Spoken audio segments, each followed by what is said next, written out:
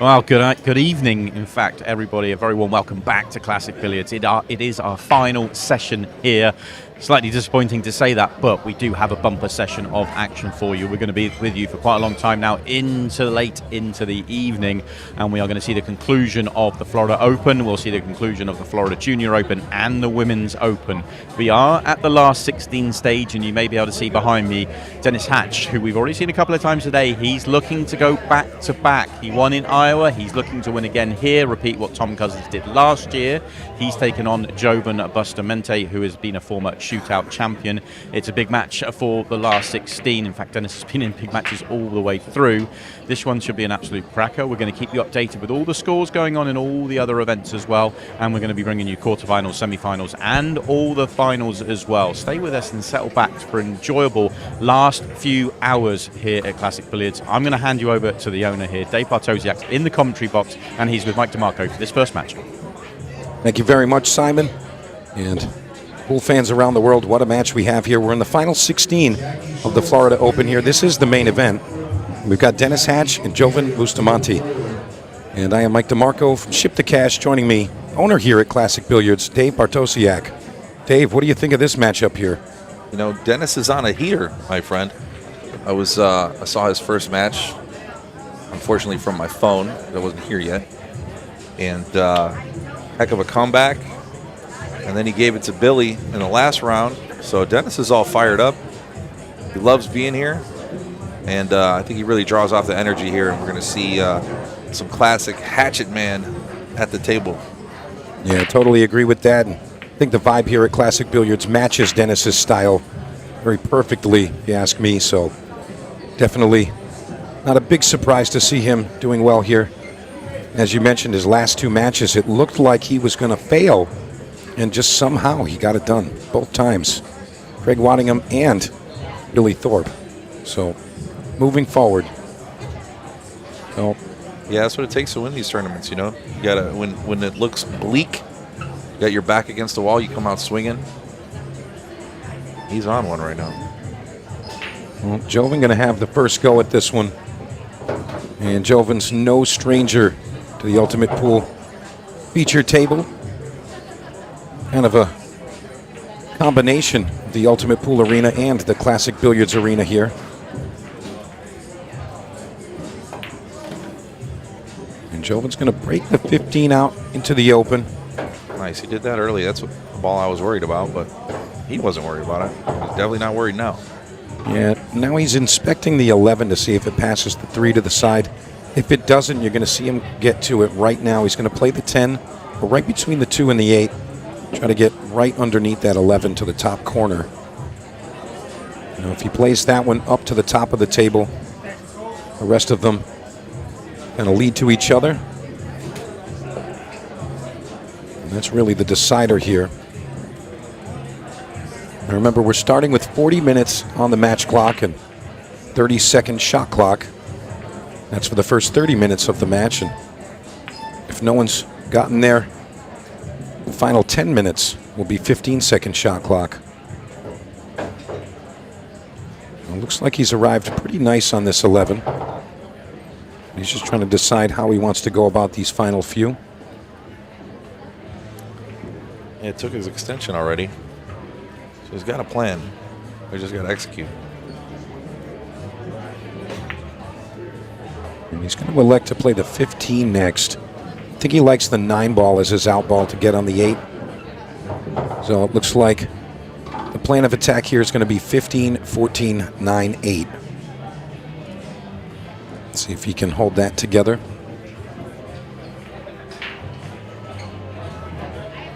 Jovan representing Arizona.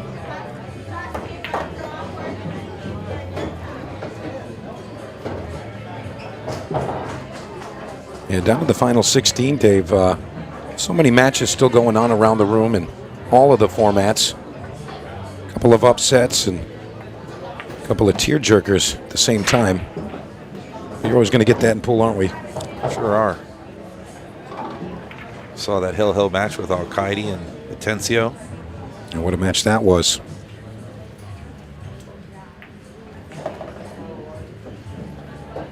You've still got some heavy hitters out there for sure.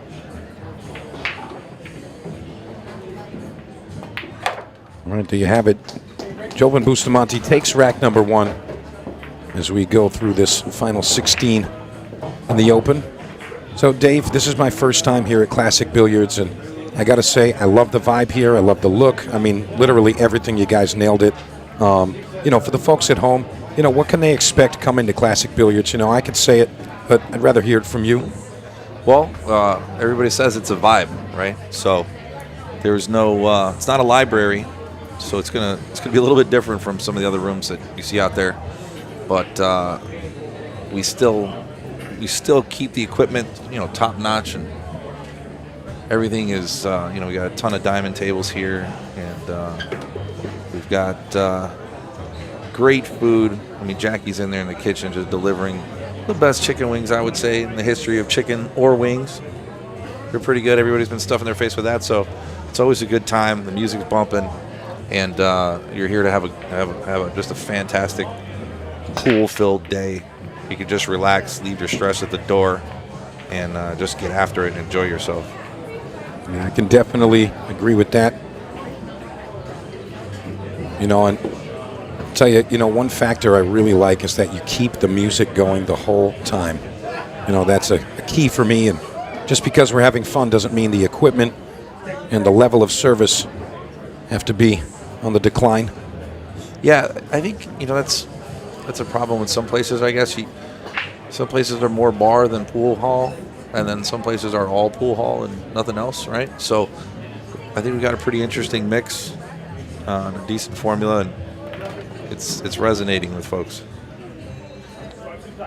Plus this Aramith Arena here, yeah, it was just nothing like it, I don't think. Yeah, no, this is top tier. Really like the graphics around the room, everything matching and just really creating the vibe, as you said. As the Hatchet Man looks to take on these stripes. You got to say, Dennis, just such a resilient player. You know, as we said, his back's been against the wall so many times so far, and he just finds a way to get it done. Yeah, just never quits. And perhaps a bit of motivation after that controversial last-second call playing Craig Waddingham in the shootout. Yeah, it definitely fired him up. And I think Dennis just does so well under pressure. So when you get later on in these matches and the clock is ticking and he's on a shorter shot clock, it works in his favor. And I think the pressure mounts for some other guys where he just thrives on it. He's a gamer. Most definitely. And looks like we're going to have a quick timeout here.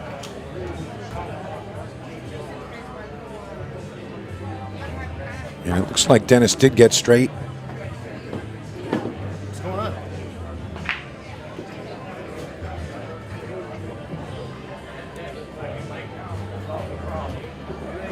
We're going to see if we can get some clarification. He's going to get some wings. That's what it is.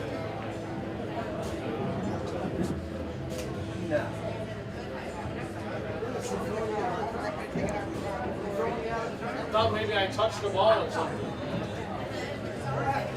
I thought maybe the cue ball was still moving when I... Dennis, I tell you, he's so big-hearted to be on it the way he is. You know, they were doing some exhibition-type fun matches in between, and, you know, Dennis taking the comments very, very well. You heard, hey, did that stop? Hey, check the footage. Non-stop. Yeah, what's an event without a little bit of controversy? Yeah. Right? Yeah. I mean, you got to have a little bit of that. Sure. All right, so it appears that unfortunately one of our officials needed to step away. We're going to have Mark Goff step in.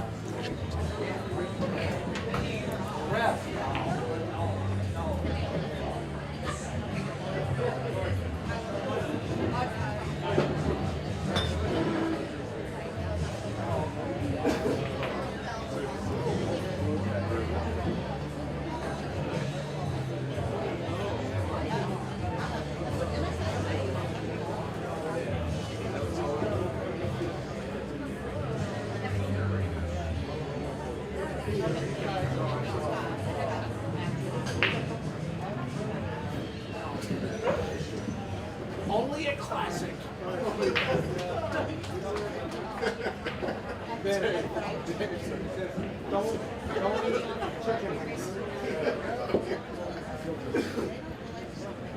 going to take a quick break. We're going to be right back with Jovan Bustamante, Dennis Hatch. We'll be right back.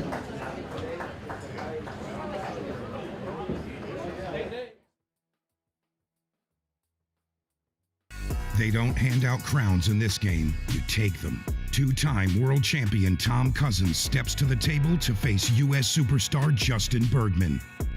This isn't just a match, it's a battle for national pride. No easy racks, no second chances. Just pressure, passion, and everything on the line. Live on QXTV pay-per-view, Table Kings, Cousins versus Bergman. One table, one crown.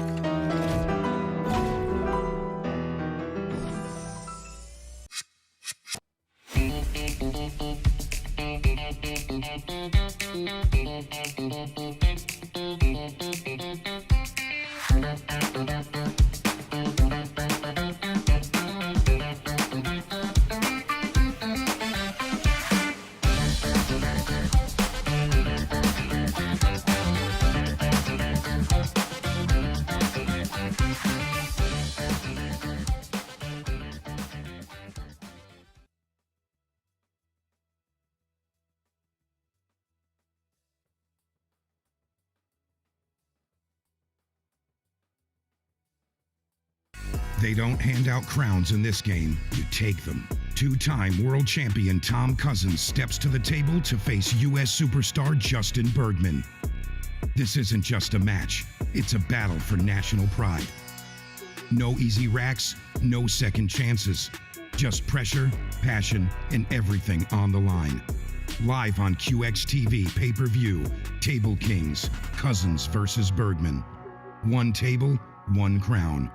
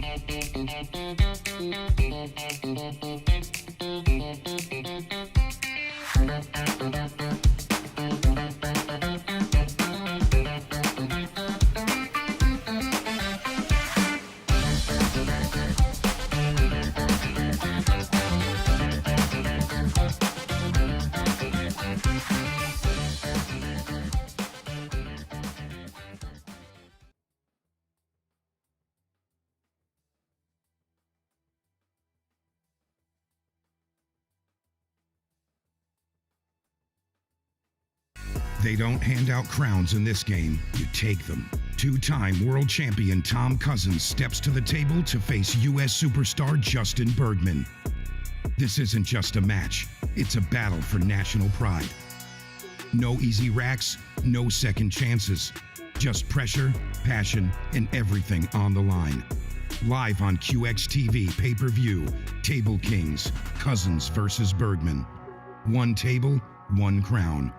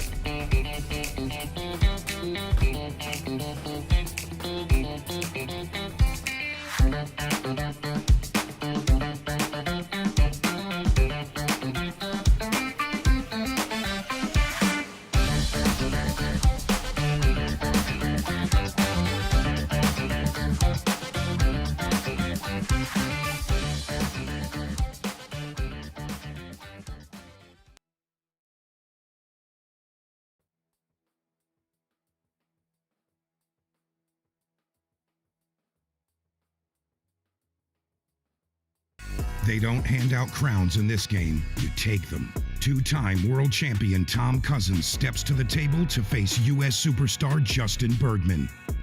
This isn't just a match, it's a battle for national pride. No easy racks, no second chances. Just pressure, passion, and everything on the line. Live on QXTV pay-per-view, Table Kings, Cousins versus Bergman. One table, one crown.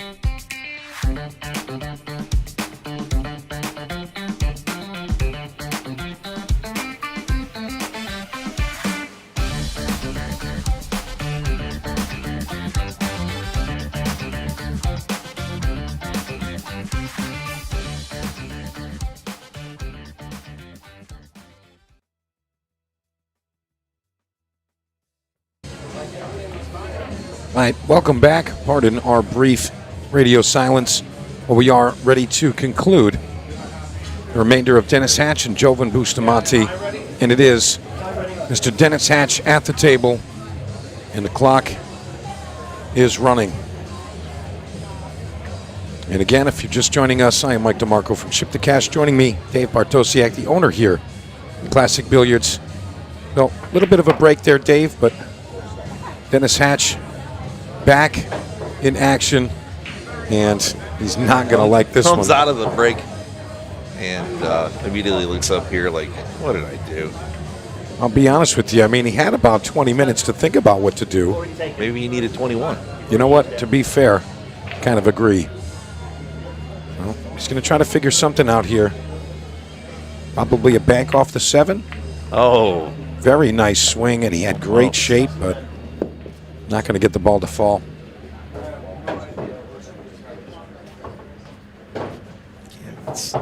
Had a little momentum going before that break. And now he's going to have to get back into it. Yeah.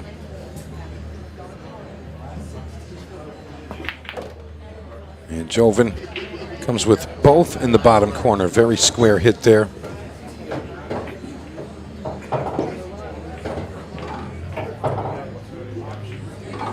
Just going to take a little look around, make sure he's not going to make any unforced errors here.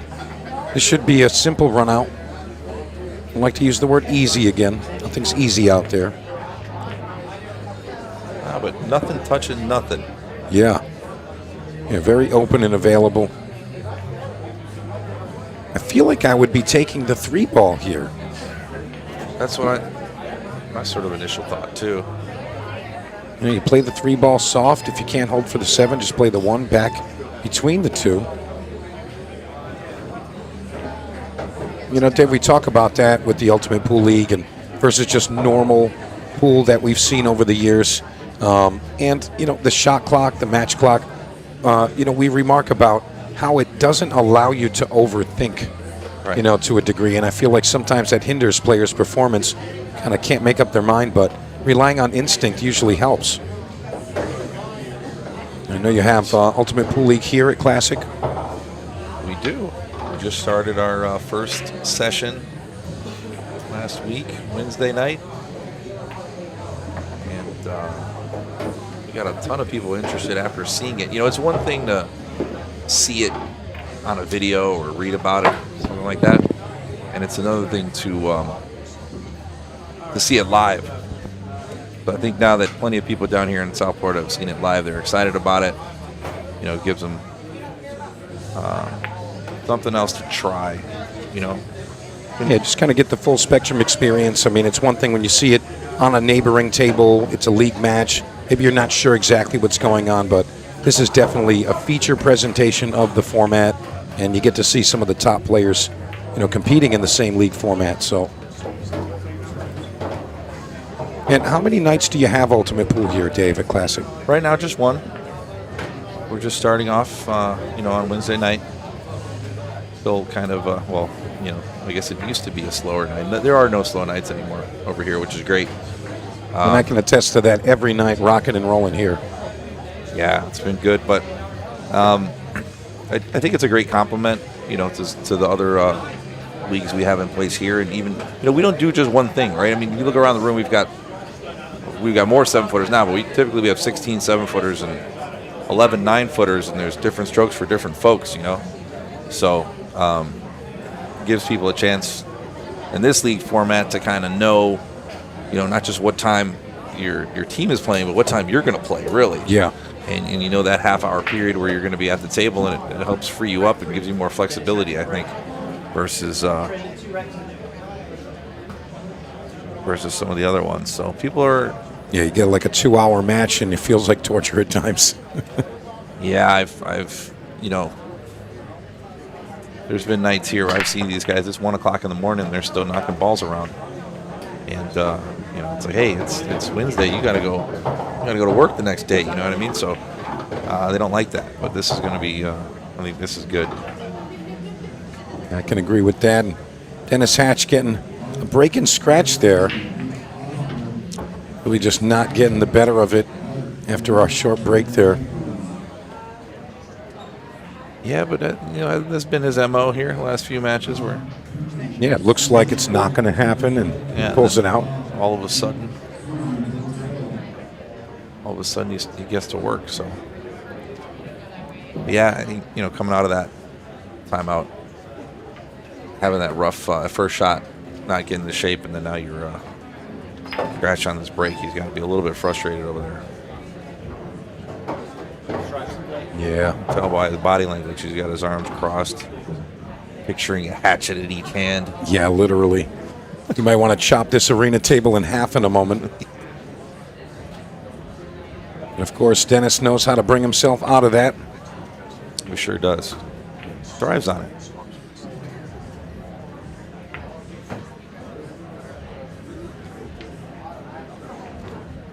Not too many problems here either. We're hoping.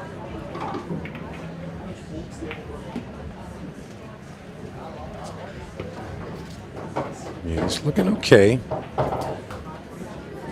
Doesn't want to go too hasty here. 13 can be tricky from this side. Only a couple of small avenues to get to it.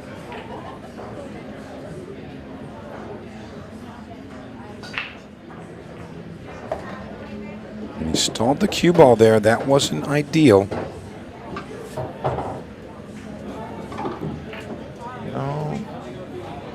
I mean, the 15 still goes, but it's the cue ball. It's kind of the issue. Yeah, 15 to go, but then he might have to take a long 13 ball, hold on that side. Might see him float towards the 2 ball here. Well, I'll tell you what, he managed that one great, Dave. All of the pocket on that one. Yeah, well, what a great shot it was.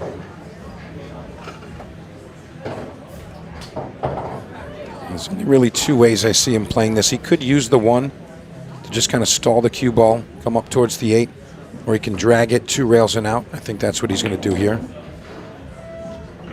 We went 1 rail. That was dangerous. Very close to that 7, but he's going to come out just fine.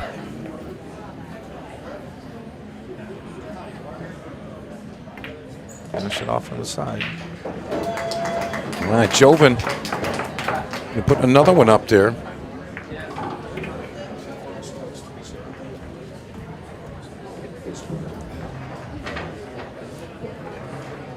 Yeah, early lead here for Joven. And I got to be honest, Dave. No, I'm supposed to check out tomorrow. I don't know if I'm going to leave just yet. Now you can leave. Yeah. Put the chains on the doors. Do an old-fashioned lock-in. I mean, what else? What else you got to do? If you can spend an extra day, it'd probably be good. Get out of the pool room, right? Get your feet in the sand. A little sunshine, citrus, and sea breeze is good for you. Yeah. Not a bad theme.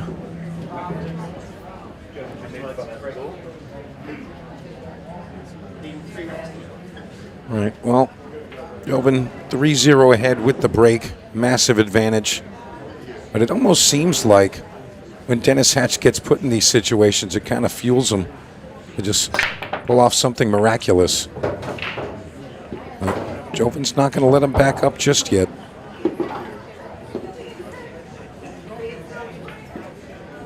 So the man representing Arizona going to have another go at rack number 4. I think he can see that 1 ball, right? He doesn't need it. He got the 6.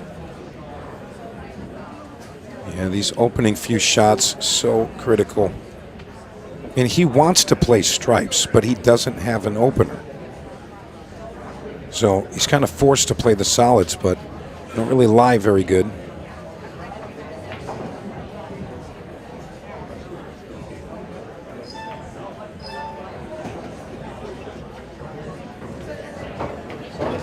All right, now it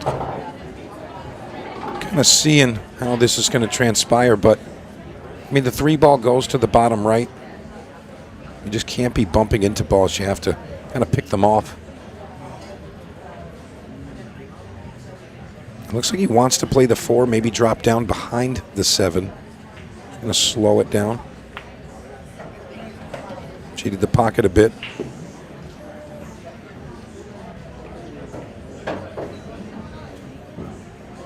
He's looking at that 2-ball. It's like he's more worried about that than anything. He knows wide at the open. Keeps eyeballing. Yeah. All right, well, we're definitely seeing how he's going to play this one now. He's going to play the 1 and just roll forward. Very likely to arrive on the red 3-ball.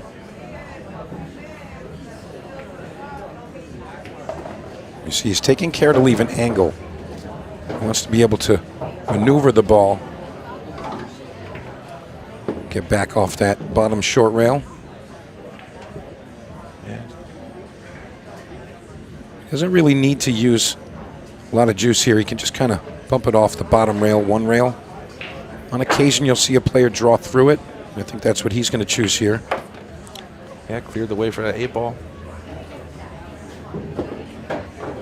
Now it's going to be 2, 5, 8.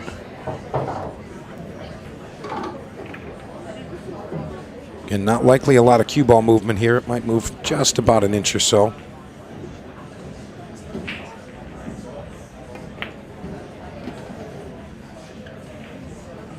They really wanted just a bit more angle on this 5 to come across the center of the table.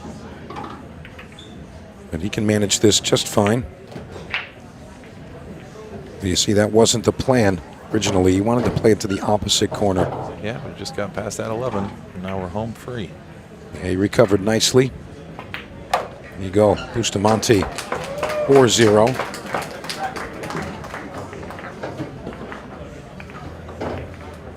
Well, Dennis has got the break here. Going to make it happen. Trying to give Dennis some hope from the commentary box here. Fire him up. Get him amped up.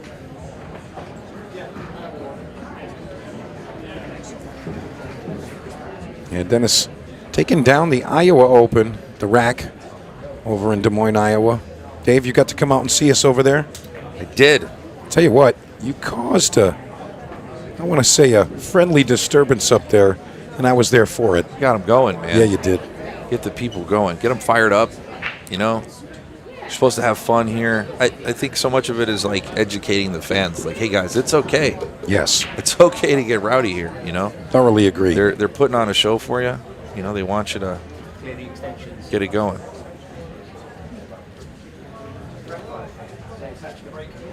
All right, here we go. Rack number 5, and it's the Hatchet Man. Need to pocket a ball here, no scratches. Look at that cue ball. Yeah. And left the table and fell on the rail. Rockets right into the pack. No whammies either. Yeah, well, I'll tell you what. I think he's taking stripes. Yeah, I think you kind of have to. Yeah. You know, just because of the opening shot, he could start with the 2, but the 3-6, a little funny. Yeah, the 14 passes the 4 and the 5 down to this bottom right corner, so yeah, this is definitely a runnable rack. As long as Dennis maintains his focus, should be relatively routine for the Hatchet Man.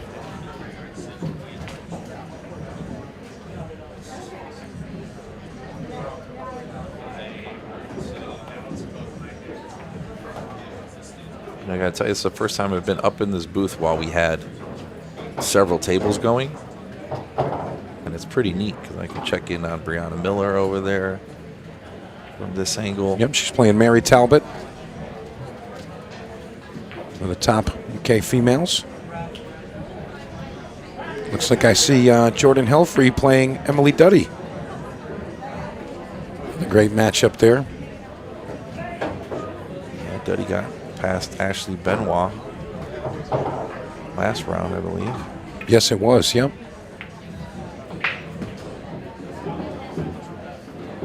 Yeah, so many great matches, and I got to say, yeah, this is really just the ideal spot to be. You can see everything from over here. It's perfect.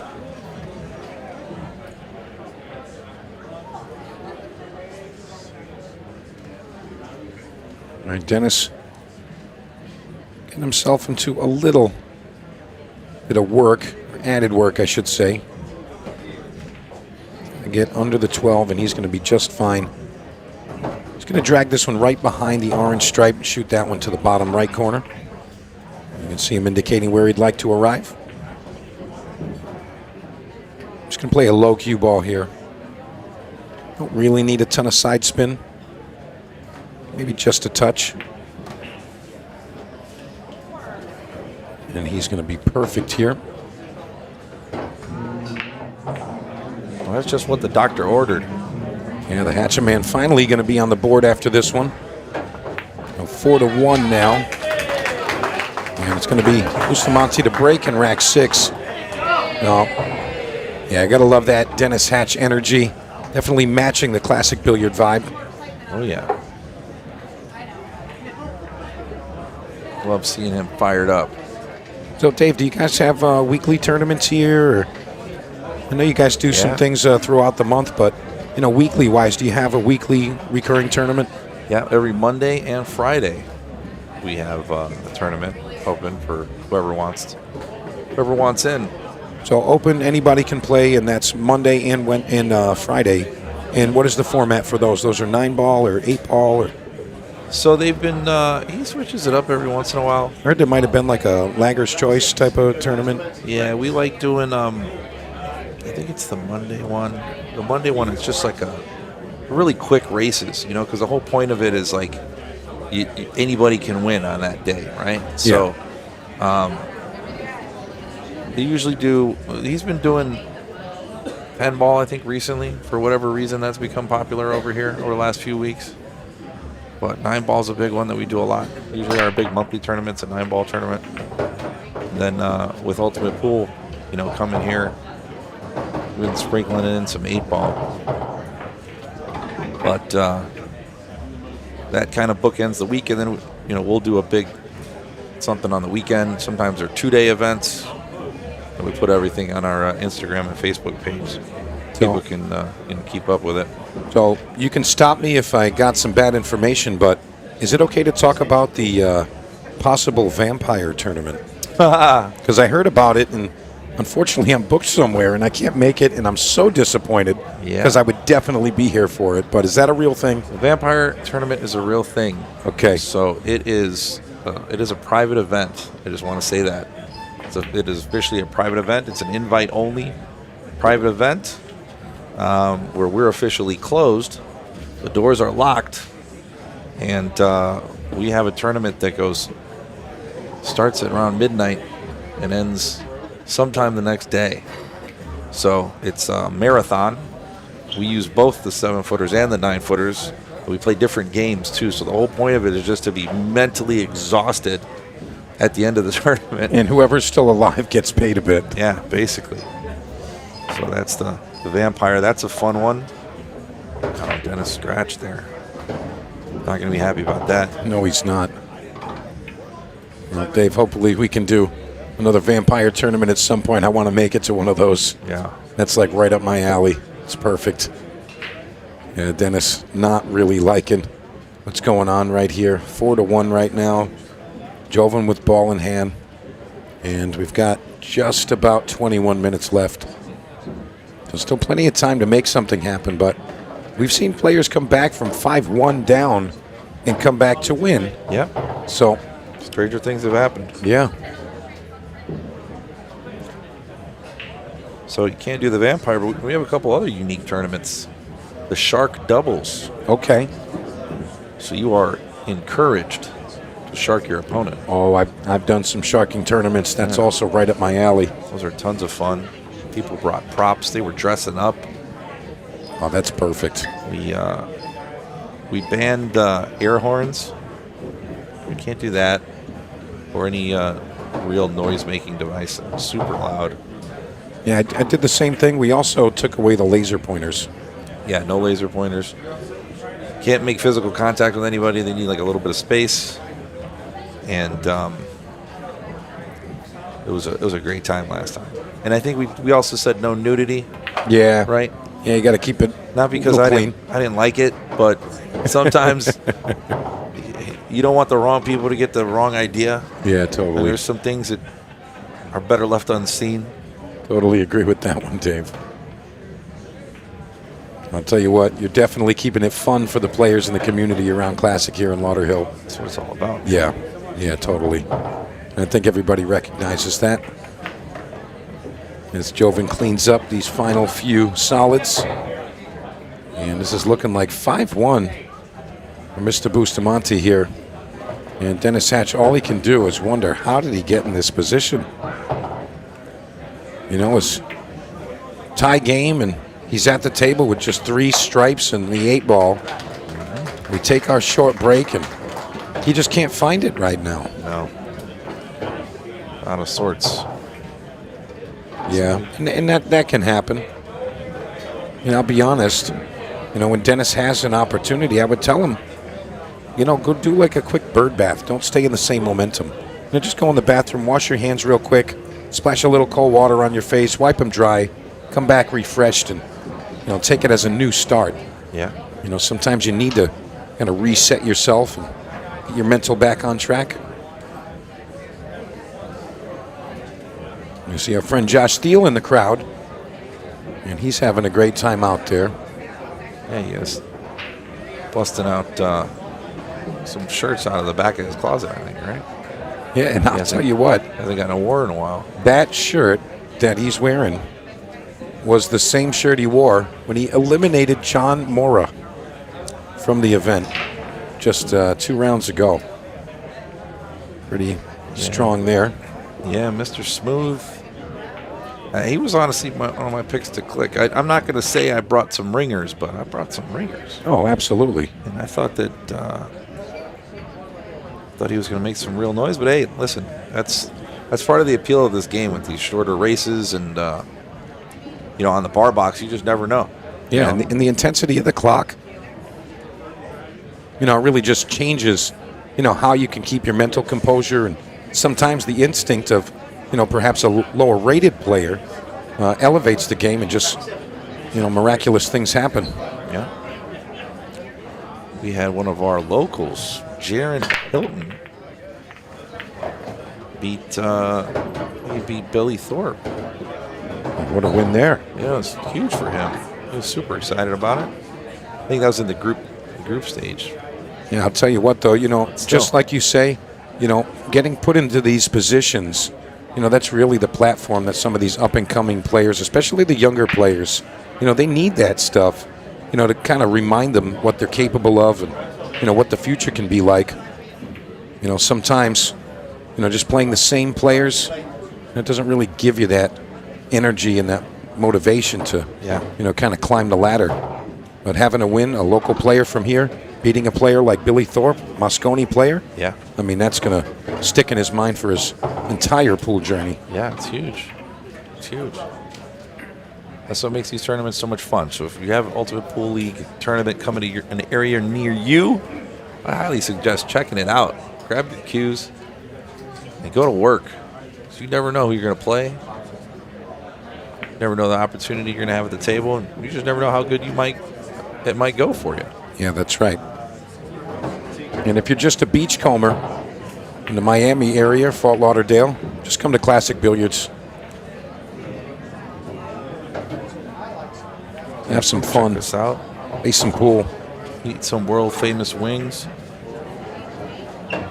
I can say world famous now. First of all, because nobody's the boss of me that's going to tell me I can't say it, A. But B, you got guys from all over the world that have had them, that have told people about them. So that's it. It's officially world famous. Now, Dave, speaking of world famous, so you have a lot of players that you've gotten behind, you know, and that's a testament to how you support the game, you know, from the inside out. But could you just mention a couple of those players that, you know, represent Classic Billiards and they're on your team now? Because I know you got a lot of heat out there. It's a lot. I see the Bartosiak emblem right there. It's a lot. Of course, Dennis Hatch rocking the Dave face on his shirt. Feder Gorst is in part of the team. Jesus Atencio, who is here today. I think he might still be playing. I think he is. Yeah, he just beat David Alcady to move forward. David Alcady, speaking of, he wears our Classics badge. So does Francisco Sanchez Ruiz, Jonas Soto, Hugo Boyle, who's a junior out of Spain, sort of the next generation of love that great Spanish pool players. Gerson Martinez out of Peru, who I think is also still rocking and rolling. I believe so. Christopher Tevez, who is his sort of partner in crime down there from Peru. Two of them. Both super strong players. Yeah, really strong. Recently Tyler Steyer has come on board with us. And, I sponsored just for Moscone. I had Billy Thorpe, repping us, and he was here today, which is cool. I like and a lot of what we're doing now, I think, moving forward, like this year, is about trying to help these guys get a chance at Moscone and help the Americans out. And there's another American you might know that is getting badged up. Who's this? I'll give you 2 guesses. Okay, he's American, right? Okay. That's your first hint. Okay. And he's looking to get back on the Moscone Cup roster. Back on the roster. That's right. Back on the roster. That's right. Oh, that's a tough one. Are they here? They're here. Oh, boy. That's going to be a tough one. There's so many great players here. Yeah. I'm just going to go with a classic player and say it's Rodney Morris. It's not, although I love Rodney Morris. 'Cause he's a past Moscone player. He certainly is. It is the iceberg, Justin Bergman. What a pick right there. Yeah, so Amazing pick. we're going to, not everybody knows just how expensive it is to get around all these tournaments, man. Oh, it really is. Between, your travel costs, your lodging, the entry fees, and then when you Even just buying food on the road can be like that. Exactly. So when you compare that to what some of the payouts are, I mean it's really tough. I mean you have to be top in a lot of these tournaments. You got to be top 4 or top 8 to break even. Yeah. So we try to just help. We're not writing $1 million checks to people, but Right. but we just try to help as best we can. And even if it's if it helps them get to 1 or 2 or 3 or 4 tournaments, every little bit helps, and we're just really happy that we're able to spread the love and try to grow this game. And so when Bergman's stomping around here in Ultimate Pool and rocking and rolling like that, it looks like he's really motivated this year. Playing a lot of tournaments, so I was like, I'd love to help out any way I can. So, Oh, that's great, Dave. Strong gesture. And, with the names that you mentioned there, I mean, you know how to pick them for sure. Yeah. But at the same time, that's quite a long list there, so Well, you're that's helping a just the lot men. there. That's just the men. Oh, boy. I mean, go ahead. Well, we have Brianna Miller. We mentioned her earlier. She plays. This is her homeroom. Also, Sandy Chang. She's on the WPBA tour. Okay. This is also her homeroom. Then I don't know if you heard of this girl before, Christina Tkach. Oh, yeah. I think I've heard of her once or twice. Once or twice. Yeah. Yeah, she moved down here with her friend Alexandra Gulikova. Sorry. And we are her homeroom, so they're here almost every day. Wow. Christina's over in China now, doing a big expo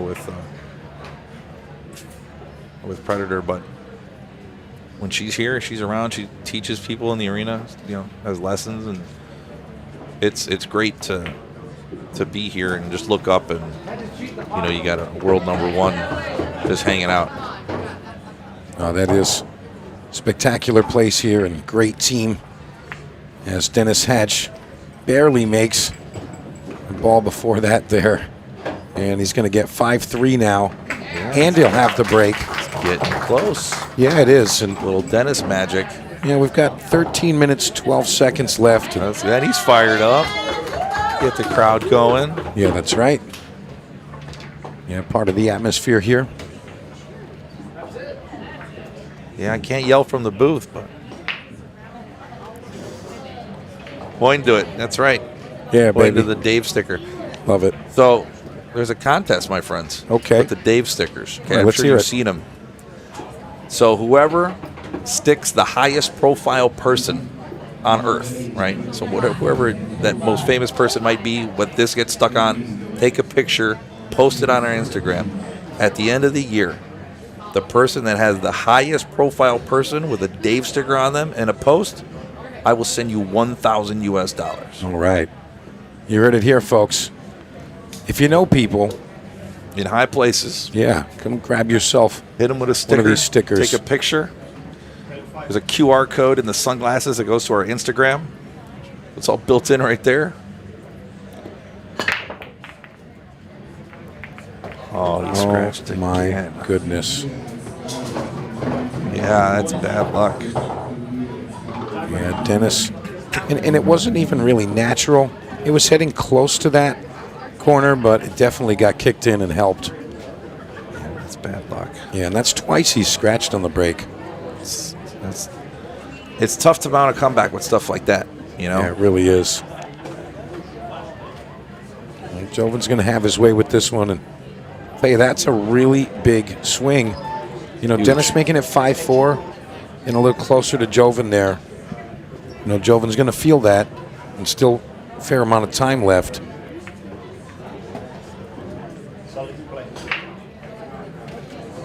Now remember, we are racing to 7 also. You know, this is not just how many games in 30 or 40 minutes.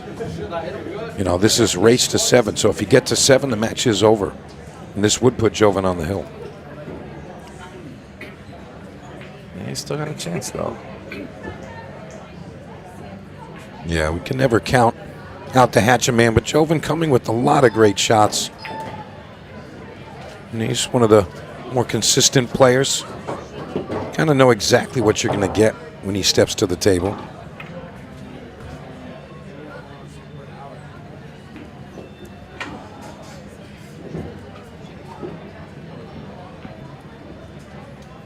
He's going to take one more look around here.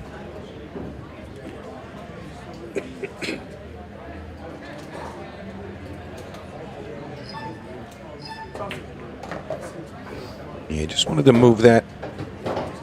Wanted to be a little bit lower on the 4. Now that would have been ideal. He wanted to be able to shoot the 6 to follow. So you're going to see him work the cue ball just a bit here. If the 6 goes in the top corner, it could be very helpful. That's going to be very much less than ideal. Cue ball might be a little loose here. If the 5 still goes, he's definitely going that way. Yeah, 5 still goes. Yeah. Just going back up the table. 6. You know, it's kind of odd to me, Dave. You know, you see the players from different parts of the world and, you know, different cultures, and their styles always are contrasting depending on where they're from. Mm-hmm. You know, they're all class players, but very, very different techniques and delivery of the cue. Yeah, more than one way to skin a cat, right? Yeah. He's almost got that, he's got that finger moving like Carlo Beato almost, right? Look at that cue ball. Drama. Almost getting the scratch.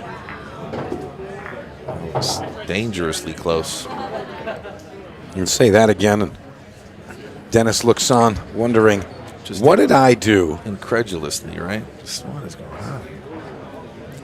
I see Skylar Hess in the background there. She won her previous round. I'm not sure where she's situated now, but she was doing very well in the events. Heard them call her name quite a few times today.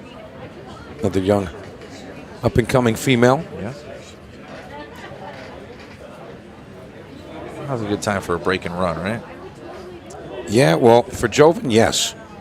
If you're Dennis Hatch, he's hoping for a break and scratch, possibly 13 balls off the table at the same time. If you're Jovan, you don't want to leave any door open. You just want to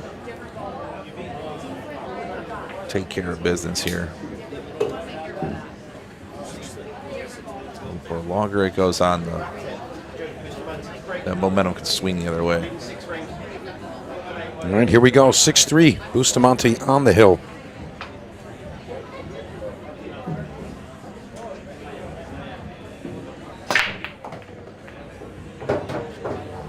however this lays might dictate the future of both of these gentlemen. 3 balls still spinning. Very square hit on the break, and as we hear that chime in the background, it's indicating it is into the 15-second shot clock portion of the match. So things are going to kick up, pace and stress. Yeah, I like it when it gets quicker. Yeah, same. I think all pools should just be 15-second shot clock forever. Just get them going, you know? What are you waiting for? Exactly. Have you done this before? I get so annoyed when people take absurd amounts of time. I'm totally with you I there.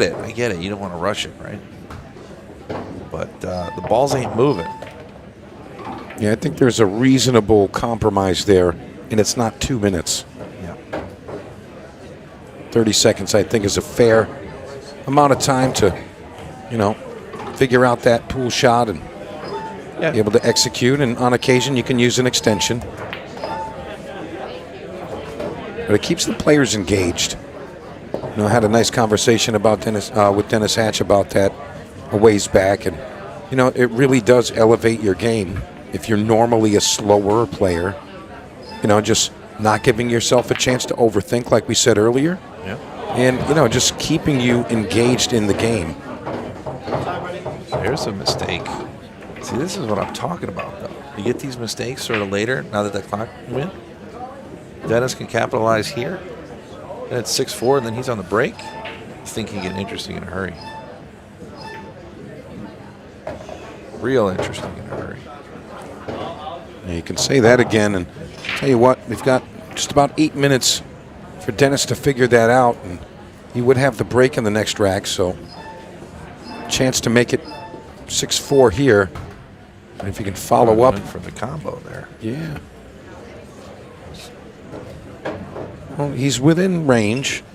You know, he's definitely not out of it by any means.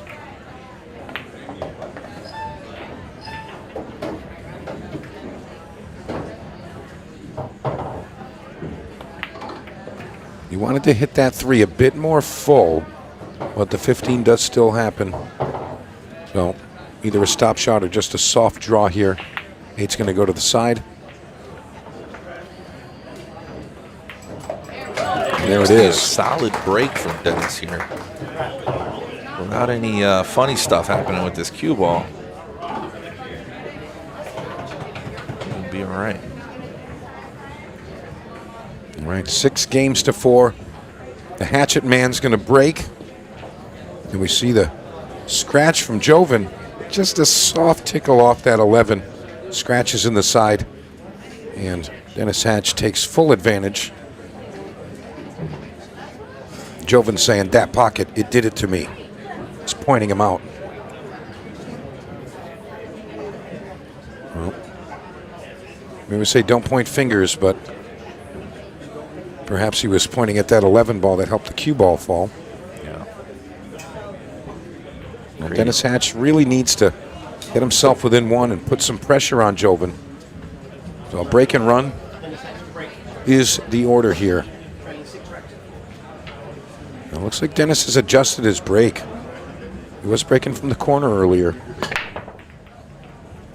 Oh, okay, there we go. Got a couple down. The 13 sort of swirled around, but didn't quite drop, but he made 2 other balls anyway. So. Yeah, he did.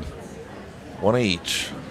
I'll tell you what, if the 9 didn't have the 6 where it was, I think he would be going stripes, but it's definitely got to be solids. Yeah, you got that.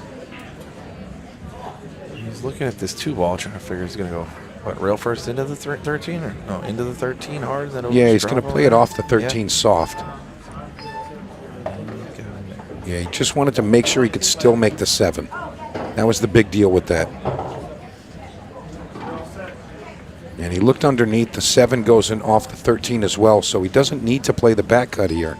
No, but he is. And he dropped. Well, Man, from this angle, it looked like he it did look like he overcut it. Just kind of. Well, I'll tell you what, though. He doesn't have too much time to be staring up at the sky, though. He already used his extension. Yeah, he's not going to help you right now, Dennis. Perhaps later. Get it going. Yeah. All right, so He's going to have to get underneath the 5 ball, play it off the 13 into the side. It's really the only option he's got. Dennis trotting around the table now. Look at that. Knocked it out of the way. I mean, what a great breakout. Beautiful. Intelligent pool crowd recognizing that shot. And applause around the room.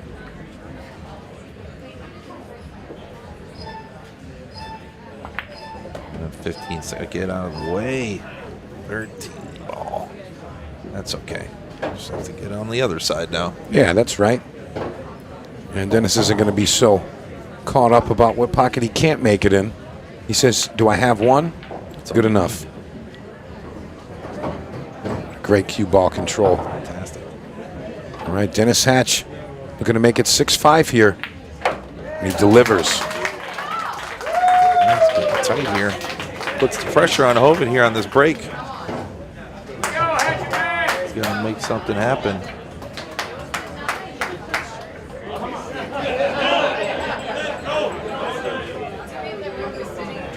Sounded like I almost heard a chant starting. Let's go Hatchet. Looks like the crowd is favoring the man with the Classic Billiards logo on his chest. Imagine that. Imagine that. What a concept, Dave. Been here a few times, hanging out. Does clinics here. He does one-on-one lessons when he gets a chance to be here. Yeah, Dennis, I got to say, one of the greatest professionals I've worked with. And I'll tell you what, it's rare that you can do work and enjoy it, but Dennis makes it fun for sure. Yeah. Definitely a great personality to have in the sport. And a heck of a player. Oh, yeah. Yeah, we say that all the time about Dennis. You know, he's played at such a high level for so long. Most players, they have like this little spurt of good play and then they go by the wayside, but Yeah. Dennis has been up there for quite a while.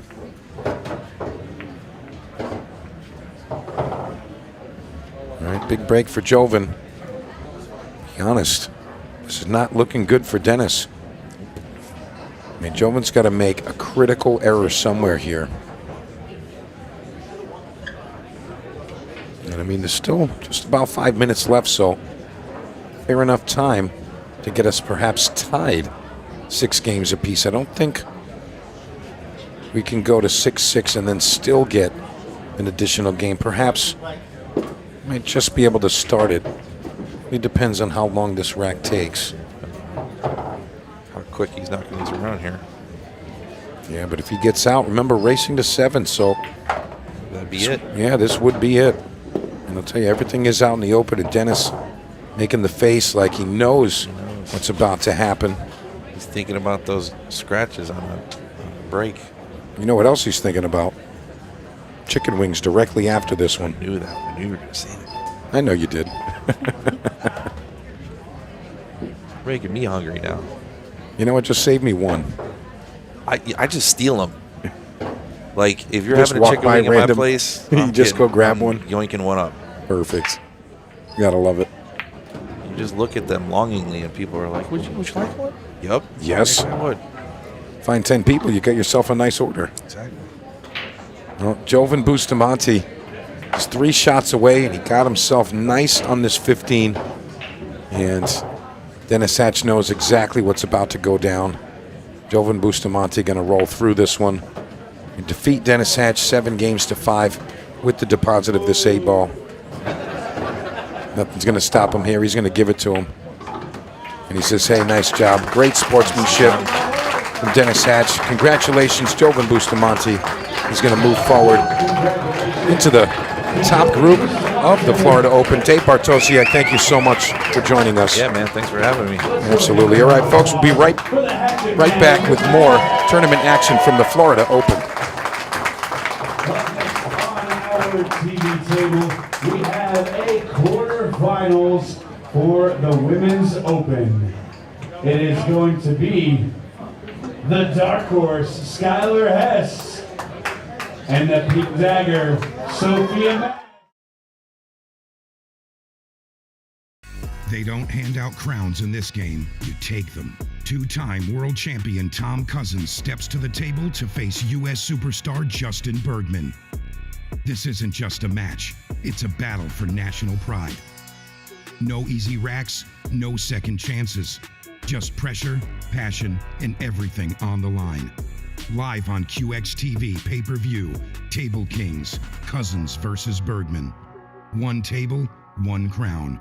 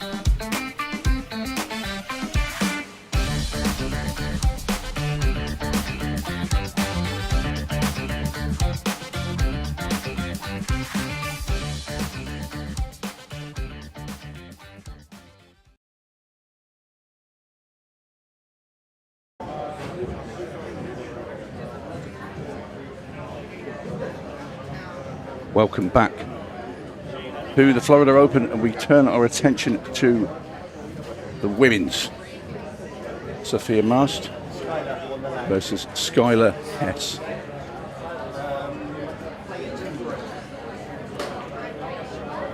Played each other in a group match in the juniors yesterday. Sophia was triumphant in that, but it's a whole different game now. This is a race to 6, 40 minutes on the match clock. I'm Tony Holgate and joining me in the commentary box, Johnny Archer. Welcome, Johnny. Okay, here we go. We're off and running. Okay. Sophia has a little bit of a tricky shot, definitely to start with here.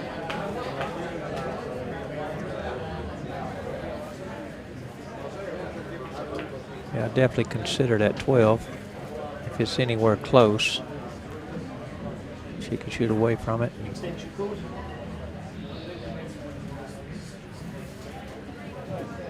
She's shooting at a 13.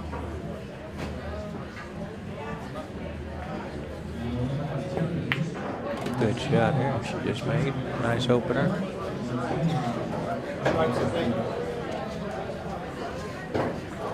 So there's a quarter-final encounter between these two. Winner of this will face up against Amy Beecham. She beat Rachel Lang 6-1. Jordan Helfrey also into the semi-finals, beat Emily Duddy 6-2. And Jordan will play the winner of Mary Tolbert and Brianna Miller, who are 5-5, Hill. So a tense one out there in the arena somewhere. Sophia Mast has already taken down one title this week, along with Chris Melling in the mixed pairs. They played very, very well indeed. Hey, she's gotten a touch out of line here. She wanted to get on the 14, but 14, cue ball's going toward the 8 ball, so she's going to play the 10.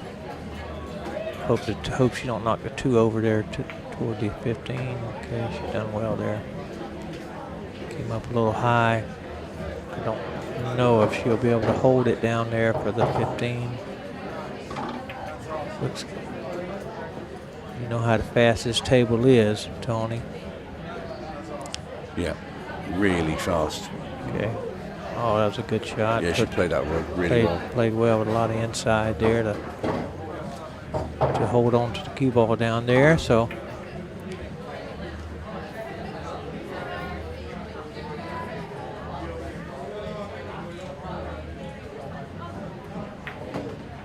Okay, looks like, well, it's going to be 14 in the corner there, and routine 8 ball. Yeah, Sophia looks like she's starting where she left off last night in the mixed pairs. Very good. Yep, she's playing well. Well, this 8 ball into the side pocket for the first rack for Sophia. And it's a familiar sight for Skylar Hess, to which they played last time in the junior.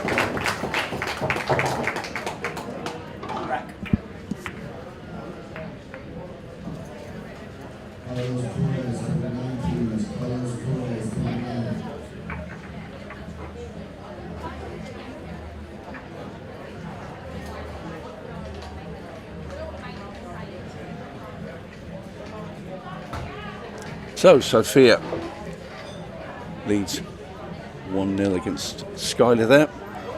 So she's just got to stay focused. Try and fight the battles you can win is when she's at the table. Nothing she could have done about that first rack.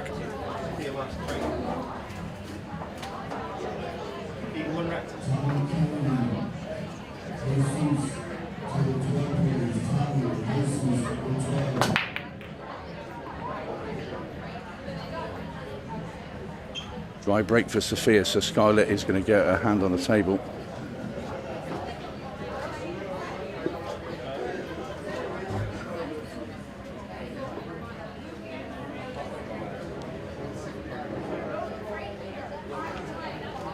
Okay, we have,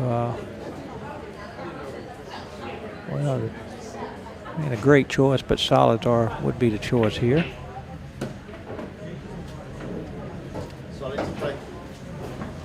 Okay.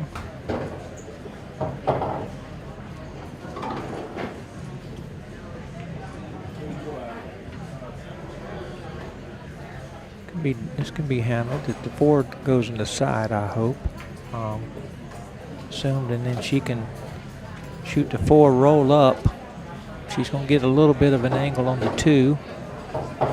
Yeah, if you draw back into the 7. So you're going to draw back into the 7. I'd go ahead and, like you said, hit it with some pace. Yeah, because you want to split the 11 away from the 5. Because 11's going to go up and hit the 10. And the 7 should push towards the bottom. That's right. Left. That's exactly right. She's in good shape. Oh, she touched something. He called it. Well, that's the end of that plan. That's the end of that plan. You're exactly right on that. Yeah, you just got to be very conscious of that. We've seen a couple actually today. Yeah? A couple of just putting the hand out and just not being aware of what's underneath your arm and stuff. Right, touching balls, huh? Yeah. Okay. So, Sophia, with having that ball in hand, can solve her 2 worst problems, which were down here. Yeah, she's definitely still got a little bit of definitely a problem with the 12 ball, but okay. Well, if she can get the 13 into the side, she can move it out wide. I don't know if the 13 goes, but maybe the 14 does.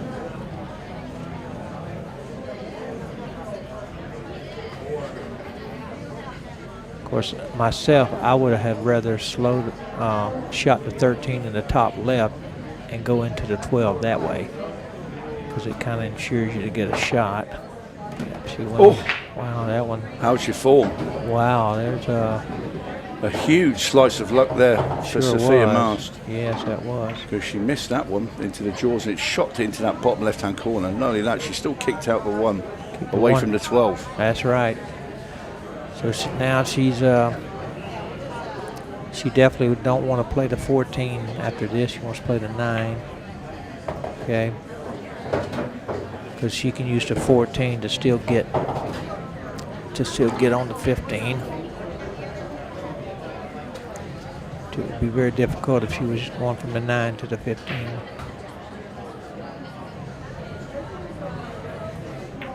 Okay, now she's going to be going, well, she still got a chance though, because she got an angle on the 14. That's gave her a chance. Let's see.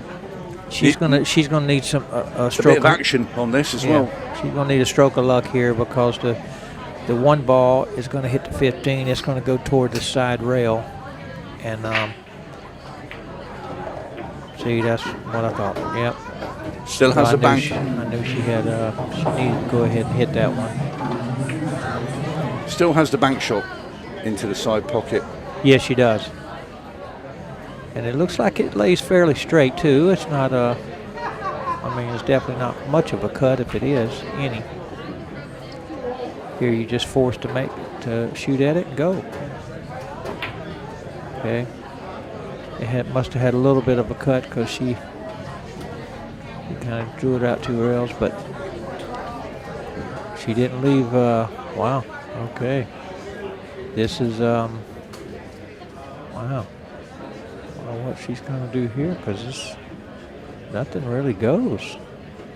She's trying to lag behind the 7, and I had a feeling that was where it was going to go. Yeah, the angle wasn't quite there for Skylar. I believe I would have rather kicked it to 2 and tried to, because even if you left a shot on the 15, well, I mean, I guess she could have banked it maybe, but.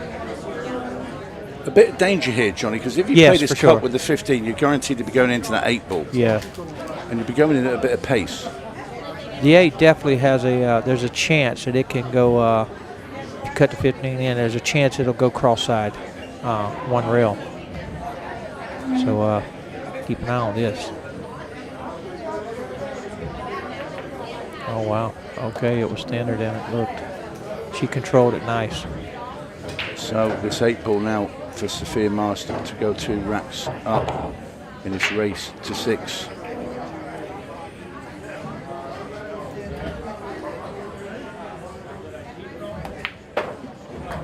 Slammed home by Sophia. Yep, that was definitely a couple good strokes of luck for Sophia there, and then a misplayed safety. You know, even though Skyler really didn't have a whole lot, but she could have maybe kicked it to 2 and held the cue ball, you know, and left her a little tougher there. But she was tough no matter what she done. She was going to be tough.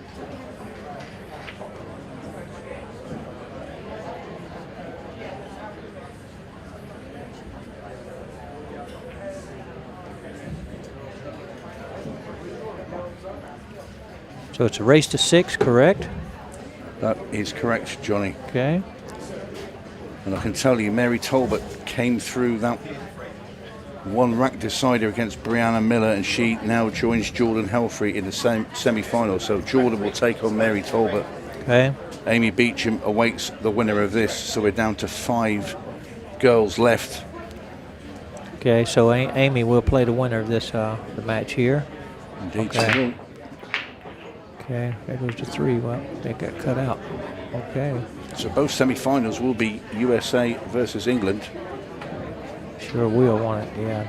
And Jordan's been on a roll, so that's going to be. The thing is, you just cannot back against Jordan at the moment. She's playing so well. She's playing well, and of course we all know Mary how. Yeah. Her and Amy both. Mary's an ex-professional snooker player, but it's not snooker. And Jordan is just an amazing player. Took down the Iowa women's. Right. And you can't bet against her doing the same thing here. And the semifinals is going to be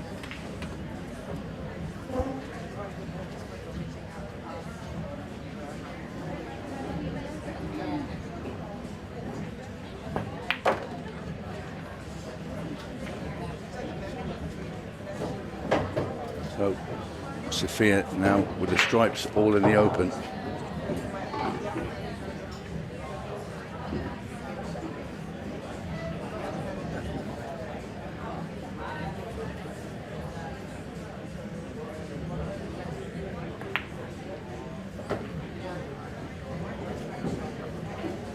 Sophia still in very good shape here. If she gets out here, she's halfway to the finish line in this quarterfinal.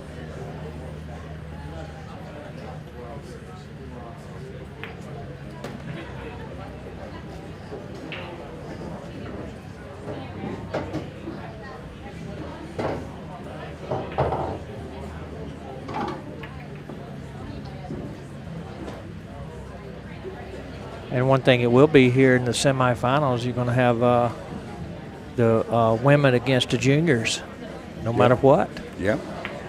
So both the Americans are juniors, and both of the English women are not.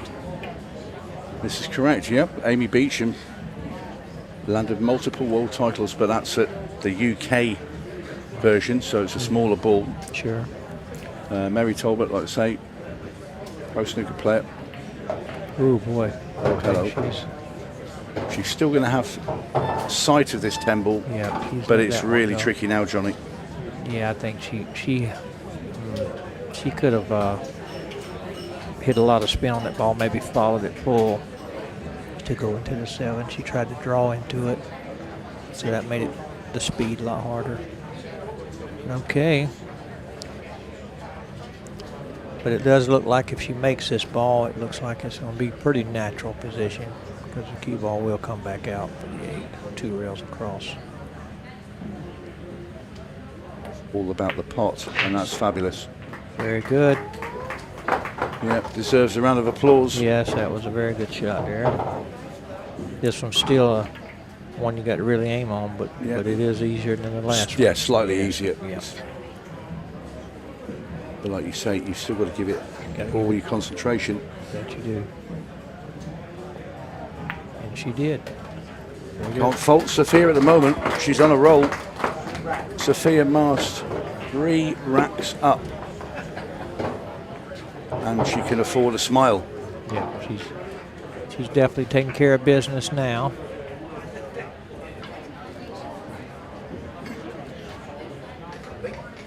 A big smile as well. Yeah. Why not? Out there playing pool, enjoying yourself. Skylar just yet to get a foothold in this match. Break's not been on her side. That's right. And that's the thing about this game, is if your break's off, there's nothing you can do. It's just the lonely chair. That's right.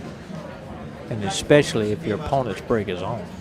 That's yeah, you just don't get much to. You don't win many matches by not if you no. breaking dry. No, you don't get much table time. That's for sure. Okay, so she's sticking with the side ball break. No. Wow, there's definitely some. Skylar comes to the table now. She gets a good look here. Wow, this is just a very difficult. Yeah. Run out. I do see a little bit of a play here. She can play the 10.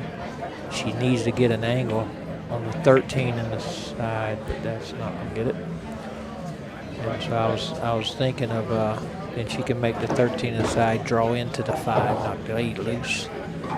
But maybe she can do this with the 14. She's got to get the 8 loose. I think she's just trying to make it. Okay, and that didn't do her no favors. But she does have still have a little bit of breath. She's used 15 and either go to the bottom rail and back up or draw into it. That didn't cut it. Okay, I think she was trying to draw into it maybe, but. The thing is, the 8 ball's tied up as well. It is. So not only has Skylar got to move that 11 away from the 3, got to negotiate the 8 ball as well. So it's going to be very tough here for Skylar. Yeah, very hard, yeah. Now she's got. I just don't see. I just don't see a pathway here. Not now. She can maybe draw the 12 back and bump the 3. She's called foul again. She does twice. Wow, She's wow, done wow. that. It's the second one. Yeah. Okay. One save, a little bit of a saving grace for Skylar is when Sophia breaks the 11 out, if the 11 don't fall in the pocket, it's going to block that pocket, in which she missed a whole ball. So you got to worry about that for now. Yeah, that was a surprise. Wow. Having ball in hand. Yeah, that just wasn't. She didn't give that much of an attention span, did she? Too much, yeah. I don't know. It's a funny one. Just Yeah. you're expecting her to knock that, and like you say, Johnny, just had to get the weight right because you want the 11 to drop.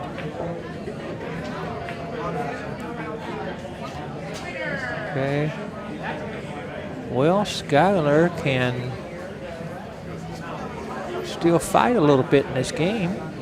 I mean, because the 13 is still there where she could break the 8 out with it. I think if Skylar just loosens up the 11 here, get under 7. Okay, now probably Sophia is just going to put her nice and easy up on, wedge her against the rail under the 7th ball here. I think the referee really needs to watch this pretty closely. I don't think she's not going to do this. She's just going to knock the 7 away. Side. Okay, that actually helps Skylar. Okay. They're still playing this game here. Because if Sophia knocks the 3 out of the way, which she didn't there, but okay. Wow, here comes Skylar. See, I had a feeling Skylar still had a alleyway. Now she can use the 13. She's got to play it. She can play it in that left side and just follow down and bump the 5. Not here. No, this is not the right play here. Not the right play at all. No. No, she was supposed to shoot. She was supposed to take ball in hand, shoot the 13 to the side, go up, bump the 8. And then she's got the 12 and the 11. Yeah. But she still can get to the 8 from the 13. But see, when you have ball in hand, you can't put it no better. You know, no. Your angle when you have ball in hand. So.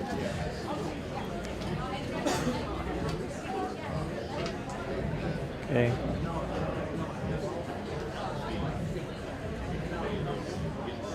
You can see Scott.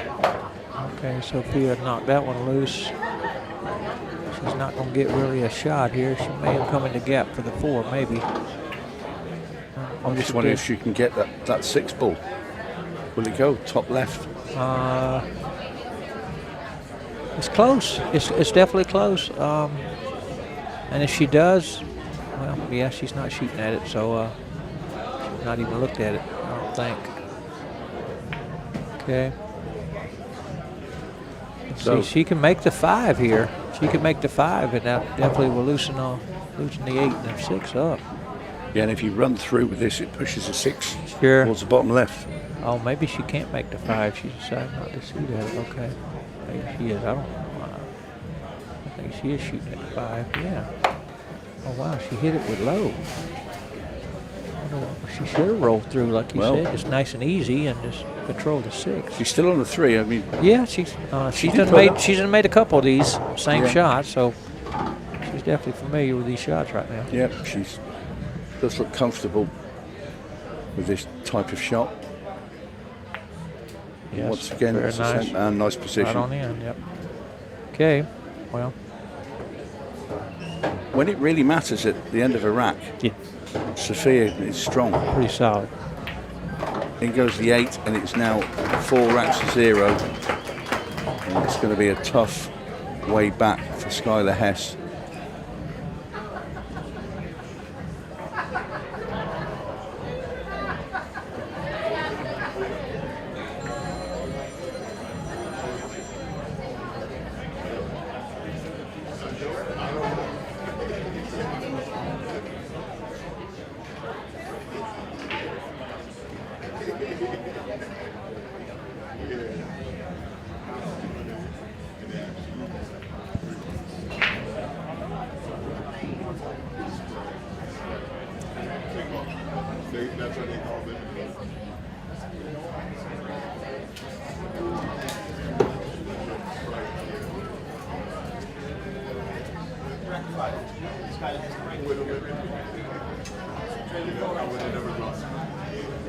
So Skyler's made a couple arm fouls and a couple shots. Yeah, now a scratch. Like they all say, when it rains, it pours a lot. And that's exactly right.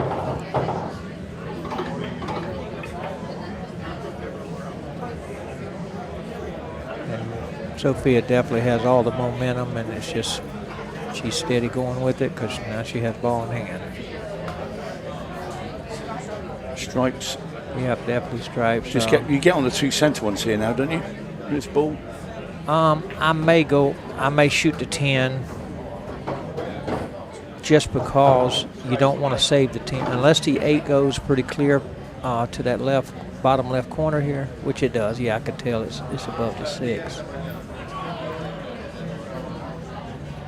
So maybe she could save the 10. Well, yeah, shoot 11 next, and then the 10 and come down.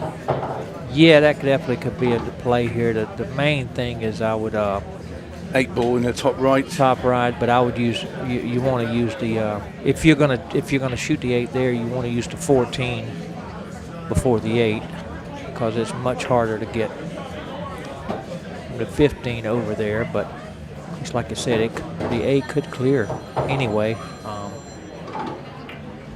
So she's got, once she gets down here, it looks like she's going to have a couple options, I believe. And there it goes. And that's flat to the bottom rail nearly. That's good. Okay, so now she's taking it. I'd play the 14 last because it's easy just running the rail and come back for it. For sure, yeah. If she's going to shoot the 8 up there by the 5, yeah, she needs to play the 14 last, yes, for sure. Okay, and she just run this in off the rail, just come out anywhere pretty centrally. You're right behind it into that top right. Yeah, she's going to go to the side rail. She's going to go one rail to the side rail and then back out. Yeah, so here, it's all about the weight. Yeah, she don't have to hit this very hard at all. Just kind of bounce off 3 or 4 or 5 inches, kind of like that. She got a little bit of an angle, but yeah, it should be no problem here. But like I said, it's setting up where you got to aim at it. So this 8 for rack number 5, which would put Sophia on the hill. There it goes. Okay. Once again, Sophia Mast not missing a thing. Skylar scratched off that break, so will be Sophia's break next as well. And she's been good value. I feel sorry for Skylar a bit because she's a couple of where she's moved the ball and then she scratched off the break. She's not, had much table time at all. No, not at all. Definitely not. And the table time she's had has been negative table time. When she has got there, it's been the balls have been a bit messy. Yes, and she tried to save the one time, and she did have ball in hand the one time. Just could have done a little bit different, but then ended up. I think that was the same game. She ended up fouling. I think later. I think so. Anyway, but it still definitely don't take away from Sophia's play here. She's played wonderful. She's just done what she's supposed to do. All she can do is just get up and try to run out when she gets an opportunity, and she's done that. Stripes all day long here. All day long. The only thing, the 12, but it looks like the 12 passes into the side. But you got to be able to get down, kind of down. Or I guess it could go in the top left corner too, also. Well, I guess it ain't going to matter now. That was a funny one. Yeah, she kind of shot that one kind of fast. A little bit of a short stroke, but sometimes, you get on a roll, you just kind of take things for granted a little bit. So Skyler either she can, I guess, go down and if she elects to, she could go down and shoot the 9 and break open ball, but I would go ahead and try to do something with the. I would definitely already try to do something with the 12 because it's like anything. You don't want to save to try to get down there with the last ball. She had a good opportunity with the 9 on the shot there, but yeah, just needs to draw it on back, get an angle on it. She got an angle now. There's no lie. That. She just want to shoot in the corner, it looks like. But I'm wondering if she can get past the 3 shooting in the corner. Looks like it kind of did get past the 3, and she didn't make it. So yeah, that was just a fast stroke. Yeah, I think because she's 5 racks down, she's probably a little bit frustrated that she's not sure she is. had many opportunities. Where'd you go here then, Johnny? Start with the 2 or the 1. Kind of depends on her play. My guess probably the the 1. So now she's going to have to get over here. Do you look for safety? No, not yet. Definitely not yet. No. I just wouldn't look for it yet. So here you just, because everything's, like I say, everything's open, and where the 9's at, if she gets any kind of kick, she's going to be able to do it. So I think just slow roll this ball in and try to play the 3. Okay, well, they went that. I don't think she'll be playing the 3 now. Now it's when maybe you start thinking safety, okay? Because she's gotten definitely, it's not any guaranteed ball here, no matter what she decides to shoot.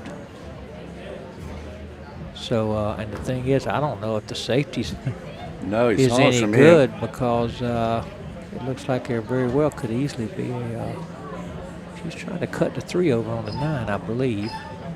Okay, well, she's played lots of turn shot. This is really clever.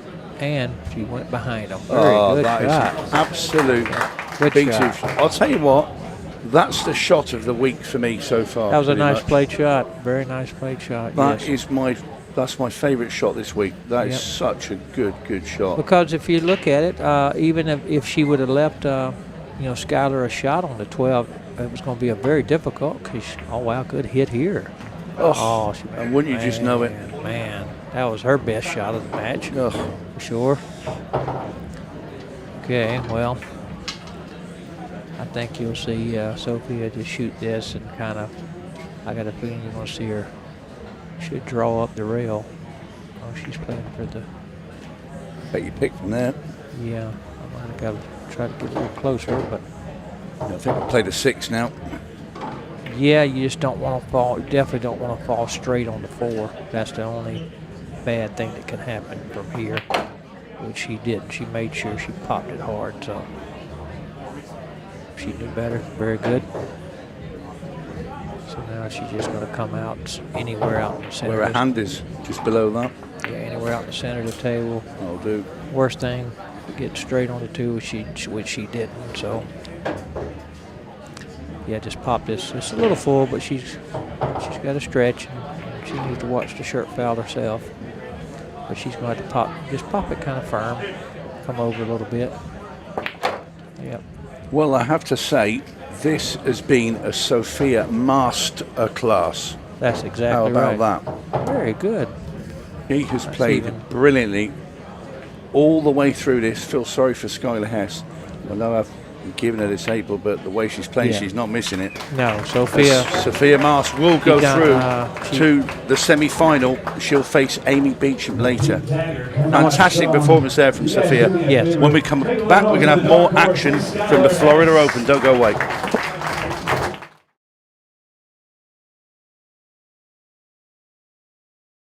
They don't hand out crowns in this game, you take them. 2-time world champion Tom Cousins steps to the table to face U.S. superstar Justin Bergman. This isn't just a match, it's a battle for national pride. No easy racks, no second chances. Just pressure, passion, and everything on the line. Live on QX TV pay-per-view, Table Kings, Cousins versus Bergman. One table, one crown.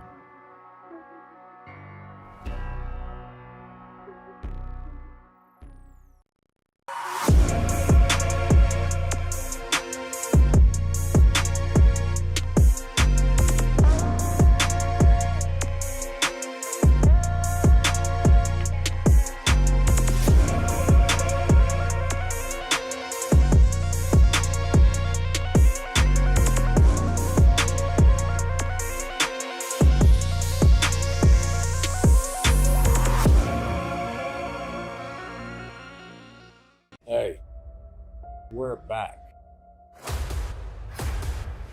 Everything that's happened over the last year is going to come to an end. Some team of amateur pool players are about to win $100,000. That's pretty special.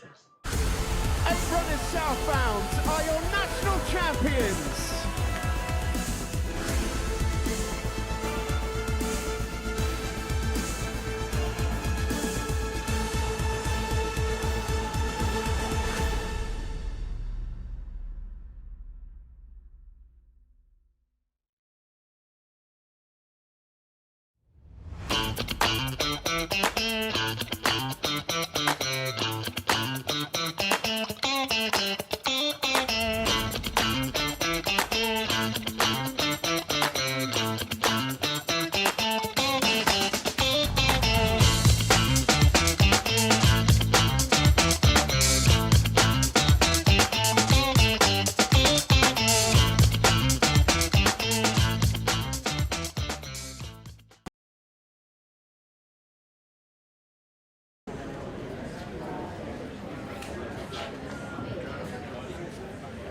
Welcome back to the Florida Open. We turn our attention back to the main Open. Eric Charlton facing up against Gerson Martinez-Boza in a race of 7. This is quarter-final time as well.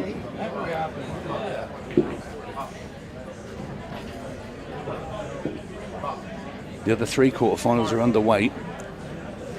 Sean Wilkie is 4-3 up against Joe Prince. Jovan Bustamante is 4-0 up against Kieran Hall. And Jesus Atencio is 1-1 with the great Tommy Kennedy. So this is the last of the quarters of the main Florida Open.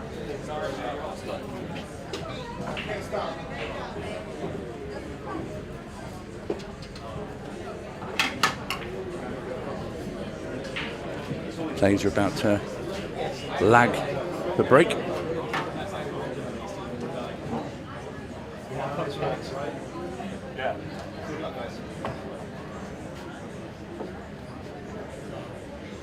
Three, two, one, lag. That's not me.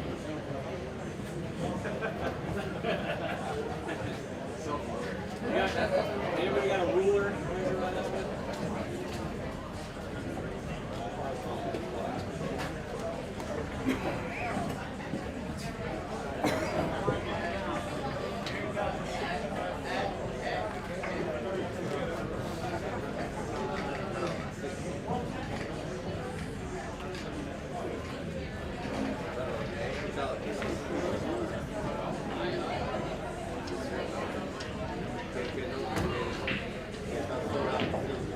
Myself and Johnny Archer have stayed with you for this one.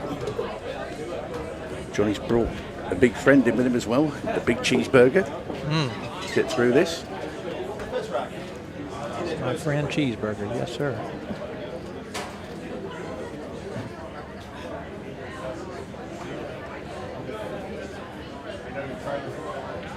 So Gerson Martinez-Boza just sorting his glove out. And he's going to break us off in this opening wrap. Okay. Now this the guys are raced to. This is a race to 7 in the open division. Okay, 40 minutes. Okay, he went on and hit them pretty solid now. I think he's going to come up dry. And he has. I'm going to tell you, he has left it probably about as bad as he can leave it for Eric. I don't really see any shot. I don't think he can get through to the 7. That'd be the only thing I'm looking at. I think he's behind I think I would just I just nudge to 4 and play safe, or nudge to 15 and play safe. Well, you don't want to leave to 7, so I just nudge to 4 and just knock it cue ball to the rail nice and easy. Oh, well, he could leave to 7 here though. He left to 15. That was a bad safety. Well, it's the first time we've seen Eric Charlton since he beat Tom Cousins in the opening match of the entire week in the shootout. Martinez Boza says, thank you very much. I'll have a bit of that 15 ball. But I tell you what, he didn't do himself any favors, because looks like the only shot he's got is maybe, I can't tell where the 14's at, but maybe cut the 14 in the side. That would be the only thing I could see. We'll keep you up to date with the other 3 quarterfinals that are going on in the outside arena. Tommy Kennedy, the great Tommy Kennedy. He's just gone 2-1 up against Jesus Atencio. Wilkie still leads Prince 4-3. Bustamante 4-1 up against Kieran Hall. And obviously we have this one here. And Gershon, he's cutting the wood here. He's got to play the 9. So it all depends on if he can miss the 3 with the cue ball. He did. He was able to do that. Okay, let's see what happens. Oh, he got definitely a favorable roll there. So my choice definitely here would be he could pocket to 12. If he could pocket to 12, then I'll probably shoot to 12 first, and then decide to do something with the 13. Okay. He went ahead and I don't think he's going to be pocketing the 13 first now. Maybe he is.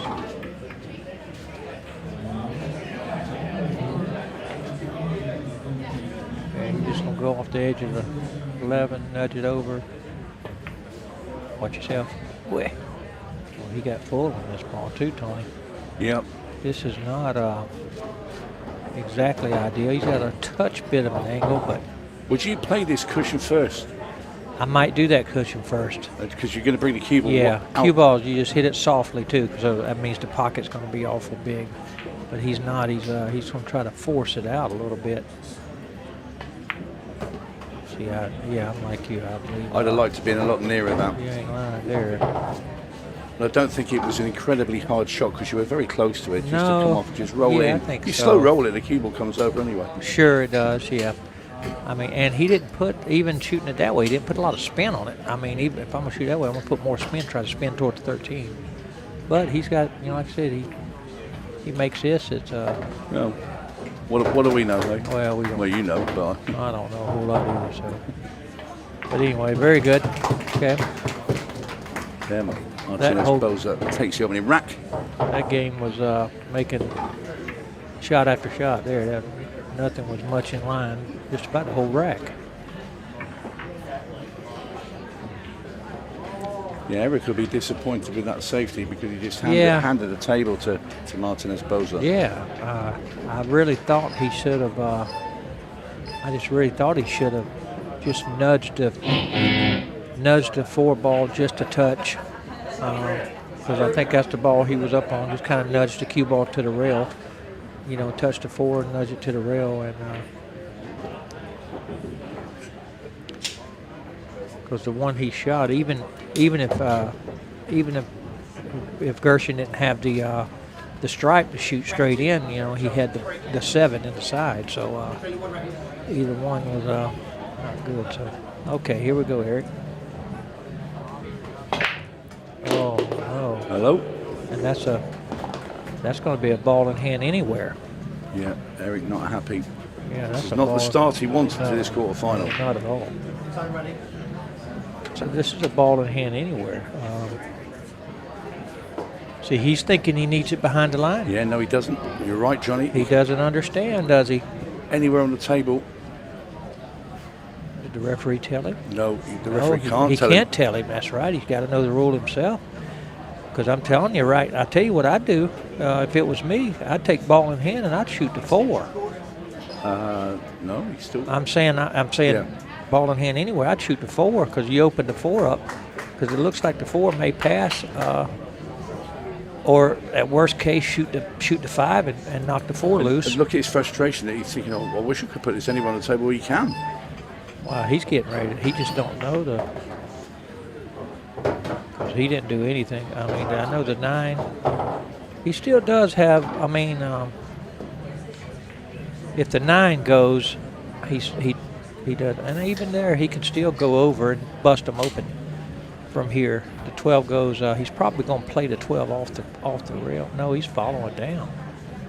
I just don't understand why he wouldn't do something with the 9 there, unless the 9 is goes straight in.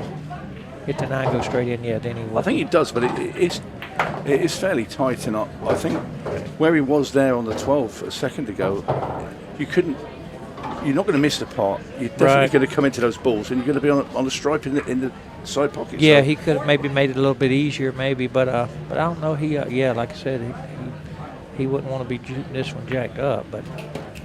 Okay, that was the reason he didn't break them up to start with. I think I would have still moved it even if it went because there's no way you couldn't land on another ball. Pretty much, yes, that's correct. Okay, so he's coming 1 rail out. He's got to hit this one. Yeah, he's getting a little close. He likes getting elevated a little bit, don't he? Yeah. Wow, I'll tell you what, he's got kind of full on the 11. It's going a little bit toward the 10, but it's not doing a lot with the 10. 10's kind of just going to the rail. Wow, he's jacked up on this. This is not easy This at all. is not easy at all. Wow, he hit that ball nice. Still got an angle, but I'm going to tell you what now. He's played some hard shots here that he didn't have to. No, not at all. Yeah, he's, man, he hit that ball really, really good there. But let's be honest, the guy's played well. Yes. You know, keep doing what you're doing. 2 racks to 0. Martinez Boza leaves Eric Charlton. Not knowing that he's got ball in hand anywhere, I guess that's just. And like you said, the referee can't tell him, so. So now, quick 2-0. Now it's Gerson's break.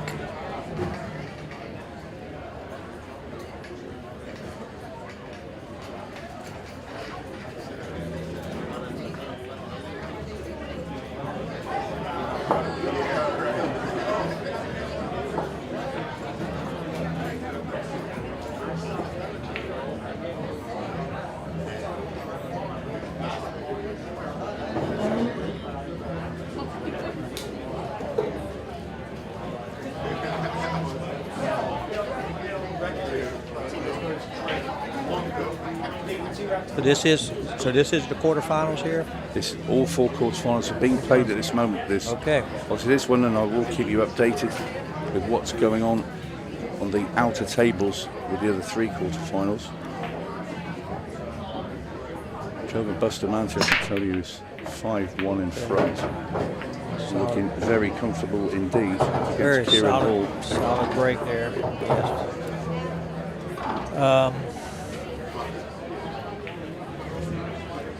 He can really choose anything here, pretty much. I kind of like the stripes. The only little bit of a trouble looks like to me it would be the 15. So he's going to take care of that. Now he's going to come on over to the 15 ones. Well, Lord, he kind of hit the 50-yard line. He didn't go for the other side, and he didn't go for the corner here. So I think he was trying to get over there for the other side, but.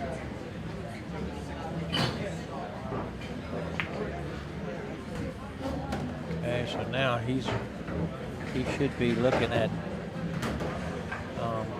the 10-9.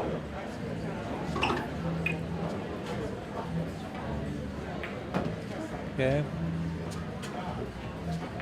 He's going to make sure he leaves himself a decent angle on the 13 into the side pocket to come down for the 14 that's at the bottom of the table. That's right. Okay, so he's got plenty of angle. Yeah, you're going to just. He's going to draw it over. Yeah, you don't want to risk running it because you're going to run into the 8. So yeah, he wants. Punch this into the side. He's just going to draw this over. Missed the top, go to high top of the 8. Yeah. I'll tell you what, he kept a lot of angle here. Now. He did not only get this much. No, he just wanted to be able to drop this in and shoot the 8 into the side.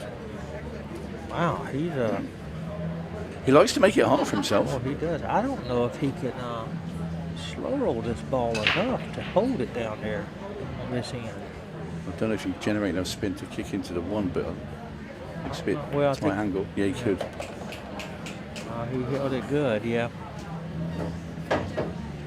Like you said, he's sure making it where a couple bad things could happen. Oh, he's playing into the side with a cut. He's overcut it. No, he hasn't. I'll tell you what, I thought he missed that for a second. Looked like, yep. But good shot. Another good. Yeah. 3-0. Martinez Boza leads. Gerson will be very happy, but he likes to go the scenic route. Yes, he does. Now, what's you guys' plans after here? When do y'all go back to tomorrow? Across the pond. Y'all going on tomorrow, huh? Yeah, tomorrow. Get back. I've got 1.5 days at home, and then off to the British Open, and that's in Daventry. Now, the British Open that's snooker? No, it's pool. English, the English ultimate pool. Okay. Yeah, professional event. Okay, gotcha. So that'll be the men's and the women's. Okay. Anyway, Eric Charlton needs something to happen here. Oh, scratched again. I'll tell you what, he is. He's having a bit of a nightmare at the moment out there, is Eric? That's an understatement right now, but yes. Okay. Got to be solid, Johnny. Thinking you. Yeah. Put yourself in a position where you dislodge that 7 ball immediately. Yes, definitely. Because he's going to shoot it this way and do it. I like the combination with the 2 and the 6 and kick in and leave yourself on the 3. Yeah, but I think you have to. Well, he just. I think. Yeah, he shot that ball because that ball there, could be missed. I mean, tighter side pocket, couldn't get a lot of speed. But with the 2 and the 6, you could probably get more speed. Yeah, for sure. And you really get a guarantee making the pot as well. That's the other thing. You're not handing the table to Eric Charlton. That's right. Okay, so now Eric needs to. Now he's got to lodge. He's lodged it. Rearrange, as we call, rearrange the furniture a little bit there with the 12-9. Go into the 12 any at all. It hits a 9. It knocks a 7 loose. The main thing we're here is get a little speed out of it because there's no guaranteed ball nowhere. So he's got to get it on. Okay, he got a little bit fortunate there that he was able to get where he can play the 7 because he had nothing else nowhere else. Well, no, he had the 4 down here. My bad. Okay, so he was still good there. Okay, so here we go with the 7 to the side. Okay. I'd like to move the 1. Yeah, I believe I would have maybe tried to move the 1 there. I mean, it goes down. I think you're right. Yeah. It's just quite close to that side pocket, which I wouldn't particularly and like I said, with the 4 right there, you couldn't really get any kind of trouble at all because he needs to land on the 5 pretty good to be able to follow up for the watch yourself. Oh, that's not good. No, that is. He's going to be banking the 3 here. Is what we're going to see. Length of the table bank, yeah, because that is. Yeah, that's disaster. what we're going to see here, and then even if he makes it, he needs to at least get the cue ball back here, close to where the 8 is. Because if he don't, he's not going to be able to get on the 1. So Eric's good at these. Oh, he's going to force over. He's going to force over. Maybe play the top. Eric's good at these sort of shots. Oh Lord, he missed it. Not today though. Yeah, Eric's not. He's got all 3 of his balls in line there. Yeah. He's not. At the moment, he's just not giving up much of a fight. No, it's all going wrong.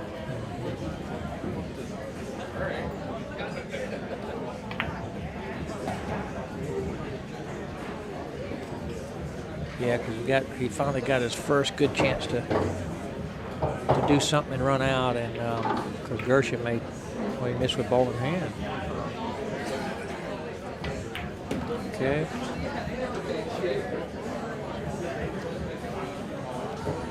kind of do what he wants to do here. He played the 15. He wants to get to the 9 maybe. So he can play the 12 in the side, stop there. He may decide to save the 9 to last. No, he'll go shoot the 9 now. So he can just come over for the back for the 13, 10 on the side, and 8 in the corner. This match is starting to run away from Eric Charlton. Yes, it is. It's Martinez Boza to break next rack as well. So if he breaks a run, so you're looking at 5. And that is an awful long way to try and pull this match back. Time's not an issue. No, I don't think the time's going to run out. Well, time is going to run out. I think it might run out on Eric. I agree. Yeah. He's going to change things really fast here. Yeah. So, Gerson, Martinez, Boza in a commanding position. Hey, look up, see how my buddy Tommy's doing over there. I'll do just that for you. You're the man, Mr. Tony. My good buddy. Well, I can tell you, Tommy Kennedy is 3-2 up against Jesus Atencio. 3-2 up, okay. All right, Tommy. Bustamante on the hill, 6-1 up against Kieran Hall. Sean Wilkie on the hill, 6-3 up against Joe Prince. Sean Wilkie, 6-3 up Prince. Kieran Hall is getting beat 6-1 with Joe Bustamante. Okay. So the last 2 British players left in are both on the verge of departing. I do see Tommy racking the balls over there. I do think that Jesus just run out, so that's probably 3-3 at the moment. Okay. He absolutely screamed those. Yeah, he killed him. Wow, he's come up dry. Okay. All right, Eric, this might be your last chance for romance. Really needs to put some games together here. To start right here. The time, he shouldn't have, like you said, he shouldn't have to worry about the time. I don't believe time. He has time. But he has to string a few racks together. Yes, he does. Okay.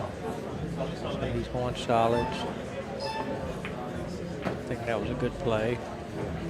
If he gets these and then breaks and runs the next one, then you Yeah, feel like you're back in the match. Yeah, 2 games. 2 games deficit because he's just trying to. So now he's going to shoot the 2 and draw it back, play the 3. Okay, well, he didn't draw it back very much, but that's going to still be okay. Looks like he's still got the 1 in the side over there if he wants. Okay. He stayed high, so he's going to probably need to play the 5. And now, is he going to go into the 6?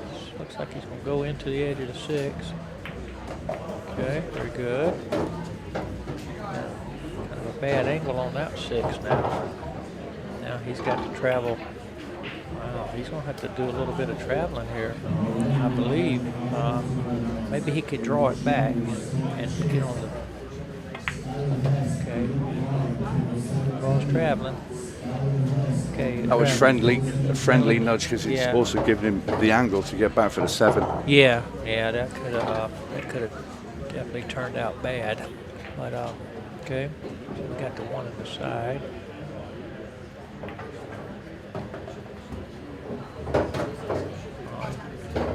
Now here I would just follow forward, and then I wouldn't shoot. I just follow forward, shoot it in the side. I wouldn't take a chance of trying to come back for the 15.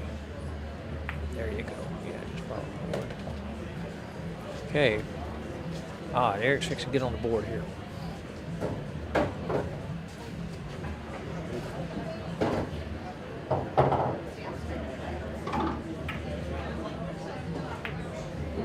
In goes the 8 ball, and Eric Charlton does get off the mark. Okay, there we go. 4-1 now. He needs a good solid break here and run, and like you said, it's 4-2, and Yeah, build a little platform for yourself. Yep, a little bit of hope.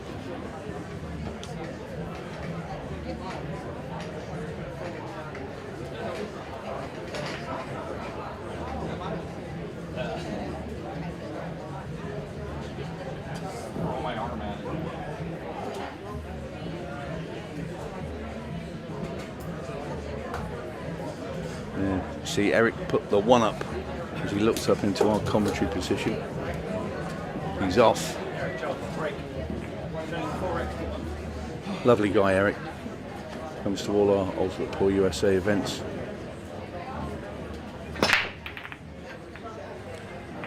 Eric, of course, from Arizona. And would you just know it? Wow. He's gone dry. If he ever needed to get a ball off a break, it was then. Not only that, he's open the rack completely as well. Man. Yeah, that was a nice. Really got into him as well. Very similar to Gerson's break where he went dry in the previous one. I think you're going to see Gerson move the 5 here. He didn't want that nudge with the cue ball. He sure did. Wow. I don't think he didn't have to play it that hard, did he? He could have played it at a slower pace. Yeah, well, I think he was just trying to make sure he gets the cue ball out to have a shot. Or he could have put the cue ball slightly to the right of there, and then so it's coming this way and away from that angle. Instead of playing it straight on and just stop the cue ball dead. Well, it wasn't ball in hand. Sorry? It wasn't ball in hand, I don't think, was it? No, but you're saying he could have played it slightly different angle. Yeah, a little bit, not go too full onto a 5. Yeah. Okay, here we go. He's got to be trying to cut this in, all right? Yeah. Watch out. Hello. Ooh. A whisker away from scratching. And he opened it. And very fortunate he opened the 8 up, because by putting the 7 into by the side now, the 8 was tied up for him. Even though it would have went inside before, but now he opened it up. Now it can go in the corner. Wow. He got a couple of real good things to happen for it there.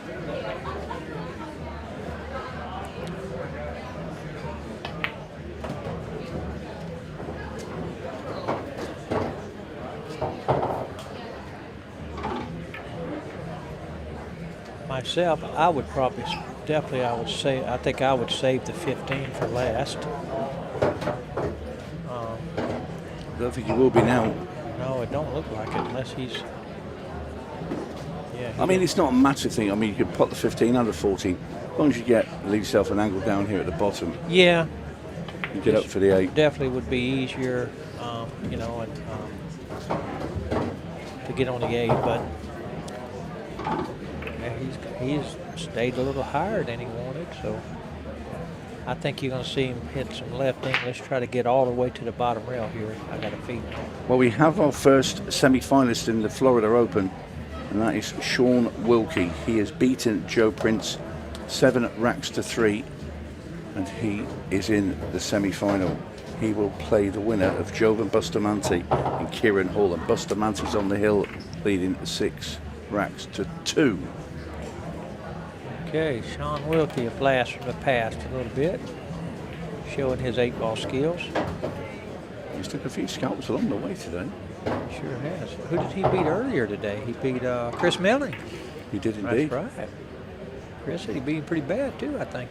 Yeah. It was 7-3. Okay. And in goes the 8-ball. Gerson Martinez Boza is now 5-1 to the good, and 2 away from booking his place in tonight's semi-final. Tell you what, the matches are moving right on along. I think we may have an early night.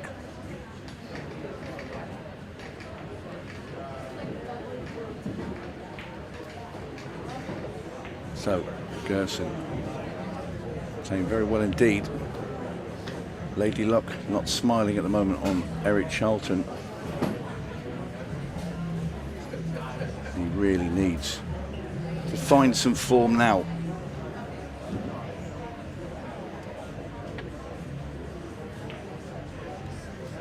Okay, I'm looking across the room over there. I do see my buddy Tommy pondering something at the table. Right behind over there. I can see him in his striped shirt. And he's at the table. Yep, he's doing something. Yeah, he's 4-3 behind now, by the way, against Jesus Atencio. Tommy's 4-3. Okay, well, whatever he's doing at the table. Well, he's doing well because we saw Jesus earlier out here, and he was absolutely flying. Wow, he just run over. He played Al-Kaidi.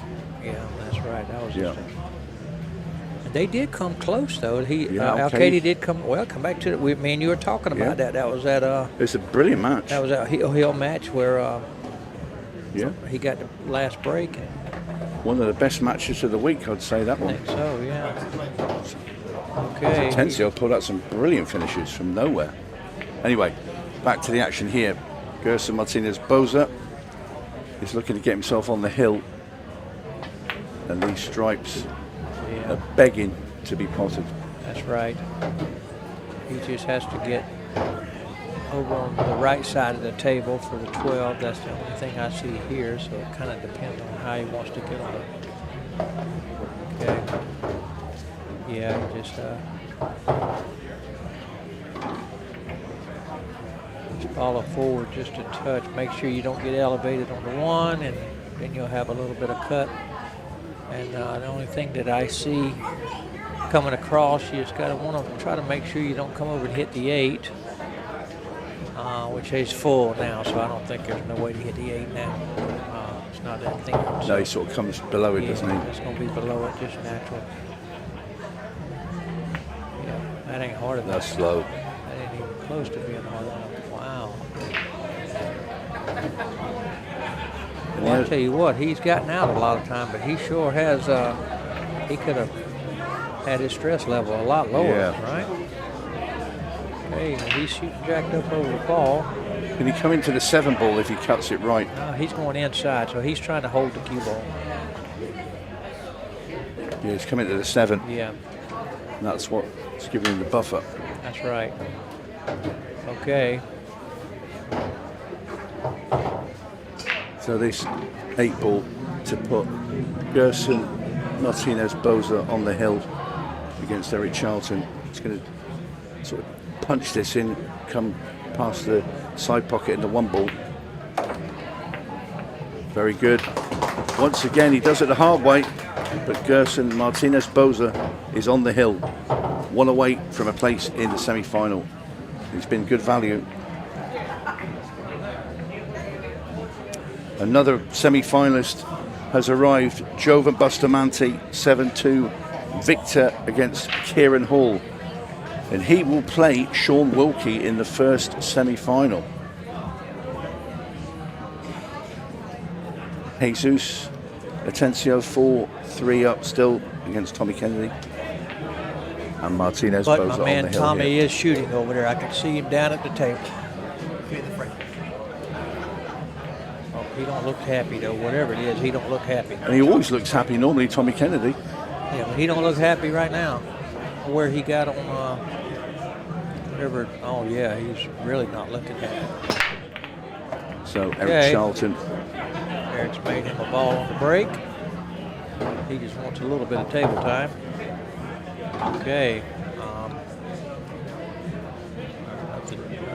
Boy, it sure just don't lay easy for him, does it? No. Because I think the only thing I see him being able to play here is the stripes.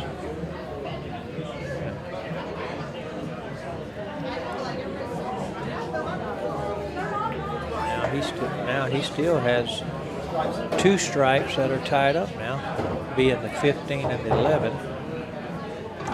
Neither one goes anywhere, so he has to dislodge both of them. I don't know how he's going to be able to do that. Okay. So he can dislodge the 11 now. Maybe he could go full into the 11. The 11 goes over and knocks the 15 or the 2 out. But he's going to put some pace to this, my guess is. Okay. What happened? But oh dear. Yeah, he didn't put enough pace or something on it there. He tried to force it, but yeah, he's in a real trick bag here, which There's only one kind of saving grace a little is the 2 ball for Gershon. I can't tell if it can be pocketed from out in the center. I don't know. I think there is a wide enough gap, but you'd have to be you'd have to be on. You may have to spin. Fine margin. May have to spin it in. He's trying to do something here. He was trying to. Went to play loss of turn and try and block up the 2. Well, he was trying to knock the 4 in, because if he knocks the 4 in, that takes a ball off that Gershon can break his 2 out with. Okay. Now all Gershon will do is just kind of put. Okay, I think Gerson's just going to attack whatever. Yeah, he didn't do nothing that I thought he was going to do there. He actually can he play the 1 and go 2 rails toward the 2, which if you don't get a shot on the 2, he's not going to have nothing next. But He played a combo 5 and 3 and get a different angle. Now that's definitely a play there. I mean, I think I like that play probably. To me, better trying to do something different here. Okay. Well, whatever it is, he's going to have to do it the next shot, whatever it is. I don't know what. Because Eric can't pocket the 11, can he? No. I don't think he can make the 11. Okay. I mean, you could play a loss of turn maybe, but knock the 1 ball in. Yeah, but only the bad thing with that is, he tried to play the bank. Good. Okay. He did rearrange him down there, which that didn't hurt him much, because now he's at least one good thing about it. He's put his balls in play down there. So now Gershon's going to have to be offensive, and he's going to have to figure out how to get to that 2 ball. Yeah, I think I like off the 7 coming in this angle. So I think he's going to do it with the 5 now. Yeah. I believe he's doing 1 rail with the 5, and if he goes over and hits the 15, he does have the 1 down here, kind of a little bit of a buffer. Yeah. Okay. Oh, he can play off the 9. Play it off the 9, or he even might be able to cut it in. I mean, 1 of the 2, yeah. But it saved him because that's the only ball he could make. But he's looking at it like, he's kind of looking at it, kind of giving it some side-eye view. Oh, he can cut it in. Where's all these balls going? Yep, okay. Oh, it's tied up the 7. Can he hit the bottom of the 7? You mean play it thin and not play the 1 billiard, yeah. If he can hit the bottom of the 7, he still has an opportunity. If he can't hit the bottom of the 7, he's trying to just draw back, do something into it. Boy, this is going to take a stroke, a great shot and luck. We hit a good shot, but bank only. It's a bank up into the top right. Yeah, and you can't hold the cue ball, I don't think, for the 8. Is he looking at the cut? That is thin. Is he really? No, he's looking at the bank. No, he's looking at the cut. Wow, what is he looking at? He's looking to do something. This will be the highlight reel shot here now.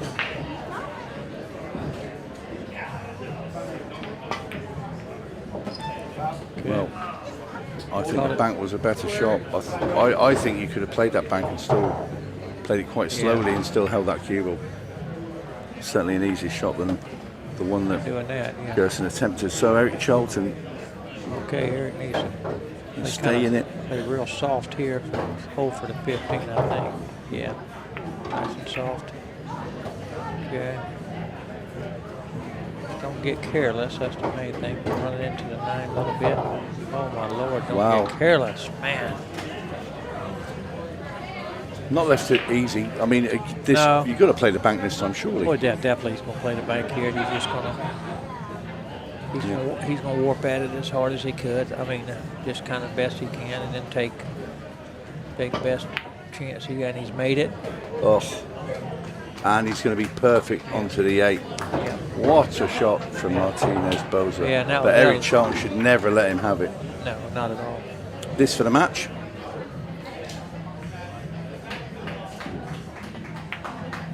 In goes the 8 ball. Gerson Martinez Boza. He goes through to tonight's semi-final. Beats Eric Charlton 7 racks to 1. And it was one-way traffic. Not Eric's night, but that man there, he's going to take some stopping. When we come back, more action from the Florida Open.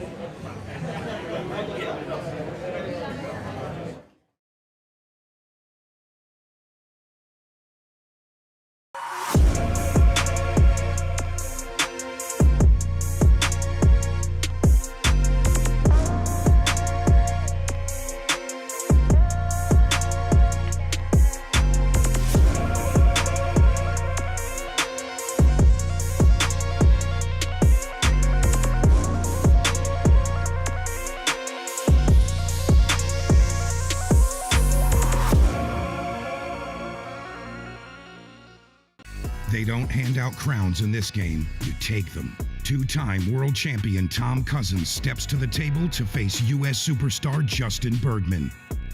This isn't just a match, it's a battle for national pride. No easy racks, no second chances. Just pressure, passion, and everything on the line. Live on QX-TV pay-per-view, Table Kings, Cousins versus Bergman. One table, one crown.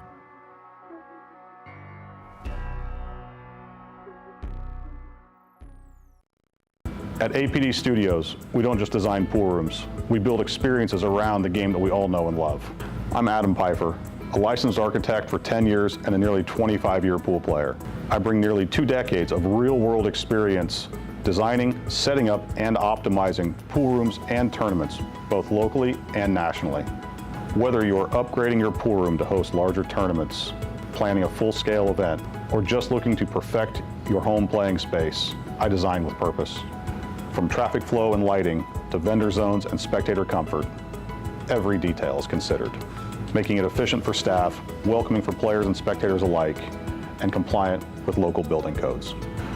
For residential spaces, I bring the same precision, crafting rooms that feel luxurious, play beautifully, and reflect a true passion for the game. At APD Studios, we design for more than just gameplay. We design for the future of your room.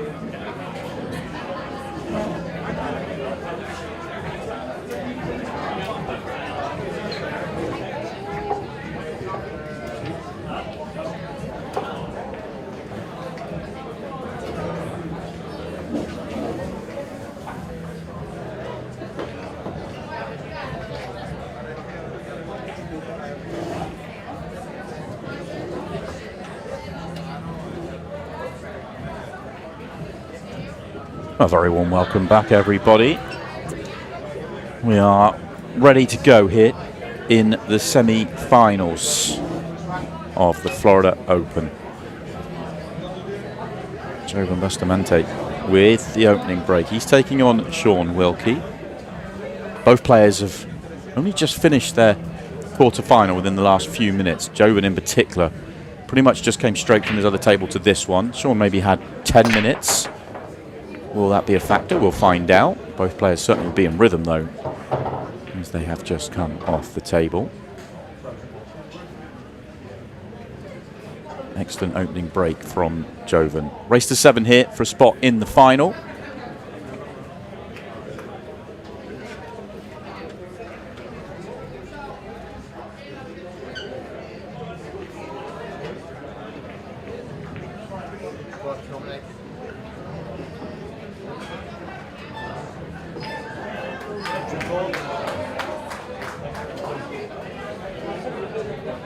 Slightly, I was going to say slightly sticky layout. It's not too bad at all. Just this first shot, if he lands nice after this, these stripes will be laid out really nicely for him. A good opportunity to start with a break and run. Everything has its pocket.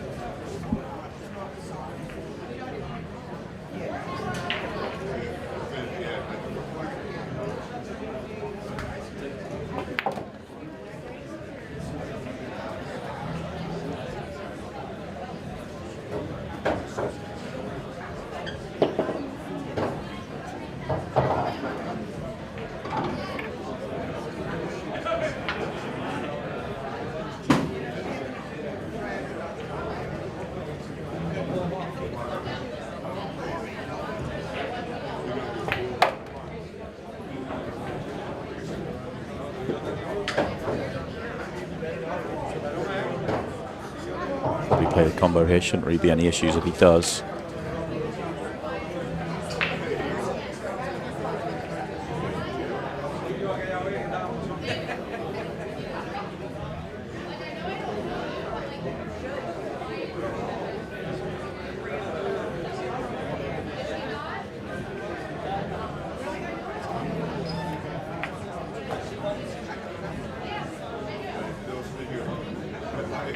Hard to stay away from. I thought he would play the combo simply because if it does go slightly awkward, he's got 2 more balls to work himself back around.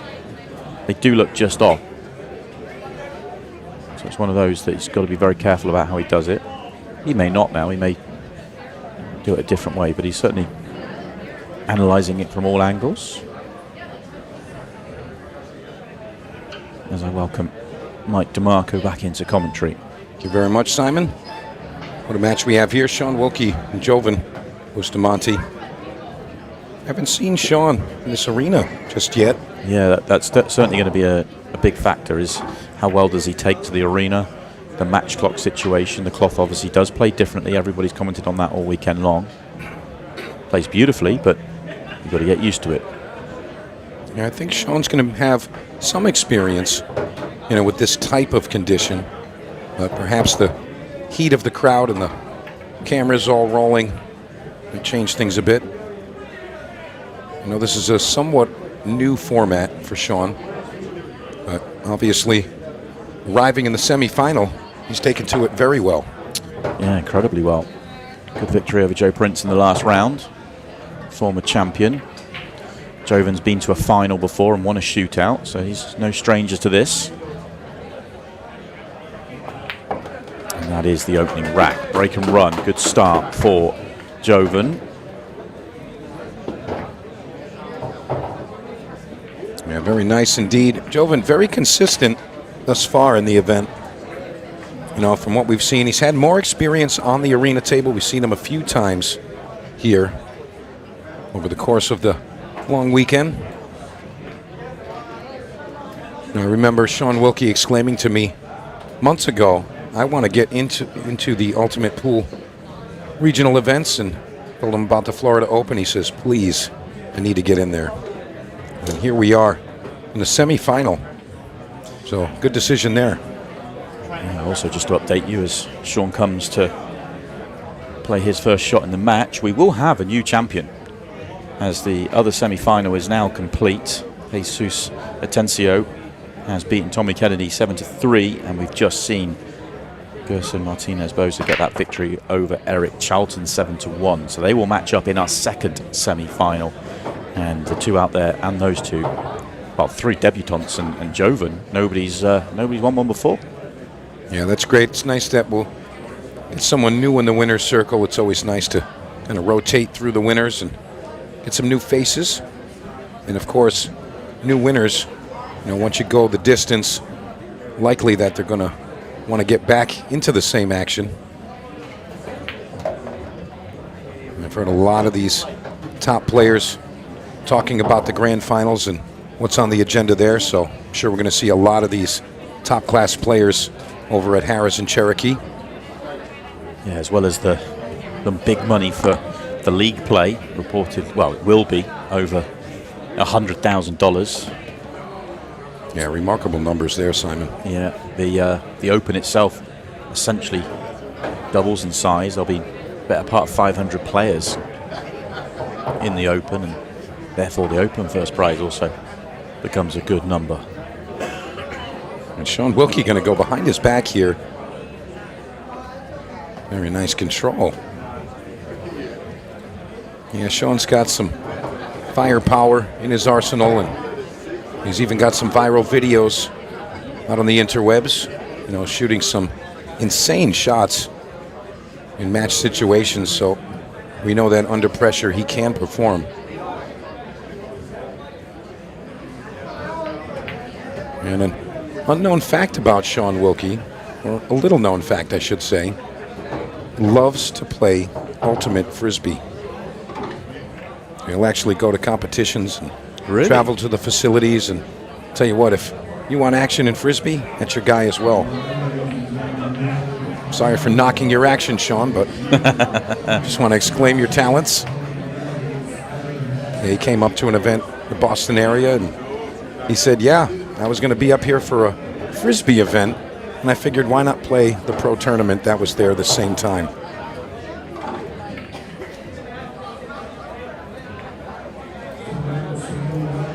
A very well-rounded type of individual. All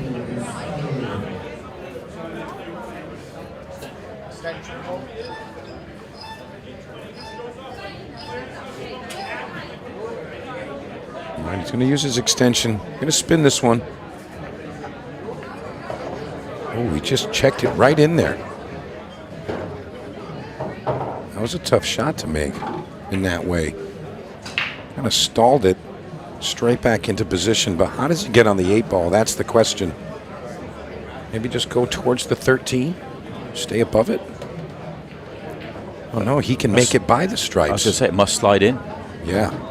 Just the way he went about that finish. He was always very happy with it. And why wouldn't you be? Yeah, great finish there. Sean Wilkie answers back. We got one game apiece. And Jovan's going to be breaking in rack 3. Simon, great week here at Classic Billiards. No doubt. The weather's cooperated all week long, and the fans and players have all been great. Staff here has been great. And I'm really anxious to get back. Sad we're going to be leaving.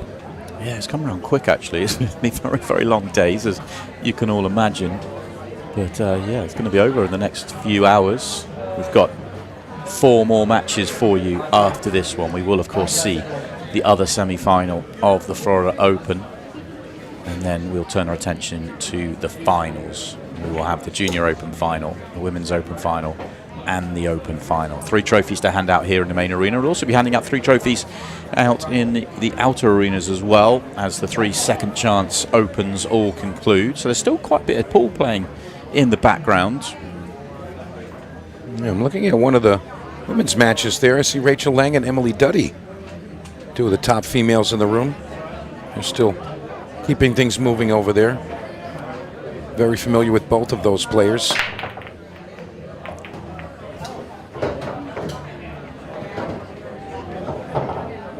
So see Mary Talbot playing as well. Yeah, I think that they might just be practicing over there, because they're actually both eliminated from the tournament. So the semi-finals of the Women's Open, Jordan Halfrey's 5-1 up over Mary Talbot.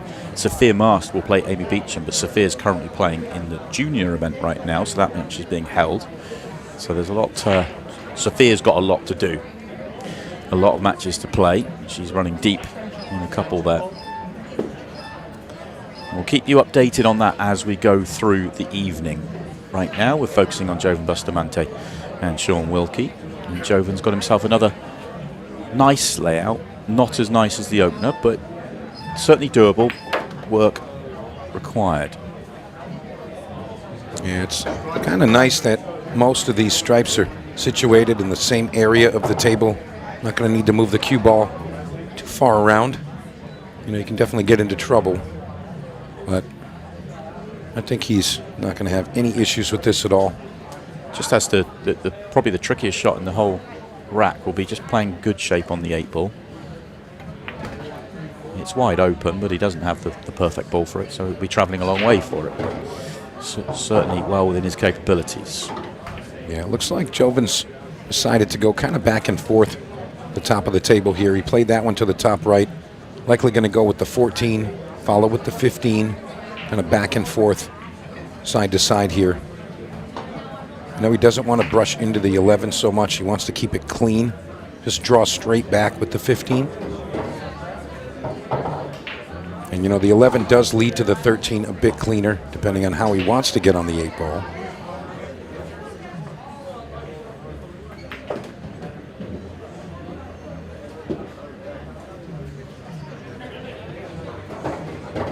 I'm not sure if we can get the overhead to see if the 13 does pass to the bottom left. Yeah, 6-ball. It looks tight, doesn't it? Yeah, it does look tight, but it may pass. Very, very close. I would have liked to have left a ball top right as my connection to the 8-ball. Jovan's gone a different way around it. And he's going to get kind of flat here, Simon. I mean, he's got just enough to get it off the rail, force it forward, a little bit of right spin to get on the 13. But I'm really curious what line he's going to choose here to fall on this 13.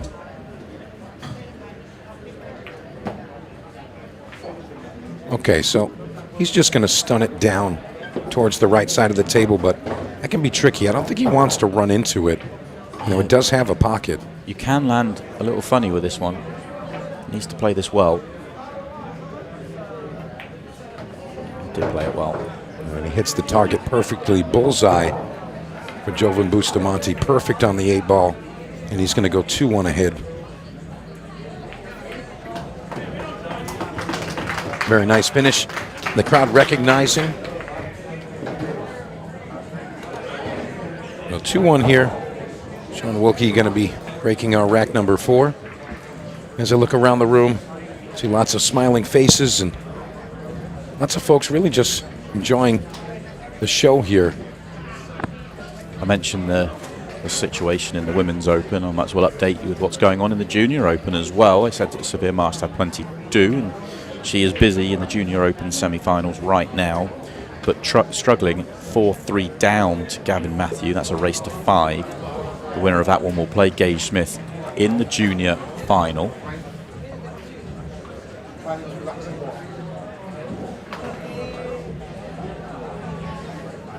Sophia will go straight from that match, win or lose, to take on Amy Beecham in the semi-finals of the Women's Open. And if she was to win it, then she would go straight back onto the Junior final and straight onto the Women's final. So she could be playing back to back to back to back. And she does need to win the match she's in right now for that to happen.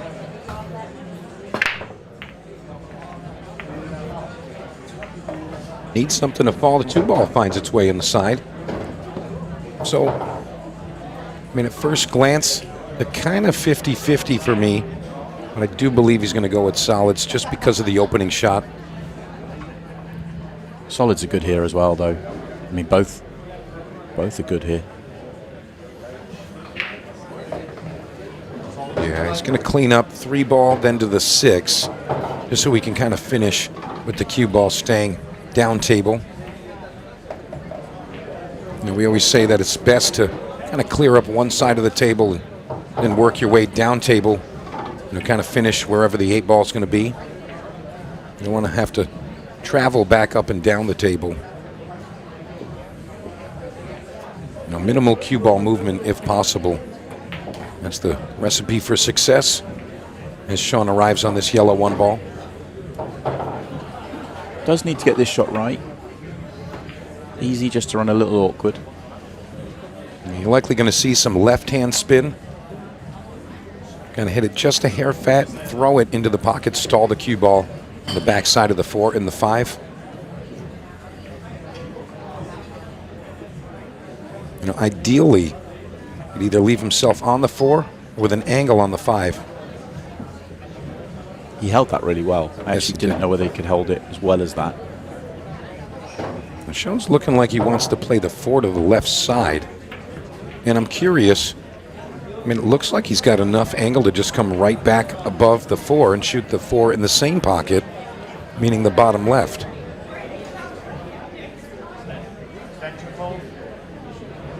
Well, perhaps he thinks he can kind of cinch this. Just kind of twist the cue ball back just a touch. Oh, he's going to go to the rail. All right, fair enough. Yes, angle is slightly away from the 8 ball, so he can go right underneath it and shoot it to the top right. And you see him indicating that's exactly his plan.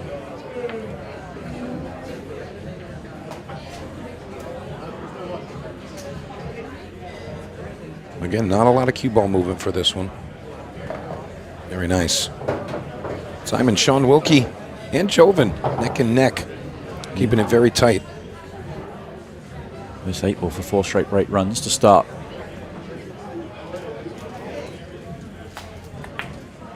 And that one was never in doubt. So it is going to be 2-2. Both players looking very sharp out there. Yeah, indeed. And I got to say, Sean Wilkie taking to this arena table very well, in my opinion. I mean, this is his first visit in history and 2 perfect runouts. You know, the question mark on how he would deal with the arena is gone. We will have still the question mark over the match clock if this match remains tight towards the back end. But with 40 minutes for your race to 7, it becomes less of a factor than the shootouts, which are 30 minutes and no match race. Yeah, we're looking at 27 minutes to finish this one up here. And remember, it is a race to 7. So you can get to 7 before that match clock expires. You can be declared the winner. Here we go. Rack number 5. Bustamante to break. Didn't seem to hit that one very well. And he's going to be dry. Yeah, he crushed the rack, but nothing wanting to cooperate. Didn't really get a full hit on the ball. Looks like he came across it just a little bit, didn't he? And yeah. That's hurt him. Well, nonetheless, Sean Wilkie in the driver's seat. And this is a good chance for Sean to pull ahead and have an opportunity, as he will be breaking rack number 6.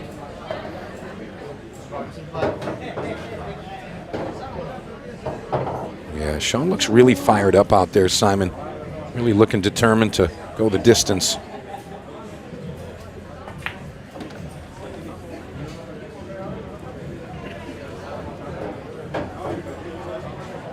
Just double checking his lines here. You know, he can actually leave himself somewhat straight on the 13 to the top right. Well, it's just a small angle to get off the rail. But he can follow up with the 10 or the 14, depending on the line. And he's just going to come all the way up table and finish these off in proper fashion.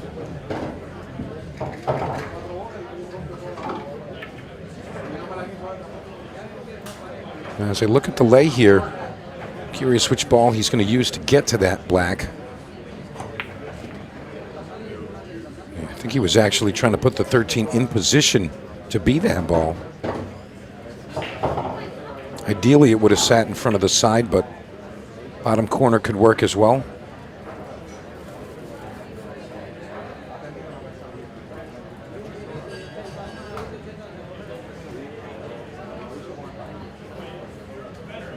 Yeah, Sean Wilkie, known as Get Some. Get Some Sean Wilkie.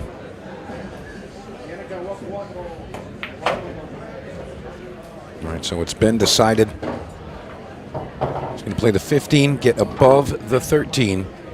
And I think he might leave himself an angle to come across the center of the table and arrive somewhere between the blue 2 and the red 3 to shoot the 8 in the bottom right. I don't know if he wants to flirt with the 6 and the 7. What do you think, Simon? It's been another one of those, isn't it, where there's a little bit on that final shape onto the 8. Exactly what's happened here. This is it. This is a little awkward. Can't really follow this. He'll get blocked off. And he doesn't really have enough to punch it out. He's going to potentially have to... Well, he's seeing if he can slide by the 7. He's getting pretty close to it. Yeah, I think he might even just brush the 7 intentionally. You know, it looks like the cue ball might track towards it just enough. But alternatively, if he does roll past corner position, he could play it to the left side. And it does also go to the top left corner. He gets way out of line. But he's hit that one pretty well. Used the pocket well there. Yeah. And this is a cuttable ball to the bottom corner. And Sean Wilkie going through his pre-shot routine as we come up on the 23.5-minute mark.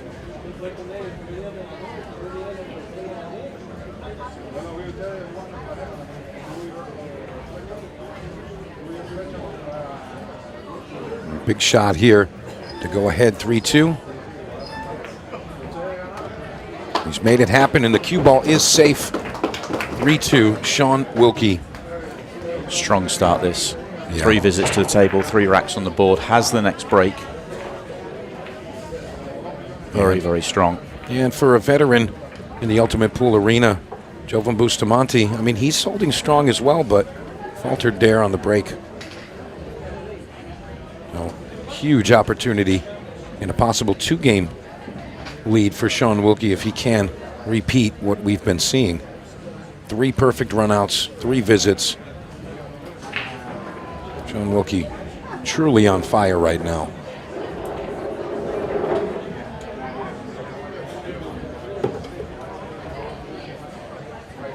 All right, here we go. Rack number 6, and it's Sean Wilkie to the table.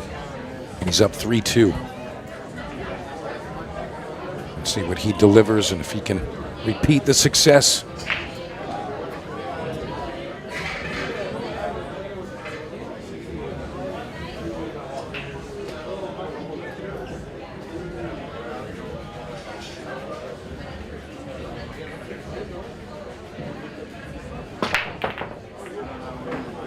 Beautiful hit, and he's going to make a ball.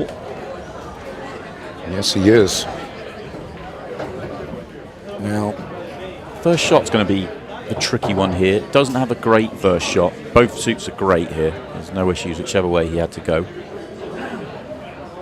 yeah, I agree with you, Simon. It's really about the opener. And I think he might be forced to shoot this 12 ball to the top left corner. I feel like that's the most available and reasonable shot. And I would say that stripes are probably the marginal favourites as well. There's little in it, but I think stripes are the slightly better layout. This one's just slightly hampered. If you hold yourself steady here and make this, though, the reward should be the rack. Yeah, I completely agree with that. And he's going to reset. He's burned his extension on this one. He's going to have to come with it right now. And he has.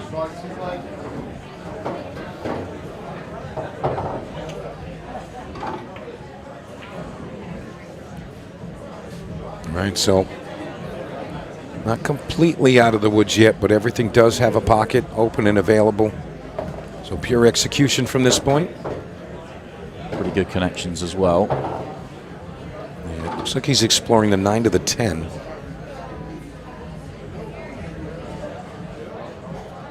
If he can get straight in on the 10, it would be perfect. But the closer he gets to straight in, the more work. The more risk of being on nothing. And if he was blocked, he always knew that that 13 was a backup, so he's going to play the 13 to the bottom left. He looked at that prior to the previous shot, and he knew that that was always kind of his backup contingency. You might see him bump the 6 into the 10 here. I don't know if he really wants to feather it. It could tie up with the 10. Wow, he could get right by it. Very nice. Much better result.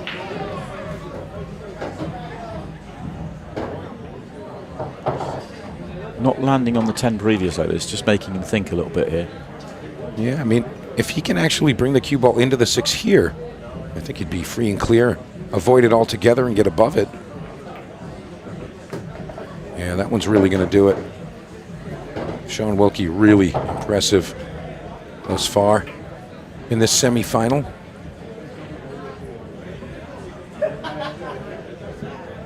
I mean, it's really rewarding when you think about how many players came out, the magnitude of the players that are in the field, and to make it so you are one of the final few players. And Sean Wilkie just 2 shots away, taking a 4-2 lead in our race to 7. 20 minutes remaining in the match clock.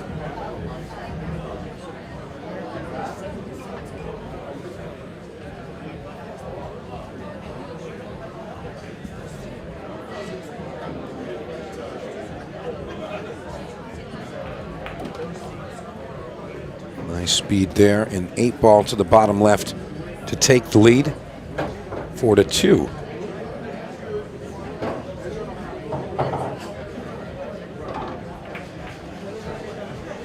And he delivers again. You can't do much better than just take out your first 4 chances. And how about Sean Wilkie, Simon? Flawless. Absolutely. First time in an Ultimate Pool USA event and set therefore semi-final, and flawless through his first 4 chances and taking it to Joven.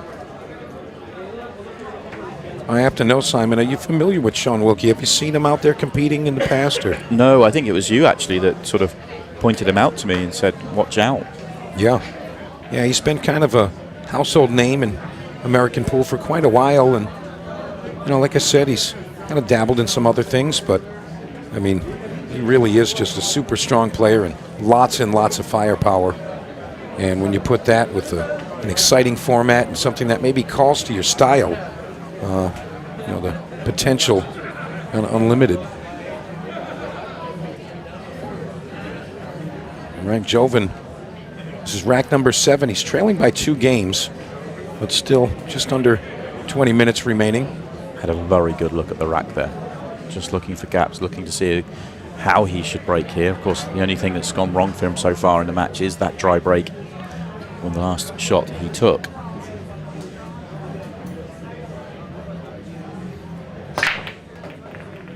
He adjusted his break, most definitely. And a bit of a better result here. And of course, better than the dry break, but the spread is pretty good. And first glance, and it really is about if the 9 passes the 4. I don't know if it does. He may not have an opener, actually, if it... Maybe he can see the 9 if it passes the 4, so I think he may have to go solids here, but solids certainly, 2 at the top are just half blocking each other, but they're not bad. Yeah, fair enough. Definitely manageable.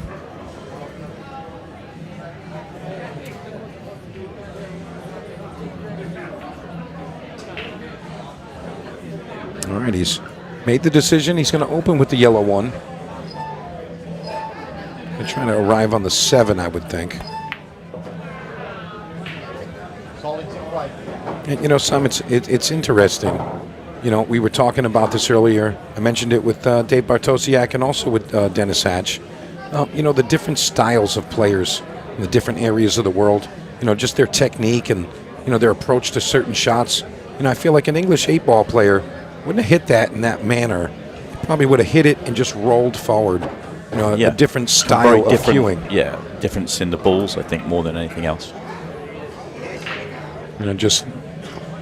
Also probably would have started with the 5 rather than going up the table. Just difference in the tables. Yeah, and I'm curious if it's really like just the examples of players from that area of the world, and it's kind of where they're getting their cues from. I think it's more conditions than anything else. The balls react differently. You know, for example, you know, you take a player like Chris Milling.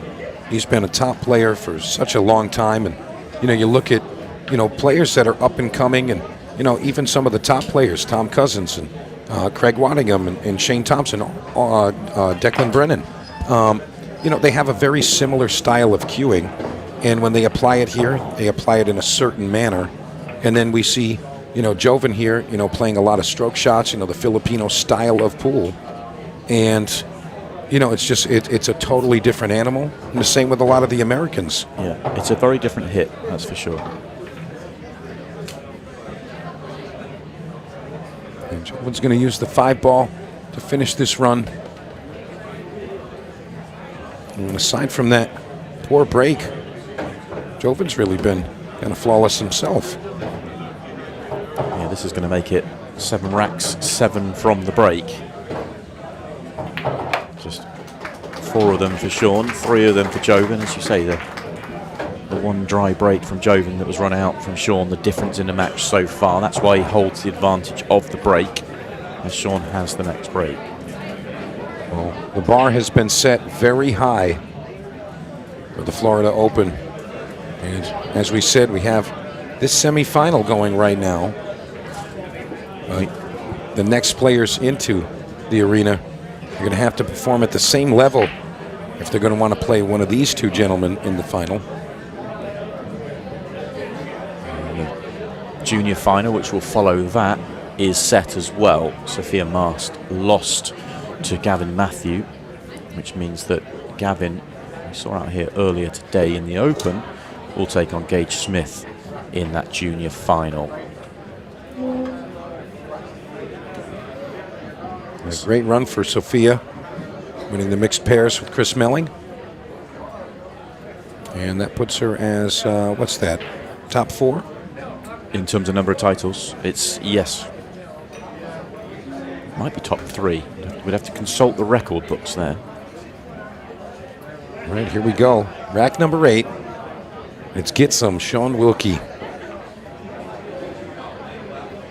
We've had 1 error in this entire match thus far. And you're a cruel man to call that an error, as it was a dry break. Well, tell you what, it feels like it, yeah. Sean hasn't made an error like that yet. That is true. And you can see the scoreline reflecting that. Just 1 game difference. Boy, what a standard.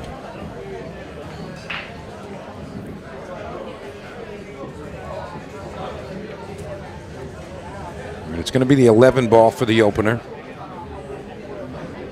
And you might see Sean go around the rails here. 3 rails into the backside of the 5 and the 15. I'm not sure if he's going to be that aggressive, though. No, he's not. Does the 15 slide past? Doesn't look like it, but I wonder with the way he played that if that's the case. Yeah, the camera angles can be tricky. Oh, yeah, the way he played that, yeah, look, he's cueing it right now. That changes this completely, Simon. This is... Yeah, that makes it a very, very nice layout, doesn't it? Very simple.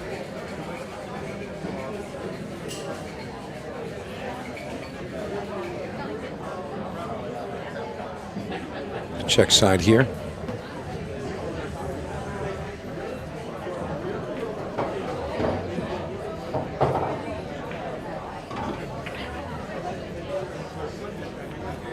Sean really enjoying his time here.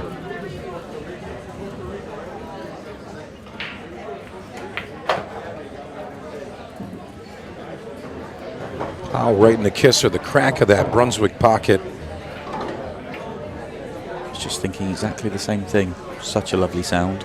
I mean, every time I hear it, it's just that rewarding sound. You've done the right thing here.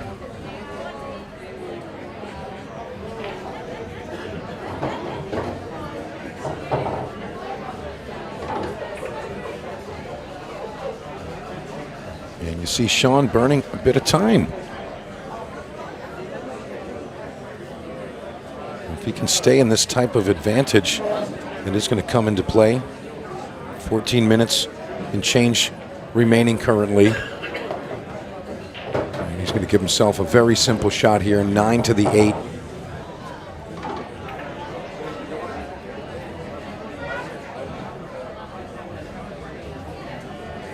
Don't think you're going to see him really pound the ball to the bottom rail. I think he just slide it over like this. And Sean Wilkie continues his flawless performance. Goes up 5-3 now. And he gets himself within 2 of a victory. 13 minutes, almost 14. Still left on the clock. Simon, do you think we're going to get to 7? I think we will. The standard's been high, but they've used the clock throughout. They've not been running around the table. I feel like Jovan can't win this match without a mistake or a dry break here. And Sean's playing so well. I feel like it's going to have to be the dry break. But you always feel like there is always something in a match somewhere. Just to update you on the Women's Open, we have one finalist. Jordan Helfrey is going for 3 straight titles. The young teenage superstar has just gone through one of the strongest fields in the women's game with Ultimate Pool USA once again. She will take on either Sophia Mast or Amy Beecham. They are currently in the second rack, and Amy has won the opener. Great stuff there. Here we go. We are into rack number 9. And Jovan is going to find success here. So again, the only error, I know you called me cruel for this, but the only error we've seen is a dry break. Once. That's certainly been the difference in the match. I just don't think I could call it an error. But, I mean, I'll let you tell Jovan if that's the reason he loses. You know what? Sometimes you have to do the dirty work, and I'll deliver that news. Yeah, you played bad. You made that big mistake by breaking dry. Yeah, sometimes it feels like that. And, you know, it's funny. You know, players competing at such a high level, it's always crazy to me that one of them has to be eliminated at that point. It's like, look how strong they're playing here. One of these 2 players isn't making it through. And we've seen this time and time again by the time you reach this stage in the tournaments that, you know, we've seen so many matches where it's just been run out after run out. And whoever loses in those situations, it is cruel. It's also the game, and you have to kind of deal with it. And that's what Jovan's had to deal with here. But so much pressure every time he comes to the table to respond. This is an excellent shot. That Very really nice. is excellent. That is very much a rack winner. Yeah, when you play a shot like that, you know, you have just a couple of inches of, you know, space to arrive on the ball properly. You kind of got to feel like get rid of your problem and feel a little rewarding that you've hit it so well. A player of Jovan's caliber, you know, it's probably a normal occurrence. It's probably in the 95 plus percentile to execute.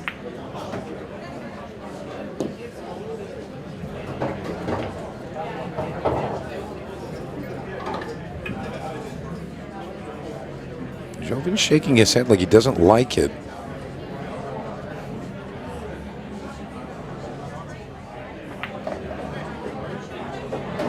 I think he's done okay there. Yeah, maybe he just wanted that tiniest bit of angle to get across a little bit more. Accepted what he had. And 1 rail to the 8 ball. And Jovan going to take rack 9 and go 5-4. Still trailing by 1 game.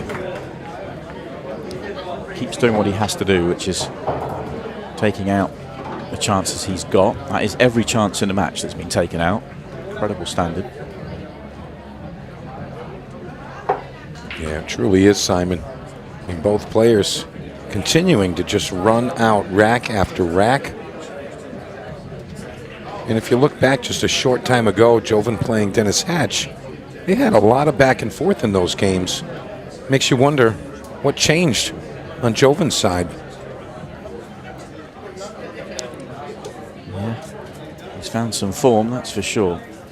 7-2 he won in the last round against Kieran Hall after beating Dennis 7-5.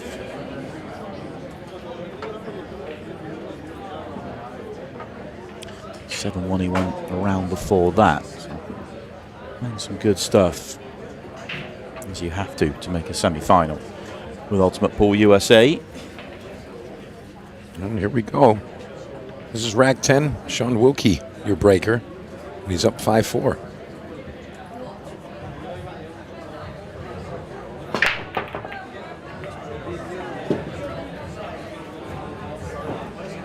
And Sean Wilkie going to make an error for the first time in the match. I was just smiling because I knew exactly what you were going to say. Like to stay consistent, Simon. Of course. That's an error apiece by Mike DeMarco's opinion. Yeah, two dry breaks in the match. Yeah. I mean, I don't know if you can call it a bad roll, but Joven going to gladly accept this, and it would put Joven in the advantageous position, as if he does tie us up at 5-5, he'll have the break and a chance to pull ahead. Yeah, and he'll have, if it goes all the way, he'll have the break, so puts him back in that marginal driver's seat. Got to take these out though. They are all there for him. I think he was looking for better shape on the 9. I'm not sure if the 9 passes the 8.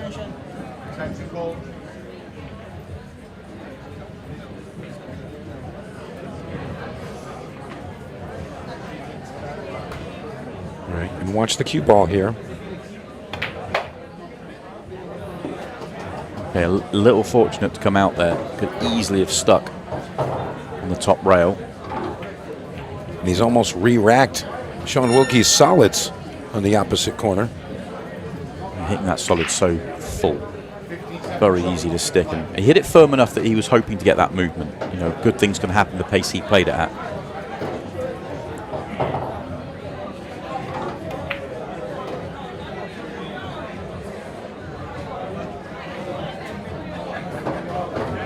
Yeah, very, very simple stuff for Joven at this point. Yeah, we've just ticked into the final 10 minutes, so it's now 15 seconds a shot for the rest of the match.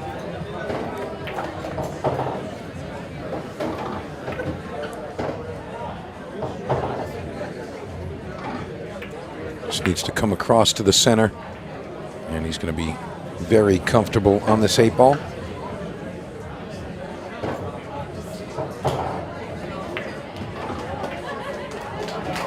So that's Joven back all square. And it just remains every single rack in this match has been cleared, either off the breaker's break or the dry break. It's been an incredible standard. It is interesting to me that the pace of plays is a factor. Both players have been far from slow, but we're averaging just over 3 minutes a run out, whereas if they're quicker players about, your Chris Mellings, your Rodney Morrises, and so on, you could see that down at, say, 2 minutes, maybe 2.5, and we'd still have a bit more time on the clock, and therefore we wouldn't be into the 15 seconds a shot just yet. All these things sort of add up and can matter when you get into a deep match. The clock can become a factor if we get a tight rack.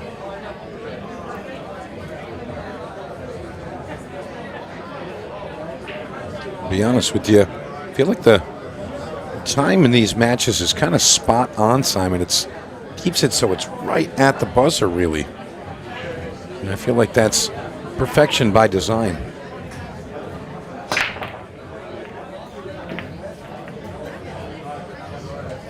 And he's dry again, but the first really sticky layout that we've had as Joven analyses the table. You're going to have to leave, though, Joven, especially at 15 seconds a shot.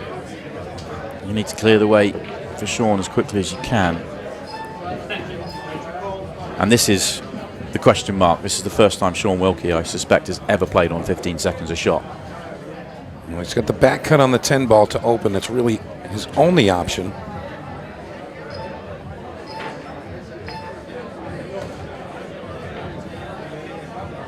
You know, it's a layout that does need some thought for his first experience of 15 seconds a shot as well. I don't want any backlash, but that was the third error of the match. Yeah, happened in rack number 11. I'll be pleased to see the 9 not fall there. He was still okay. It's an extra ball that he's glad is still on the table. As he analyzes that, the 12 ball is still available outright. So he can shoot it square in. Does not need to break that out, although there are some solids very close by. Timeout here. There's a fly on the table. The referee, Scott Price, has scared it off. All right, here we go. Yeah, just enough there. Now Sean's going to want to go full into the 7 here. Doesn't want to move the 11. Well, I wondered whether he would play that shot 2 shots ago. He's decided to go for the right-hand side of the table first before playing it. And perhaps there is enough to get the cue ball behind the 11. Just play it outright. Difficult to tell from here. Yeah, I would suggest that's the case, because otherwise I think he should have moved it, well, 3 shots ago now. And obviously that is the case. Tell you what, he's picked through this rack pretty well, but he came a bit shy of ideal. Of course, the ball's still available, but I'd like to bend just a touch higher. On for the bank and misses. So for me, first error in the match. For Mike, the 4th. Yeah. For those keeping score. The first out-and-out error in the match, let's put it that way. And I'll be honest with you, Simon, even if you could make that 11, I still liked going into the 7 full. I agree. At that moment, because it guarantees that you have backup contingencies on the table, and the rack is just very available. The only way the shot could go wrong is if you missed the 7 altogether, and at Sean's level, he wasn't going to do that. That's right. He had the ideal angle to do that. Just stun it right into it. But now it's Jovan Bustamante with the chance to pull ahead and take the advantage. Yeah, Sean Wilkie definitely going to be disappointed with the result. Missing the bank shot on the 11.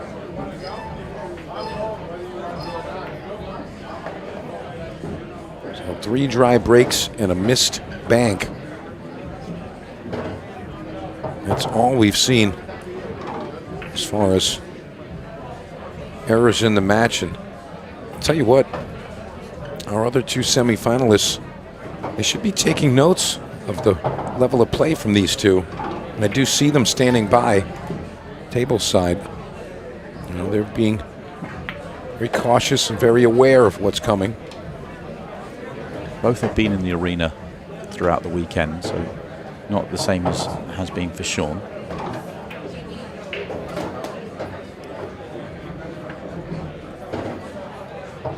Jovan Bustamante going to float for the 8 in the same pocket. And this is going to be his chance right now, pulling ahead 6 games to 5. 3 straight racks for him as well. In the situation and the way that this match has gone, he would have feared the worst after the dry break. But he did know he left a tricky layout. The disappointment for Sean is that he'd done the bulk of the hard work. Just didn't deal with his final ball. Update you on what's going on in the Women's Open. Sophia Masters just won back-to-back racks to get herself in front of Amy Beecham, 2-1 now. That's a race to 6 there. The reward on offer for the winner of that one is a matchup with Jordan Helfrey in the women's final. All very strong players. And a reminder that Gage Smith will take on Gavin Matthew in our Junior Open final. Comes up in a couple of matches' time. All right, here we go. Back 12. And Bustamante leads 6-5. Remember, we're racing to 7, but there's only just 4 minutes, 36 seconds to finish this one. So you're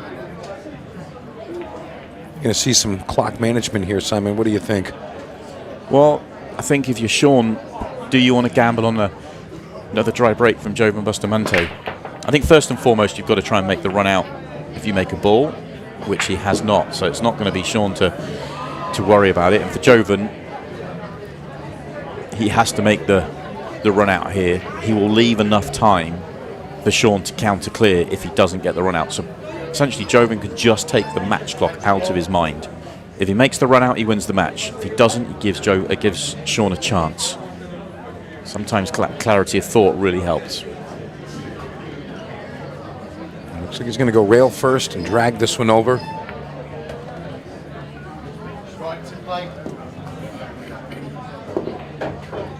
And I'll be honest, I think he was trying to get on the 13 to the side with that shot. It's the only ball on the table that's causing him the headache. The 13 and the 10. He's going to have to work himself back down. That 5 really is causing him a headache. Yeah, so he's going to have to find a way to get back to those. I mean, there is a pocket for the 13. Does the 13 come down to the bottom right corner? If it does, that's not that bad. Yeah, you know, I'm looking at it now. It's very tight, but yeah, looks like it goes. So that's the case. He's going to want to try to get there. And I don't think this is really the ideal way to get there. I mean, he could still play the 11, but I think he should attack it now.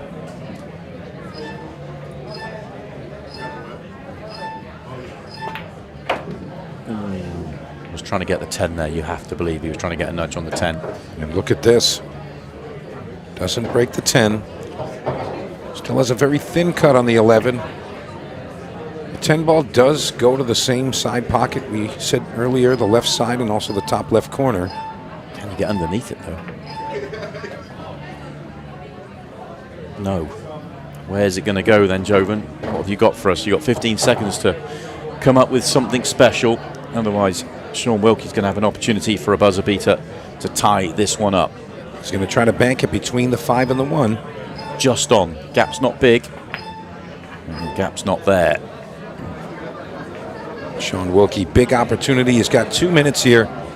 Simon, I'm thinking we're going to go to a shootout. Yeah, exactly that. And again, this is another one where Sean can actually just forget about the match clock. Now, he hasn't got the experience of playing with a match clock, but natural pace of play at 15 seconds a shot, 2 minutes is plenty of time. He's not going to leave enough time for Jovan in the next rack if he was to run these out, so just make the run out. Don't overthink the match clock. And he's going to keep it moving. He's not going to really take his time just yet. But he knows about what he needs.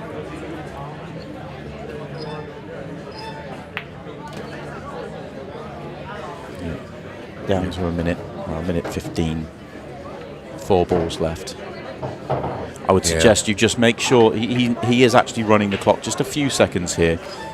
You don't want to do these quickly and leave 45. I mean, it's highly unlikely anyway, but just take that out of it completely. The minute you go sub 30, Jovan won't do that.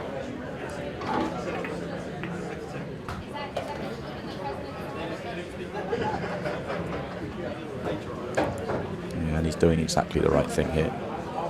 Just taking it down. We saw a 43-second run out off the break from Chris Melling earlier on this week, so that gives you an idea of what can be done. Make sure that can't be done. I'll tell you what, we've had a great matchup so far, and looks like we're going to get the epic conclusion that we were hoping for, and it's going to be in 6-ball shootout fashion with the deposit of this 8-ball. All right, so official time going to stop at 18 seconds, and it is Jovan's break. It is Jovan's break. He's got 18 seconds left to play with. He could actually, the players could look at each other here and just, say, come on then, let's just get it on. But we're going to have to go through the formality of seeing a break. The record, the ultimate pool record, is 28 seconds for a break clearance, to give you an idea. So this is a full 10 seconds below the record. It's not going to happen barring making 5 or 6 of one suit on the break and being left on 2 or 3 balls, which is, I guess if you're in Jovan's position, why not have a swing? You never know. You never know what's going to happen exactly. And 18 seconds, highly unlikely. Could likely be a world record, but he's going to swing. And all that's happened is the cue ball comes flying off the table. And we have to wait for the balls to stop here, which may take 18 seconds with that 10 ball spinning. And that will be that for the match. Both players know it. Both players are going to mentally prepare themselves for this 6-ball shootout. This has been an absolute belter of a match. It really has. Both players have been fabulous. Both players have played all but flawless, Paul. A couple of dry breaks, one mistake apiece. But you guys know what's about And that's about it, really, I suppose. Leah Bartosiak to make the call. It all comes down to this. And of course, again, does this give an advantage to Jovan Bustamante, as he has done this before? This will be Sean Wilkie's first experience of it. Their assessment, Simon, and looks like Sean Wilkie is going to come out with the decision. And I like this. Oh, I thought he was going to go first. He's actually made the decision to put Jovan in first. I know there's very much a split camp here. The majority of players with Ultimate Pool USA have chosen to go second once they've won the lag. I'm a big fan of going first and putting the pressure on your opponent. If you can set that 24, 25 second time, you are really putting the pressure on. But as Sean hasn't done it before, you can understand that decision. Ask Jovan to go and do that, and if Jovan doesn't, give yourself a little bit more breathing room. Yeah, I agree completely with that assessment. You know, just because Sean hasn't had a 6-ball shootout just yet, you know, I think he wants to see what Jovan does and see how he breaks and try to take some notes there and just try to do it better than he does. And I understand with the time to beat idea, you know, you have that stress looming, but we're going to see what Jovan brings with his 6-ball shootout. Here we go then, Jovan Bustamante with the first go here in the 6-ball shootout.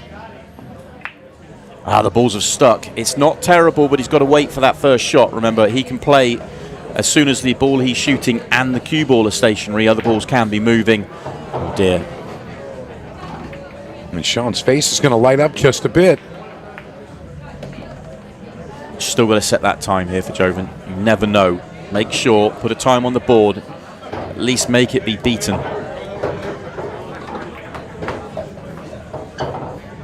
Cue ball's going to run here. He's still going to set mid-30s. Mid-30s has held up in the past. It's not the time he was looking for. It's a full 10 seconds at least further than he wanted it to be. And you can tell as he sits in his chair, that is not the score he was looking for. But it is the score that he has. And right now, Sean Wilkie has it all in his own power here. If Sean hits a solid break and 6 clean pots, he will win this. But what you don't want is to get your scrambled brain out there, which we see happen all the time. You let the first shot or two get away, all of a sudden you're chasing it and the clock becomes a factor. So clear thinking, that extra split second on every shot when you're chasing down 35 is quite important. Yeah, most definitely. And kind of excited to see how Sean attacks this. I always think with the mid-30s, you can just hit that break that touch firmer. Don't risk it sticking as much as Jovan's did. If you hit it that touch firmer, you just have that, takes that out of it. And yes, the cue ball might have to move a little bit more, but you have that because of the 35, 36 seconds. We're still waiting for the official time, by the way. As soon as we get it, we will tell you. Yeah, we need to see the separation. Okay, there you hear it from our MC, 37.52 seconds. It's comfortable for Sean Wilkie here, although he may not be feeling that right now. All right, here we go. 6-ball shootout. Get some, Sean Wilkie.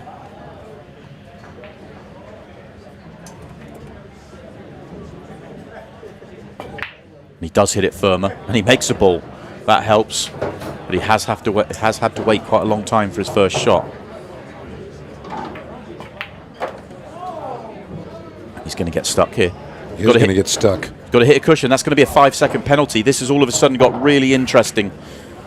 And that miss there is going to really hurt him. Remember, 5 seconds are going to get added on at the end. He needs to move. He may not realize it.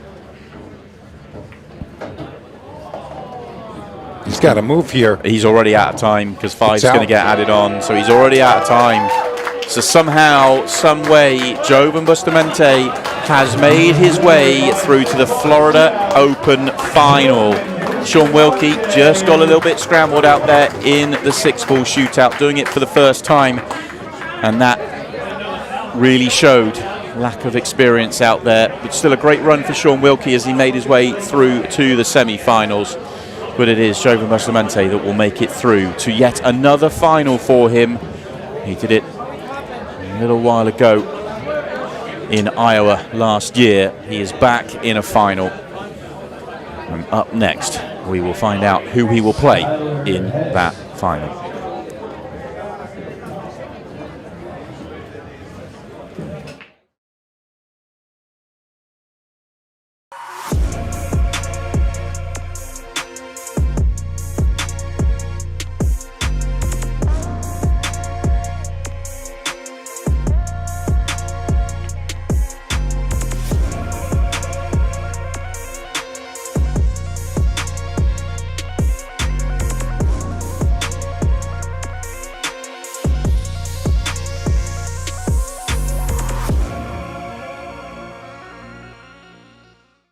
They don't hand out crowns in this game, you take them. Two-time world champion Tom Cousins steps to the table to face U.S. superstar Justin Bergman.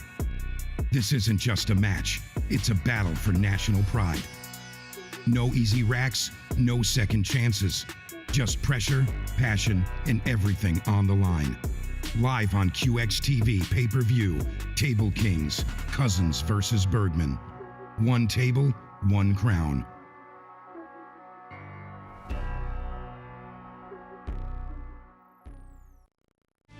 With over 175 years of billiards history, tradition, and expert craftsmanship, Brunswick is a name synonymous with our game, which makes it the perfect partner for Ultimate Pool USA's vision, a fun, fast, and exciting pool for the players all across the United States.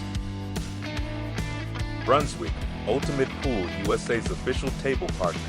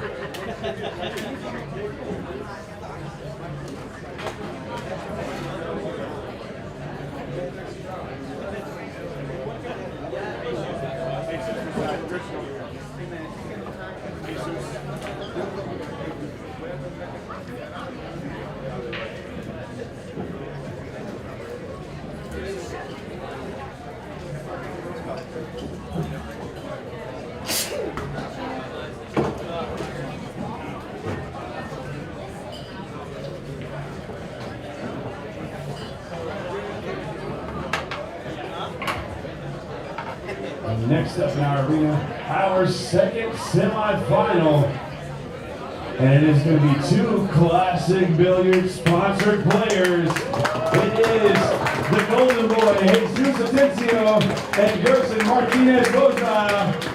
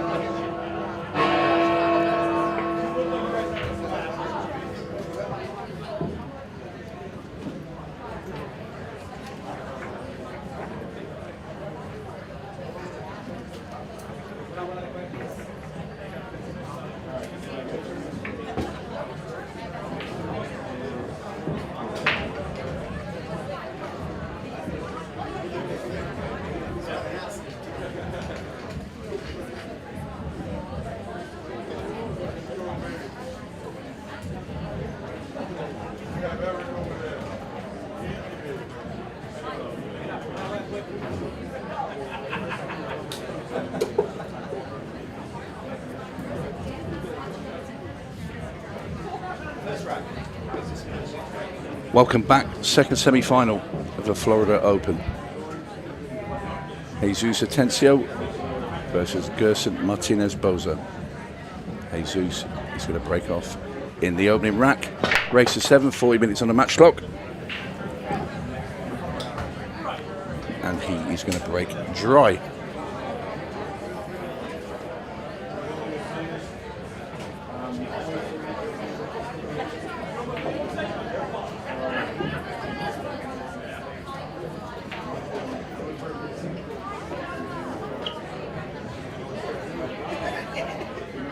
So Gerson gets first look at the table and his opening rack.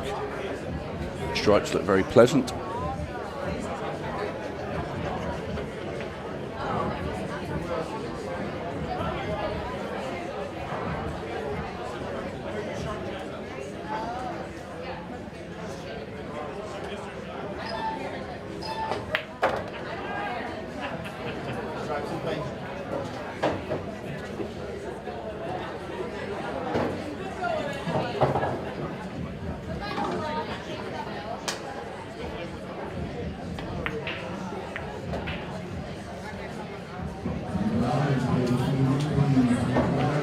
Both these players come through a bit of a minefield.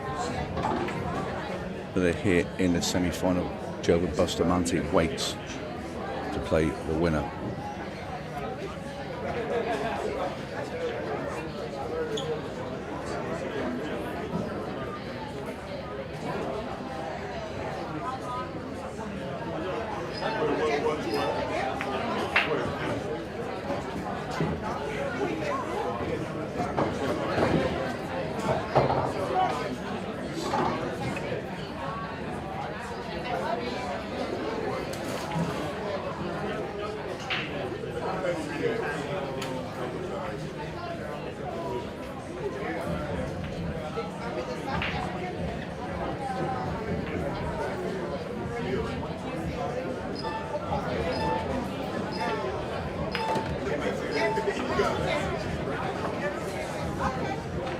Like to get himself a bit higher up on this tent.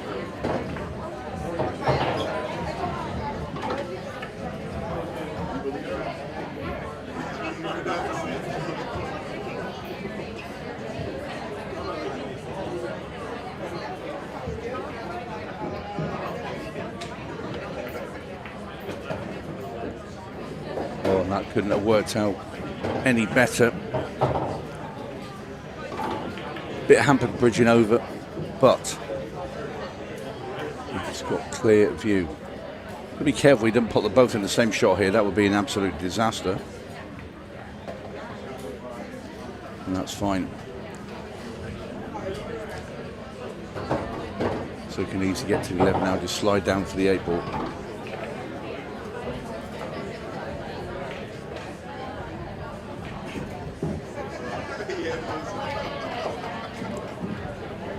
And that's pretty good. So this 8 ball for Gerson Martinez-Boza take the opening rack.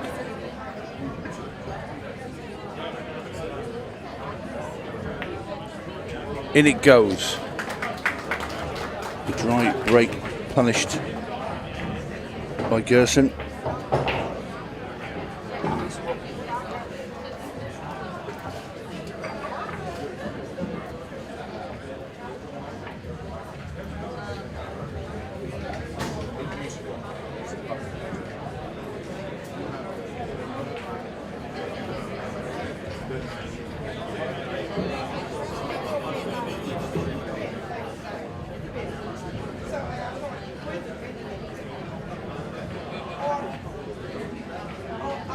Tell you in the women's, Jordan Helfrey is through to the final. She's beaten Mary Talbot 6 racks to 3, and Sophia Mast is on the hill against Amy Beecham. She leads 5-2.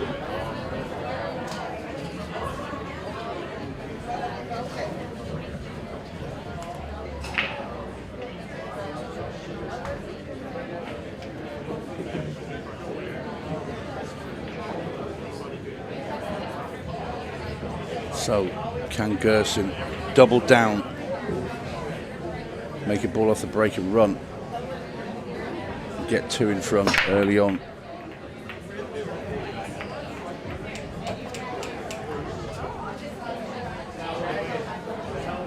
His quarterfinal did like to go after his finishes a little bit around the scenic route. Has to surely be solids here for Gerson.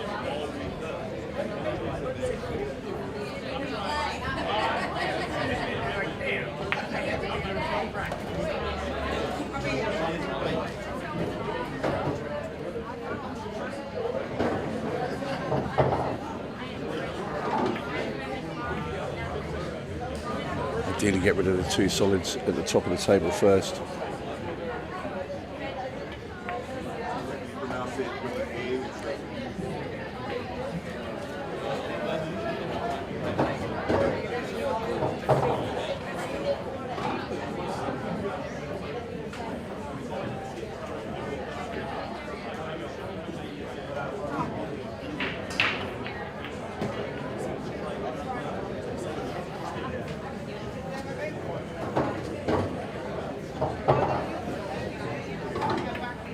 A little bit awkward here on the 6 and a 7. Easy to pop. Let's get on the next ball.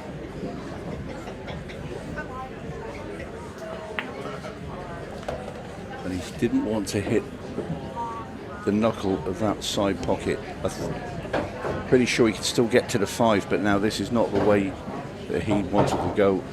Extension ball.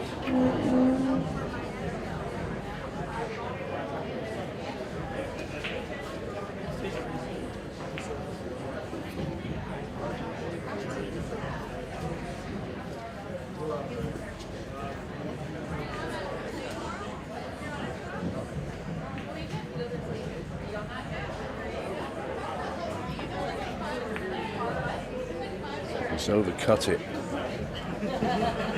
and he won't be happy with that. So Jesus Atencio now at the table on the stripes. It's not a nailed on combination shot there where the 9 ball is, so going to have to move them.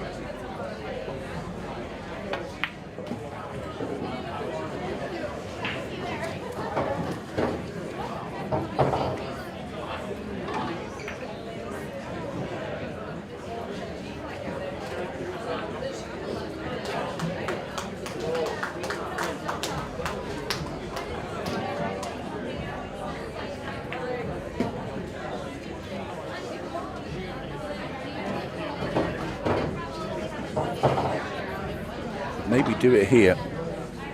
Trouble with this shot, if he plays it too firm, he could push the 12 ball into an awkward position if he hits it too hard.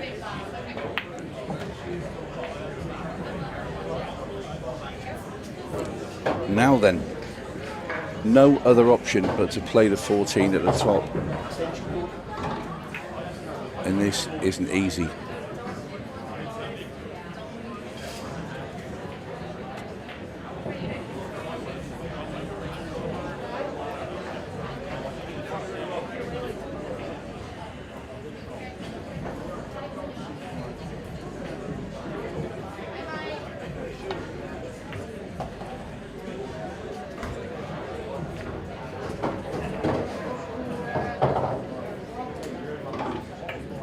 Very good shot there from Jesus.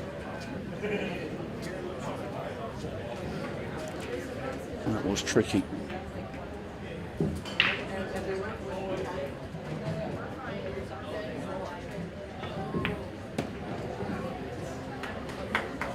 Nice control with the cue ball there. Gets on the 12 into the side pocket.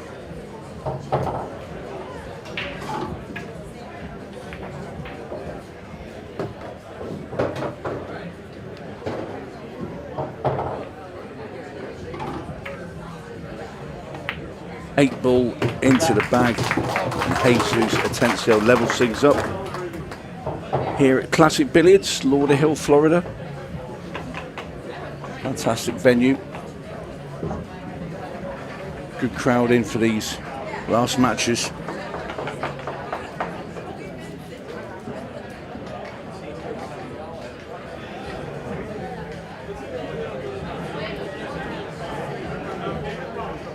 We will see all our winners crowned this evening. After this will be the junior final, then the women's final, and then the Florida Open final.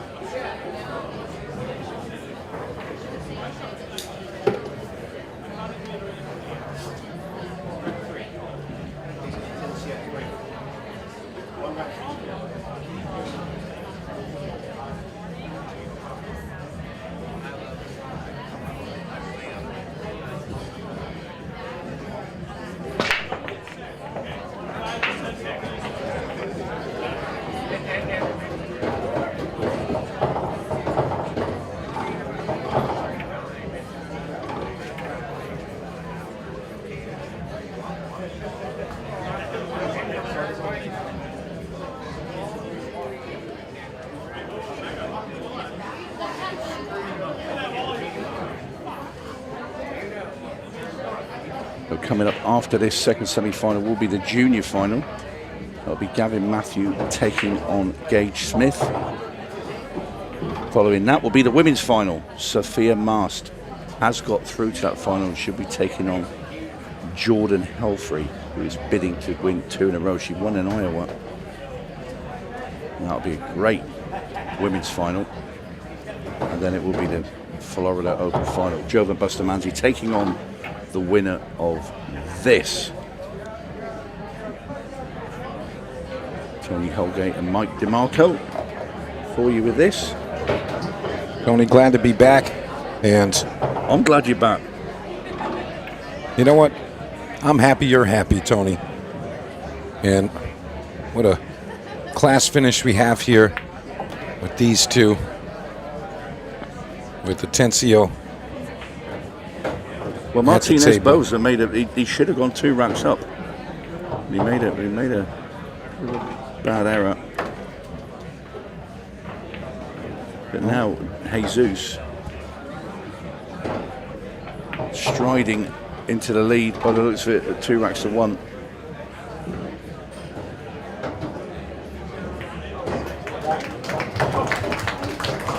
Here goes the 8. And it is Jesus that now has the lead 2-1.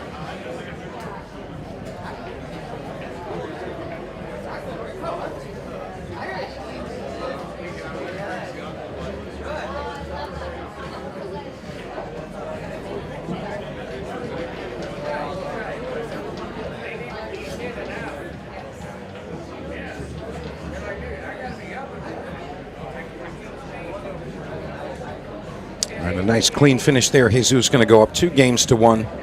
And Pearson Martinez Bosa to the table in rack 4.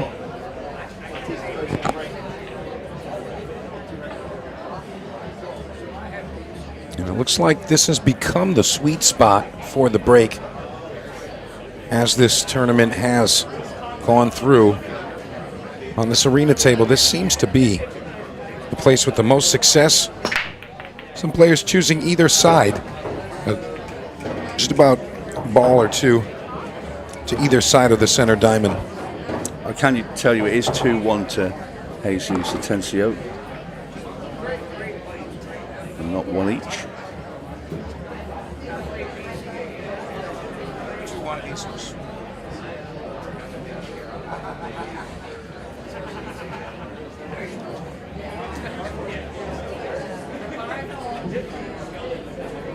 Tell you what, tricky here to choose something. Just going to burn the extension.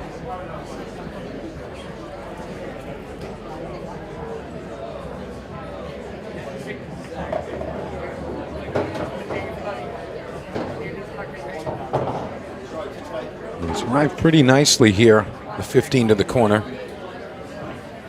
I'm not sure which shot he's going to try to use for the breakout, but could possibly be the 14.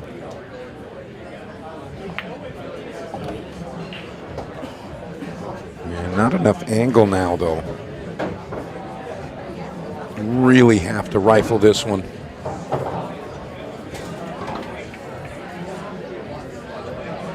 Well, it looks like he does have enough, perhaps. He did have to pound it. He's come on pretty well, Tony. Yeah, he's got a nice angle now on the 13 to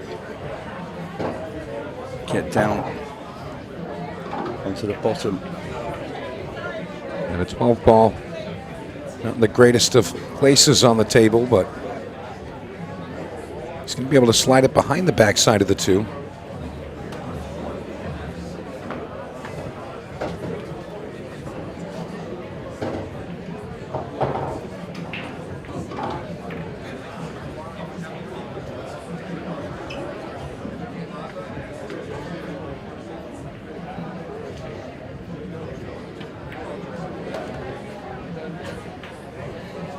Played that nicely. The 2 side pockets that are going to receive the last 2 balls.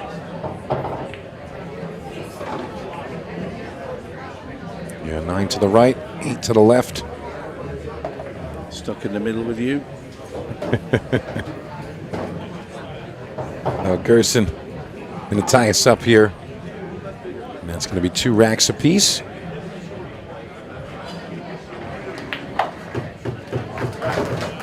Nice finish. And the standard staying very high in these semifinal matches.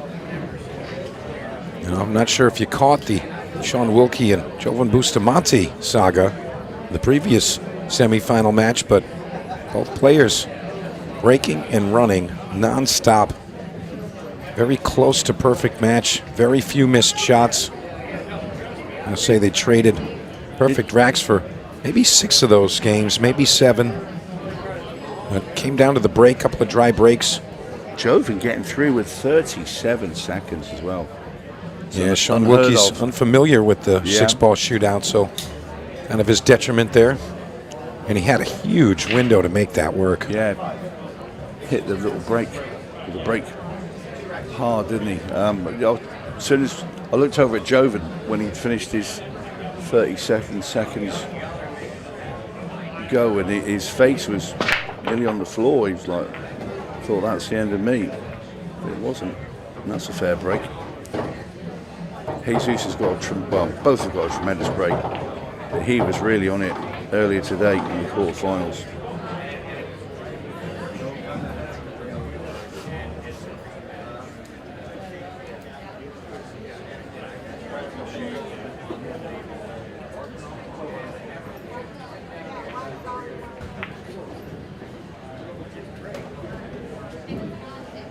Jesus not trying to hit the point of the side pocket there.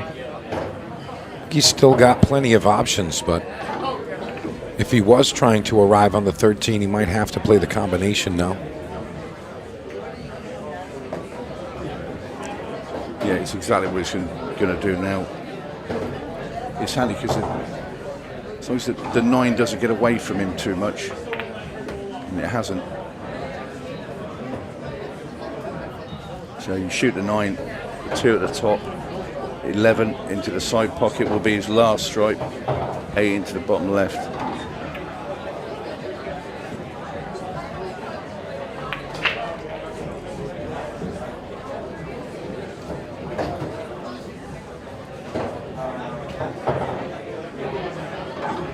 Not a huge angle to work with. Could play rail first, but I think he can cheat the pocket just a touch.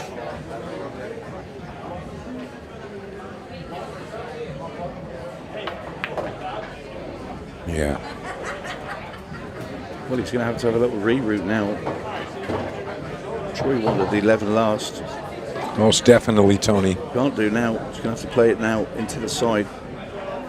Yeah, he'll likely leave himself an angle on the 15 to go into the top short rail. Just like that. And although the 8 passes in both pockets, I feel like he's going to go to the right side of the table. See how he chooses to attack it. No, he's queuing left.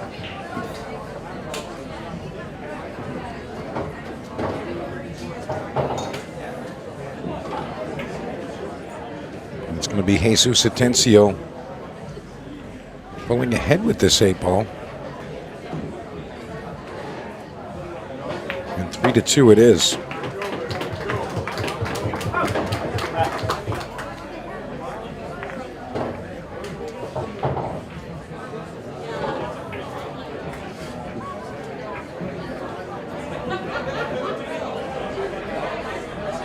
And Tony, I said it a bit earlier with Simon, and you know, it's kind of sad that the event has to end today in such a great time here with all the people at Classic Billiards. And, you know, I guess all things do come to an end at some point. But what a week it's been. Yeah, it's been fantastic.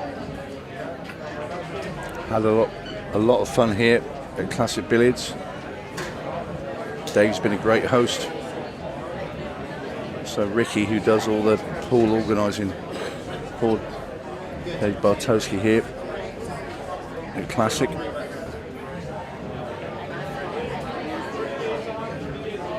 Right.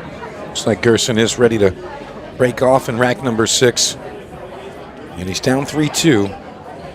But it's really just positioning with the break here, as both players really just playing flawless pool.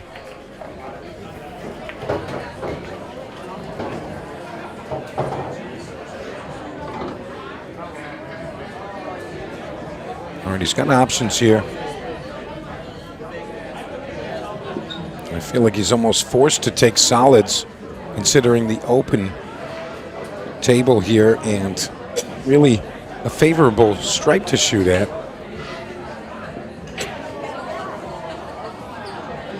I mean, the 2 or the 6, I mean, the 6 is probably the obvious shot here. 2 will lead him to the 1 if he chooses to go.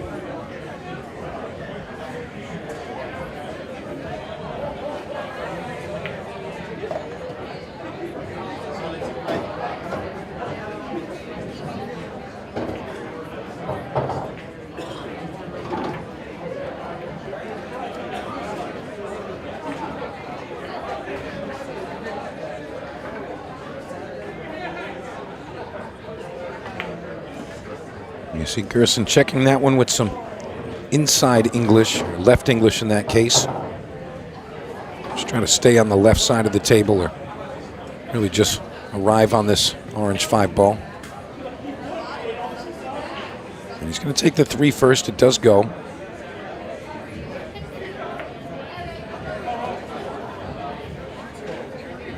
And you can start to see the makeup of his final run out, but I'm curious about the 4-ball, Tony. Yeah, that's the one, isn't it? I mean, it goes top left.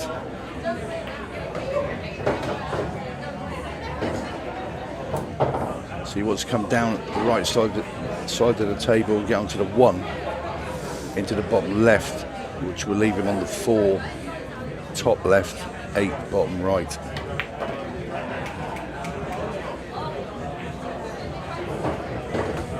That's pretty good. And I saw a video recently posted by the amazing player that he is, Mr. Alex Pagulayan. And, you know, he remarked to, you know, a group of amateur players, hey, how would you do if you had ball in hand every shot? And he says, that's what it's like to be a professional. He said the top players basically have ball in hand every shot, you know, 98% of the time. And it's just a unique way to look at it, but it really is. You know, they make the shots very simple. I mean, job's going to be a lot easier. You have those easy looks. And Gerson Martinez Bosa giving us a prime example of that as he runs another perfect one. We're going to be tied up at 3 games apiece now.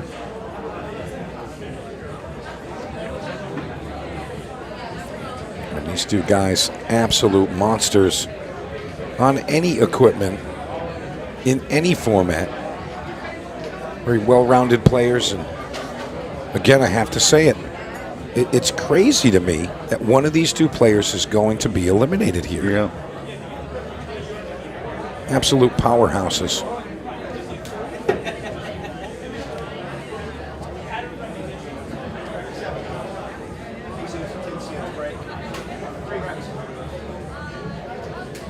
right, Atencio, rack number 7. He's a little more center table than Gerson was. Thunderous break, but no friends. And Atencio going to be very disappointed.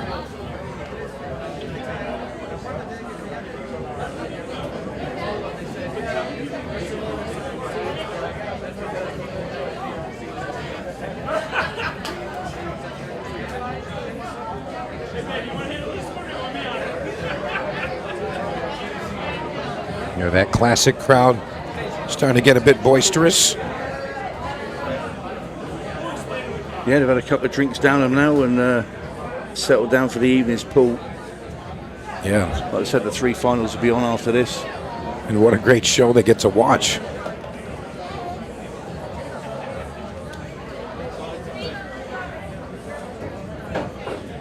Gerson playing very, very consistently throughout the event.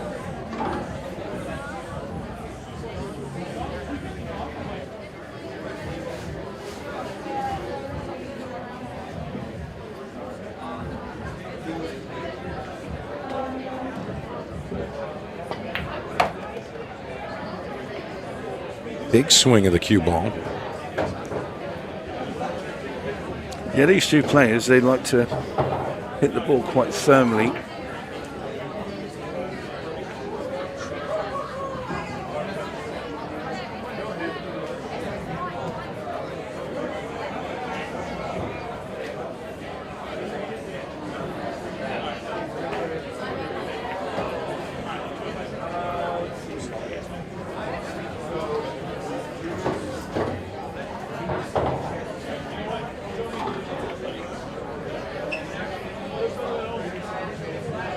Gerson starting to move a bit quick.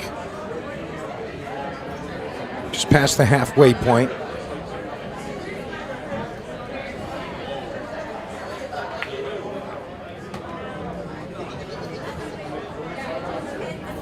Yeah, just want to play a 2 now, draw the cue ball back a little bit. 6 into the side. Just roll the cue ball down for the 5 ball into the bottom left. Well, no, he's not. He wants to play the 2 next and then roll down and play the 5 in the side. Yeah, he's going 5 to the right side, 8 to the left side. It's side-side finish again for Gerson.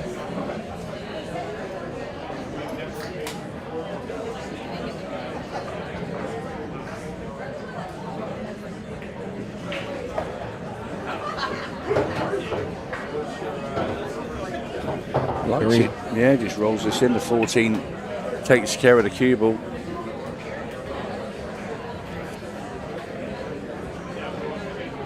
You see, even in the simplest of situations, top player still double checking his work.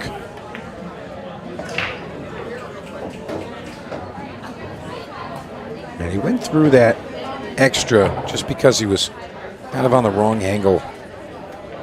So I wanted to make sure he arrived on a clean cued 8 ball to the side. Well, down goes the 8 in Gerson. Martinez Boza.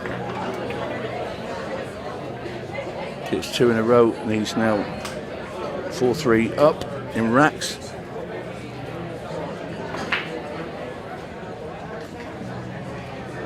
Yeah, that was a big mistake from Atencio. And it's, you know, Simon gave me a little backlash for the calling it an error, but the dry break is an error. And that was Jesus passing control to Gerson. And a chance to compound that and add another one on there. So it's harsh as an error, but that's what Simon said to you, didn't he? Yeah. A bit harsh. Yeah, I think he thinks I'm being a bit hard on the players, but if you make a ball, you continue. If you don't, you lose. And that's exactly what happened.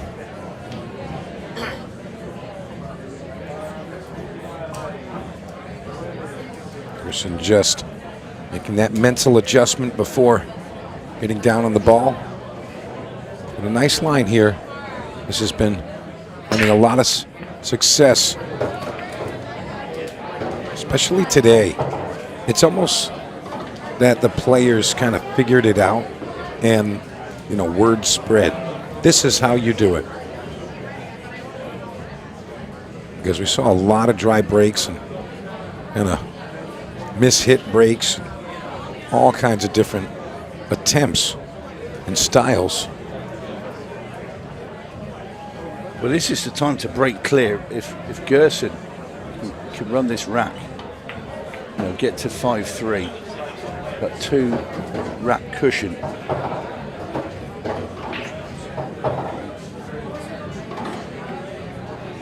Yeah. That's really, you know, why when you get up there you have to make a ball. Yeah. The level of play is too high. Can't afford to dry break. Can't afford to miss shots. You just need to run out every time. Nobody's been too clear in this. It's been going backwards and forwards and level and one ahead. So this is big.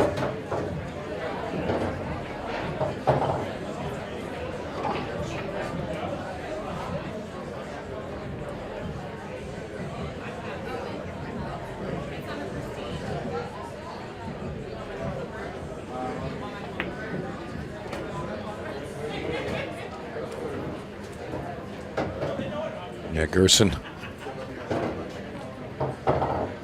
Take one more quick look, and you know, this is really great information for the players that are watching. You know, the top level, even these simple final few. Gerson going to make sure he's not going to make an error. Gets the job done, gets the cash.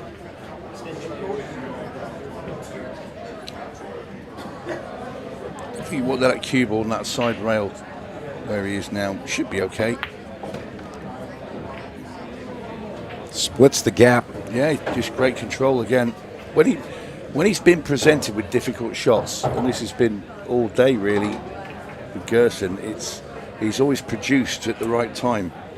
Pulled a shot out, a great positional shot, whichever. And then goes the 8 ball, and he does get 2 clear. 5-3 now.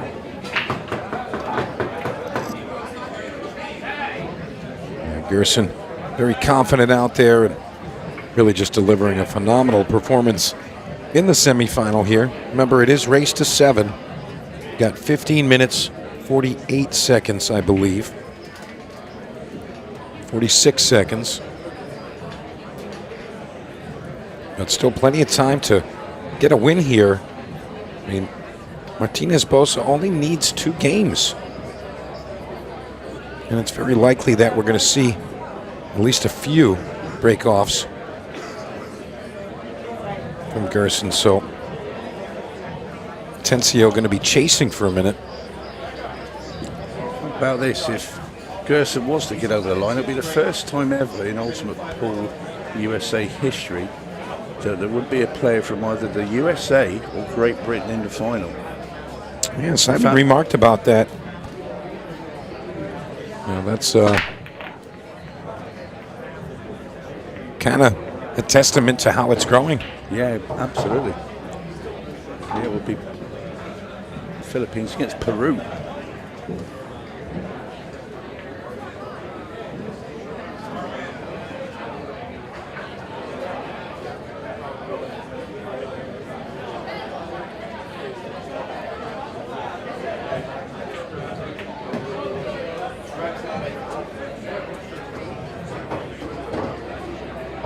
Tencio going to assess this one here. Doesn't want to hit the 11.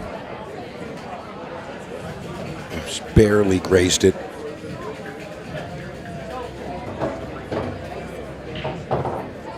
You know, as open as they are, this is a little tricky. Just where the 8 ball is makes things a little bit complicated.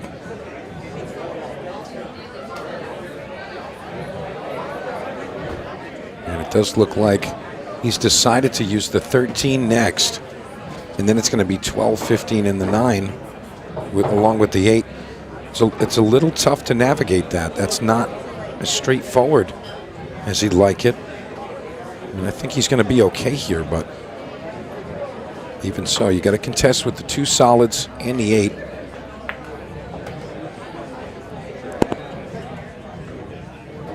And right away, looks like he might have gotten clean vision to the 12, and if he has, that's solved quite a bit of the dilemma. Yeah, landed in the window.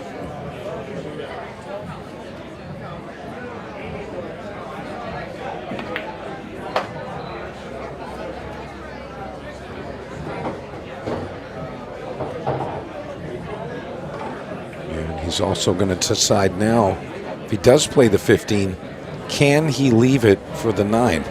If he can't, he's going to have to play the 9, get back on the 15.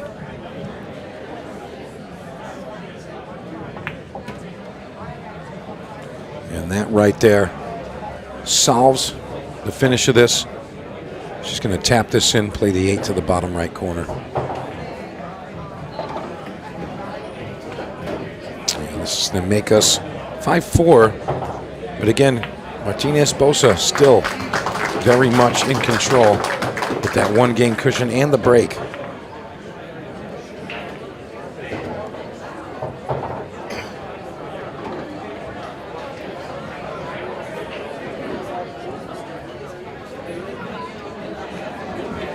Well, again, both of the semifinal matches keeping the standard very, very high, Tony, and all 4 of the final, players, they're just so strong. And how many break and runs have we seen? A lot. I mean, almost all of the racks. Yeah. Almost every one. It just goes to show you how critical that break shot is. And if you can't figure that out, you're going to die.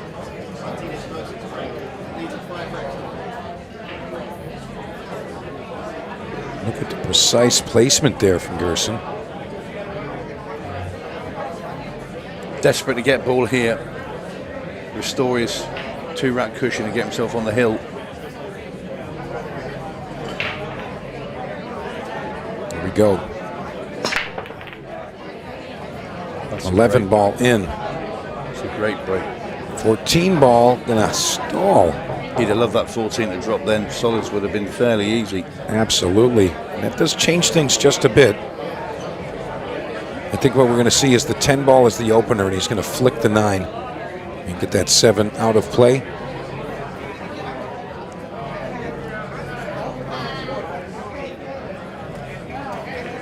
If he does go strikes, 15 does go top right.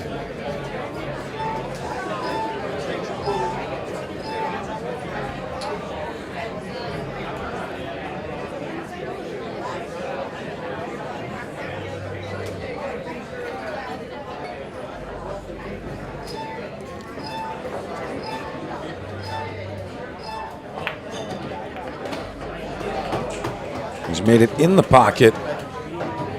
This boy is on fire, Tony. Yeah, he'd have probably preferred the 9 ball to stay where it was over the pocket. But they've all gone in.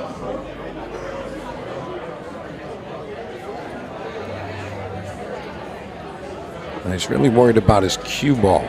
That's really what he's thinking here. Because he can make the shot, just got to get the cue ball in a good spot.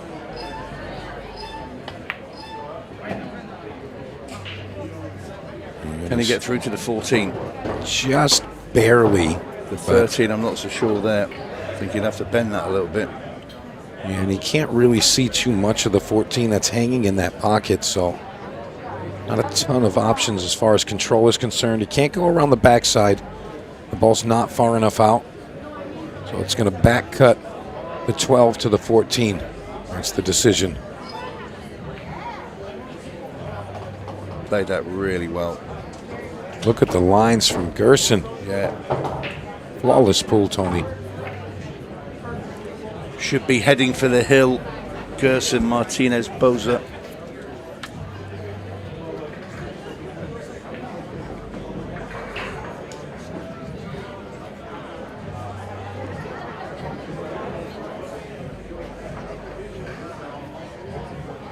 Very smooth finishes. This very talented player.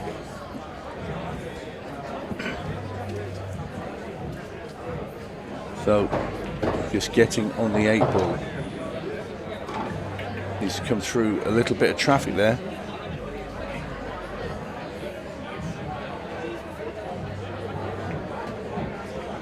Oh.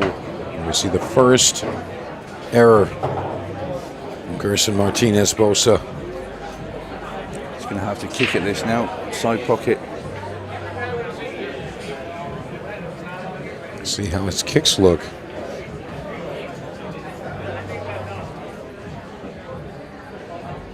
You know, this is a revealing situation as well. You get to see what his kick capabilities are. He had a chance to make it, but Atencio now going to get up there, and we are in 15-second shot clock territory, Tony. This is going to get kicked up a couple of notches. Well, he's got an extension he can use, yeah. And he's using it now wisely.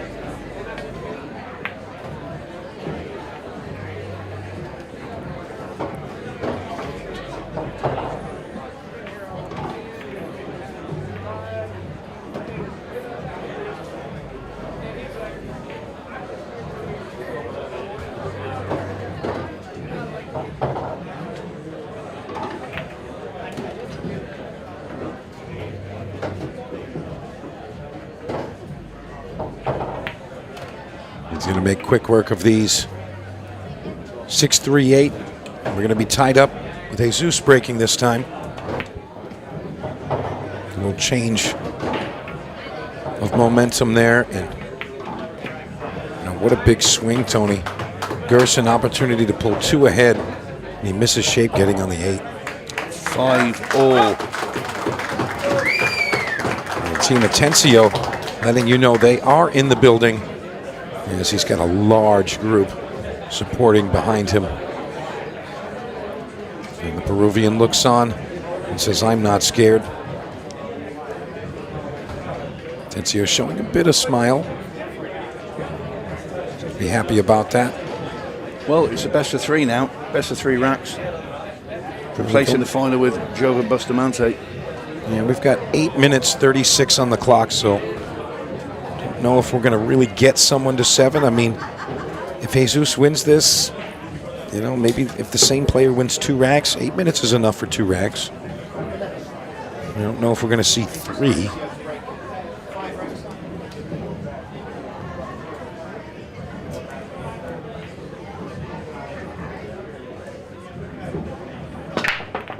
Needs a ball. He's got one.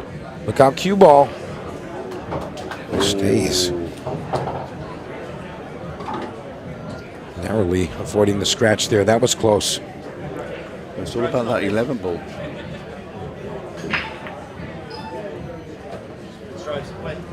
With the 14 that close.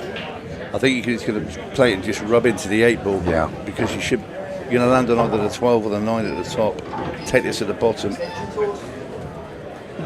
All right, extension going to be burned very quickly.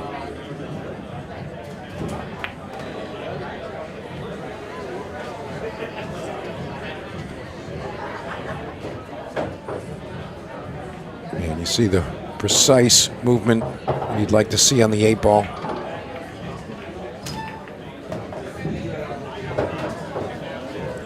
Well, yeah, he almost got into trouble there, Tony. So having a look just to flick it with a little bit of left-hand spin there, but he's fine. He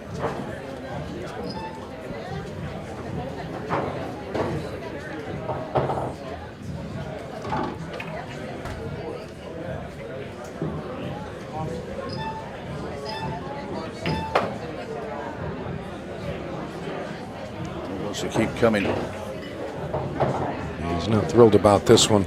No, he's not. I mean, he's probably going to have to back cut this one into the side. I don't know if he can avoid the scratch here. He's going to have to really dig on it. Went for the bank.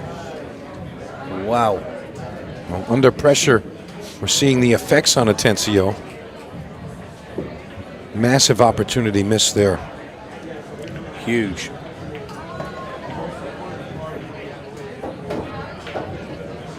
And Gerson couldn't see another 6-ball shootout, could we, for 2 semi-finals?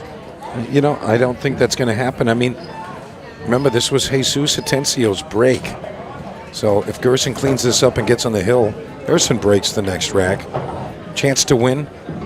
And Jesus going to have to look for a fault from Gerson. And it's not very likely.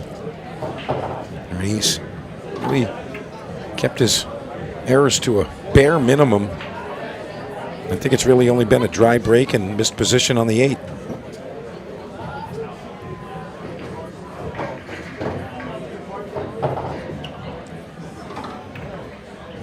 Super high standard here.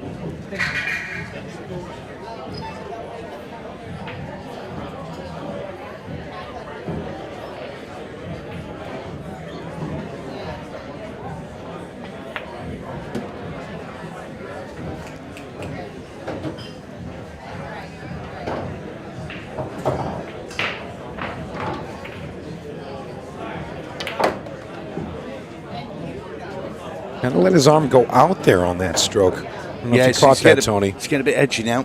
Yeah.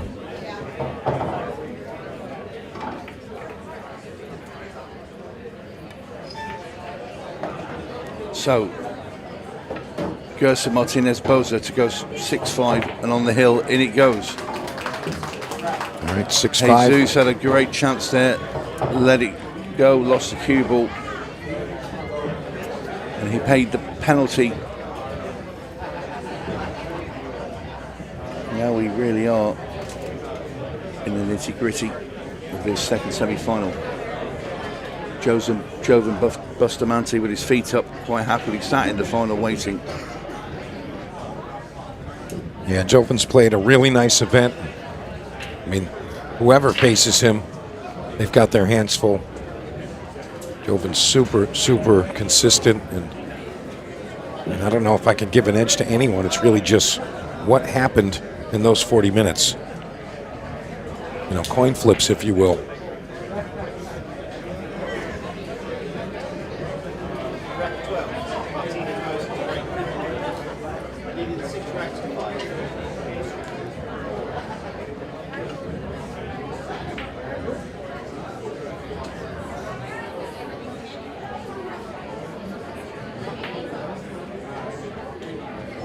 Very precise.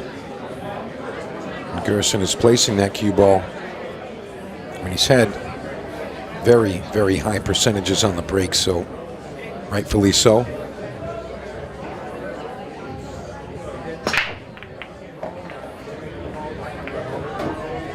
How's the cue ball going? Very nice. Tell you what, Tony, I'm not liking Jesus Atencio's chances of continuing in the event. Every stripe has a pocket. Just look at that 9 ball. The 13 and the 9 stuck together up there. I think the 9 might go in the side. The 13 goes, I'm on about the 9. But I think it must go in the side past the 1. If one goes, I feel like he could maneuver something out of it.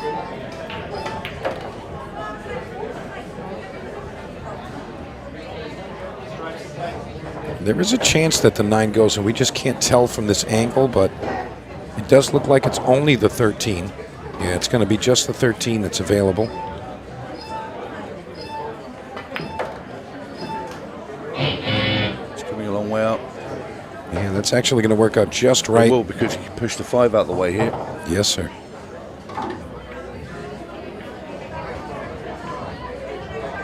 Just a little nudge. Well, it's going to have to play the combo over there now.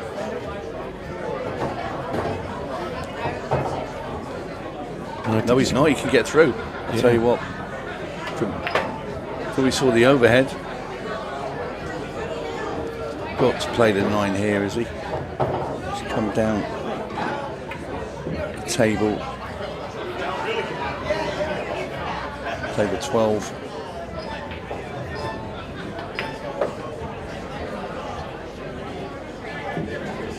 Just drop this in now. Just drop it in really gently. Leave the 14 in the side pocket.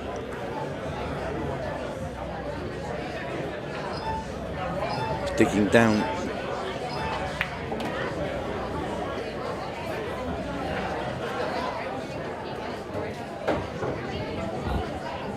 If you can push the cue ball through to the side rail and come back, it'd be better. I think he can. I think he's just in the right place for that. Oh, he was close. But he's okay. He was close. And this is for the match. All right, here we go. With the deposit of this 8-ball, Jesus Atencio eliminated. And Gerson Martinez Bosa reserves a spot in the final. And he's going to take on Jovan Bustamante in just a bit. We'll stand by. We're going to be back with more tournament action here at the Florida Open as we get through to the finals of all of our events. We'll be right back.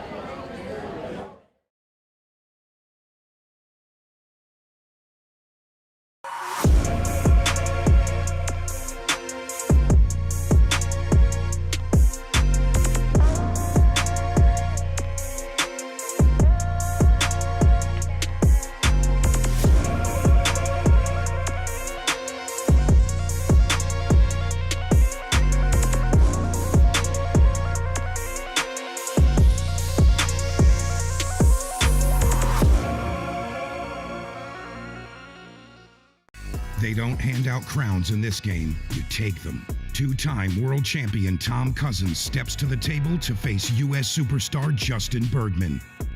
This isn't just a match, it's a battle for national pride. No easy racks, no second chances. Just pressure, passion, and everything on the line. Live on QX-TV pay-per-view, Table Kings, Cousins versus Bergman. One table, one crown.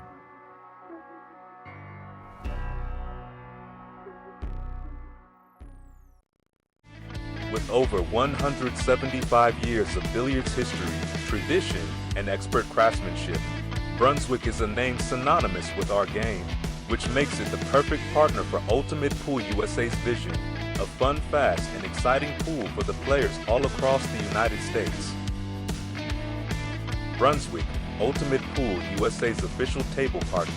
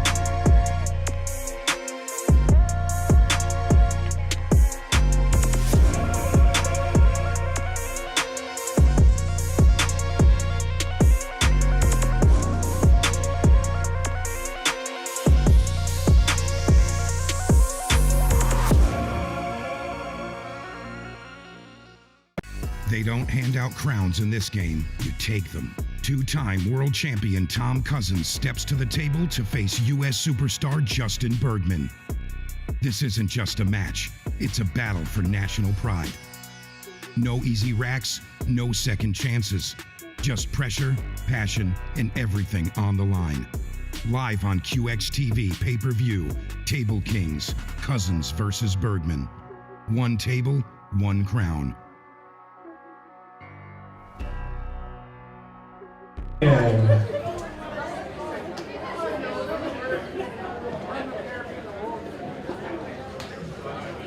All right, pool fans, welcome back.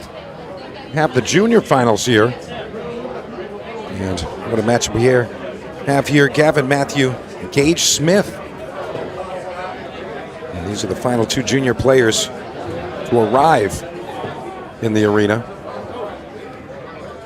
And I'm sure they've been through quite a bit out there in the outer tables. And as they get into the arena, there's going to be fireworks. And remember, we are here live at Classic Billiards in Lauderhill, Florida, for the Florida Open, Ultimate Pool USA. I'm Mike DeMarco from Ship to Cash. Joining me, Eric Charlton. Yeah. Eric, What's up, nice Mike? to have you back, brother. I'm happy to be back. Yeah, so I'll tell you, I'm not really familiar with Gage Smith, although making it through the field that we've seen, I'm sure he's a very formidable opponent to Strong Gavin player. Matthew. Definitely strong player. Yeah. Both these kids are strong players. Yes. These had to be two of the. When I looked at the list, I don't know all the juniors, but I had probably 4 favorites picked out, and these were definitely 2 of them. I'm definitely familiar with Gavin Matthew. Seen him play quite a few times. Oh, yeah. And he's just all firepower, all energy, and I mean, it makes you think he's just got an endless battery supply in It's there. off-putting, Yeah. if you play against him, when some of the adults are playing against him, it's just off-putting watching him just fly around the table, and he's fearless, and it's fun to watch. Yeah, and he really knows his stuff. You can tell he's had proper training and plenty of table time. Yeah. This is a tricky situation here. Things can get funny. He's going to play the combination, but cue ball hitting into the 1 ball. Yeah. Make sure you control all of it. As long as the 3 doesn't block the 1, he should be all right. Yeah, very nice. Looking good. Gavin thinks we start at 15-second shot clock, apparently. Speed he's running around this table with, rifling the balls in. He'll have about 6 feet of line that he can land this cue ball on to be perfect. So I love the shots like that. No fear. Just hit it however you want. I got to say, seeing him back at the table, I saw him shooting some of the 6-ball shootout exhibitions and the different games we play in the arena. And I got to say, he's one of my favorite juniors. Just the way he goes about it. Yeah. Really my style. Just run around and fire him in. Nice out. Very, very quick. First rack there for Gavin Matthew. Looking forward to seeing how Gage responds. Yeah. I'm actually interested in seeing Gage perform here. Well, this has been such a great weekend. Yeah. So much good pool out there. And I was just remarking to the other friends here in the commentary box, it's sad that it's over. Yeah. But it's always sad when it ends. Yeah. It's like, can't we just do this forever? This was crazy watching all the names drop off, watching Justin Bergman and seeing Tom Cousins, Craig Waddingham, Dennis Hatcher, I guess went out a little bit later, but just Declan Brennan got beat early. And all these players, these just local favorites for a lot of the, for lack of a better term, they're beating some of these champions because this format allows, if you can break and run racks, you should be playing it. It's you can win. It's great. Absolutely. Great. Oh my gosh. Look at these kids. I should have had this kid break for me when I was playing. I mean, look at That's this. outstanding. Fantastic break off. See, I know it's probably unpopular, I liked the stripes there. Yeah, I like the stripes too, but mainly just because the 14 is way more accessible than the 2 ball, but he'll be all right. Look at him. Is this the first time we've seen him on the stream table? I believe so. Yeah, he looks like he's got the speed of it down, looks confident. Taking his time, I like it. There's something special about very young players, and with these juniors, sometimes Careful. they're not sure what missing is, really. But he probably just got his first little taste of the table just kind of biting you when you're trying to play real tight shape. Oh, yeah. And he's moving. Yeah, he needs to get on that 2 ball. And you think he's going into it, going to come around the backside? Or is he just going to fall perfect on it? So I kind of think you should play this off the 14.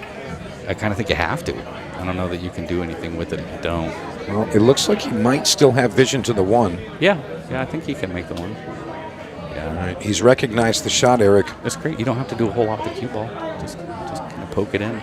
Just be careful with the 14. You don't want it to get into play. Look at this. He's trying to make all of them. Oh, no.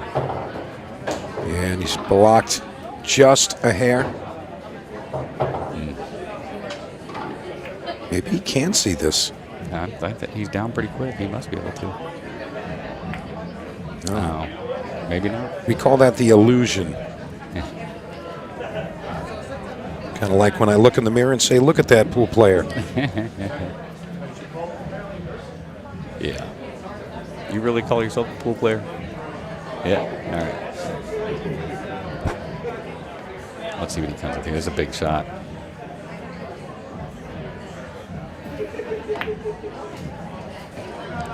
Gavin Ray Matthew, remarkable cueist. That's awesome.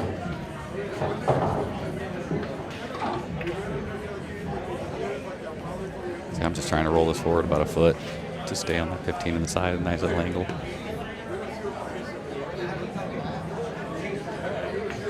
Great shot.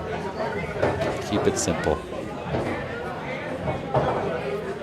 Yeah, he's got the look on his face. He knows he's out. I don't think I've ever been as confident in a match on the string table as he is right now. And he's like this every time I see him play. Now, something that you can say about that, Eric, is, these young players, they remember, because it's been just a short time since they've begun, that this is a fun game. They have a blast out there. I never forgot. That's the only thing worse than going to a tournament and losing is going to a tournament losing and not having fun. Yeah, that's been a big piece of advice I've given as the event's gone through. A lot of the players come to me and ask for advice, and what should I do? And hey, I'm down on myself. I'm like, just remember to have fun. It's why you started playing this game in the first place. And it's so difficult to perform when you're having a bad time. If you're stressing and really just hard on yourself, it's really difficult to perform and have a good match. So winning is fun, though. Winning is fun. I'm told it's a lot of fun to win. Well, it's definitely fun to win. Don't get me wrong, but enjoy the roll of the ball. Yeah. Hey, so this is the juniors finals. What are we racing to, 6 or 7? This is going to be a race to 6. Okay. 35-26 remains. And if Gavin Ray Matthew continues on this path, we might see someone cross the finish line, but it's going to be Gage Smith. Yeah, right back. Yeah. And yeah, he's going to take the solids. I like the solids because you can hold for the 1 ball right now, and then that's not, well, he's just going to try to tickle it open. He did, but I don't think it was necessary, but no, he's in a little bit of a spot here. You got to remember that you're going to see a lot of remarkable shots and a couple of spotty ones here and there as these players learn and get their experience, but super talents. All right, difficult look here for Gavin. I like the way he made sure that, because that's a tough shot he took on, so I like how he made sure his cue ball came all the way down here. Give yourself a little bit of insurance. Yeah, very good. Eyeing up that 11 up in the corner. And it's got a clear path. Nothing in the way here.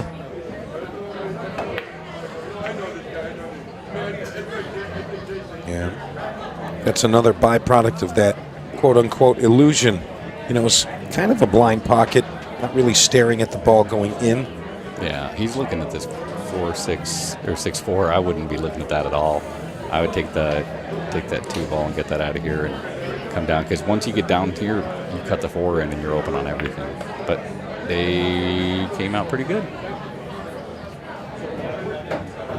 Double check to see if the 7 would go by the 10, and we're going to find out if that's the case right now. I mean, the 3 connects nicely to it, so I don't think he's got to worry too much about that. I like just following it forward and coming down between the 9 feet. Just try and put the cue ball right in the middle of the table. I think you're going to be really good on either the 3 ball or that 1 ball. But I play for big areas because my speed control. Look at this. Okay. Gage Smith, not afraid to sling the cue ball around a bit. My kind of guy. I like it. Yeah, my kind as well. Yeah. These guys are really putting on a great show for us right now. Ooh, I just noticed the design. The back of Gage Smith's jersey, 12 gauge. The 12 gauge. I love that. And he must be okay on the 3. I guess the 3's got room. Just maybe roll forward just a hair. Just be careful. It's easy to come down behind that 10 ball on this. I think he's okay. Yeah, this is great. Keep it simple. Just follow it forward a foot. Come off the rail. Shoot that 8 right the side. There you go. There's nothing like it when you're on the stream and you get that first win on the board. Absolutely. Dopamine hit. Good shot. All right. We got action. Yes, we do.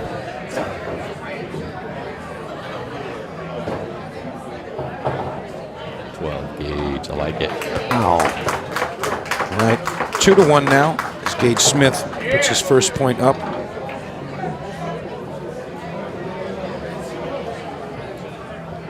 I've been hearing a lot of people talk already about booking their travel for the Kansas City event for the next one. Oh, yeah. That one's going to sell out quick. That area. I mean, as soon as it's released, it's just going to fill. Yeah. I recommend you guys get yourself a ticket. I mean, the popularity of the Ultimate Pool USA events has just grown so much. It's almost like, I don't know if I'll get in. I might be at work for an hour longer. Right. Yeah, you got to set a timer if you want to get in there. All right. Here we go. Gage Smith, rack 4, and he's down 2-1. Nice. We've got some balls falling, and it's going to be. You think that 10 squeezes past that 5 ball on the side? I mean, that's really tough to tell here. If we can get the overhead, perhaps better vision. And it looks like you can sneak it in there, but that might all be. things considered, I think it's really going to be solids. You think so? Yeah. Okay. Yeah, the 2-ball passes underneath the 12, and yeah, you know the solids are kind of the 5 and the setting 1. up shop around the 8-ball. Yeah, that 5 and 1 were the only things that were kind of sticking out to me about have to get on. You definitely don't want to try and play that 5-1 combo. I don't think the 5 is very accessible. It's a tight position to get into the 1 ball. You just play the 7 off the 5, send him up table a bit. Okay. Yeah. I mean, that seems like something he would do. I would save the 4 there if I was going to do that, though, just in case. But yeah, it's kind of the contingency. Yeah, but it's going to come a little far. Connor has the same angle here, doesn't he? That he just had on the 7. Close. Oh yeah, you know what? He can play the shot here. And he's not considering opening that up. I think he's got to play the 5-1 combo now, because if you go forward, which he is, he might make the 10-5 combo, but I don't know if he's going to get anything on that 1 ball. No, okay. He's in trouble. Perhaps a cross side bank if it's available. Watch that 8 ball. Oh, definitely watch the 8 ball. Looks like perhaps he can get it there. I mean, maybe you can just bump the 10 down. Oh, see, I think I might have tried to get the 10 an inch below the side pocket. Just maybe give them a little something to work on. Yeah. I think they're all pretty accessible now.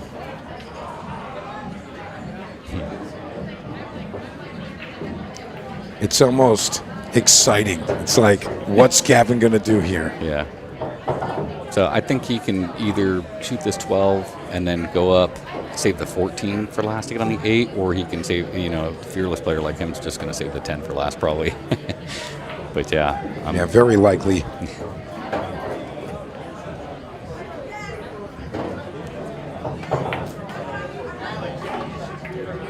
Keeping his cue ball far away from trouble like that.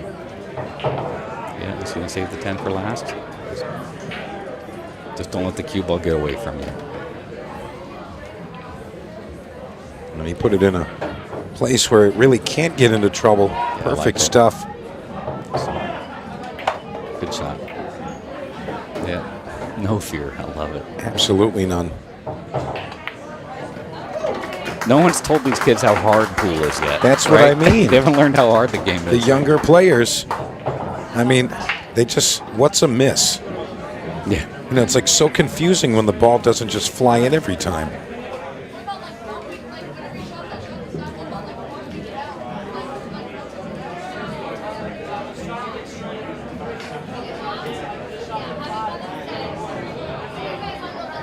Great performance thus far, and sure, both of these players going to give us a bit more.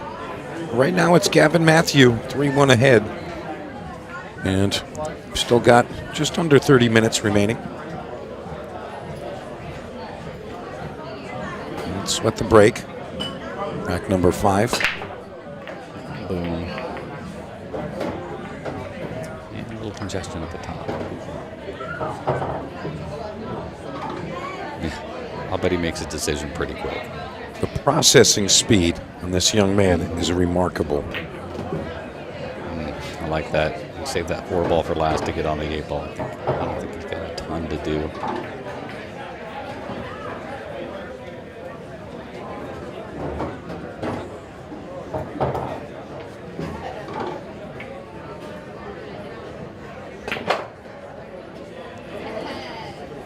Yeah, Gavin's one of those juniors that even in the Open, people just don't want to draw him. Yeah. You know, because, I mean, he can come in here to steamroll you. Yes. Yeah, exactly. You play him in any tournament. That's rough. Any of the fields.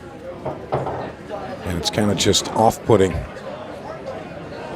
Okay, so he's just going to fire at the bank. Why not, right? I mean, what else are you going to do? I guess he could slow roll it. He's going with a kick shot here. Yeah, I kind of like coming off the 4 and then trying to get up near the 11 ball, but because then you're not going to leave him anything. But didn't leave him anything great. He still leaves it kind of awkward.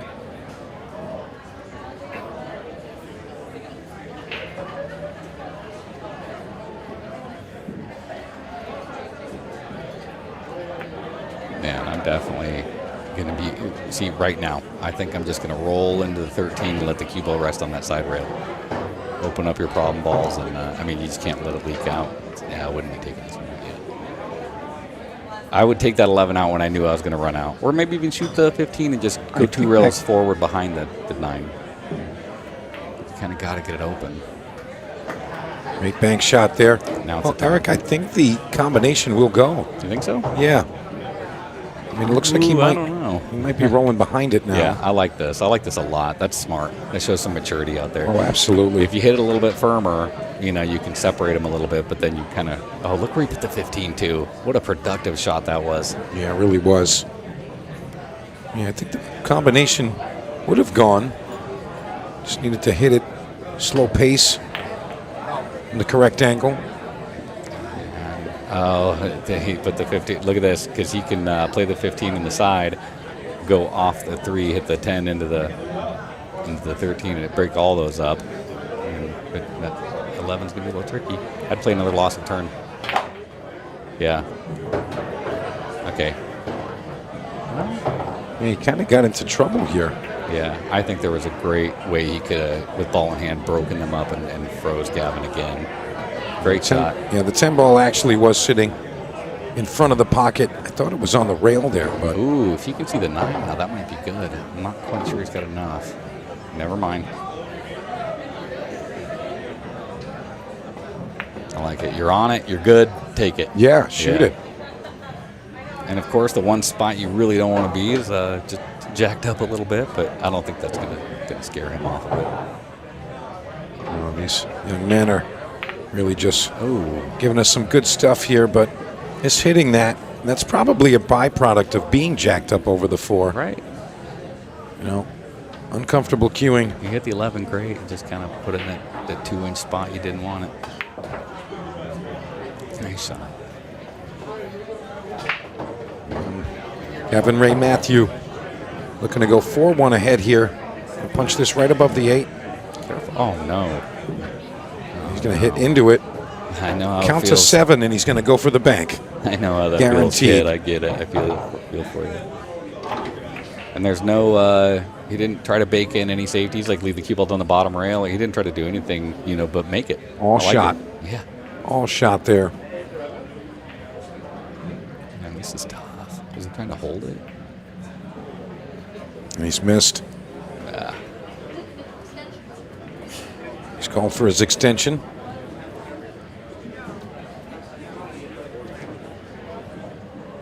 All right. He doesn't have one. Chop it in.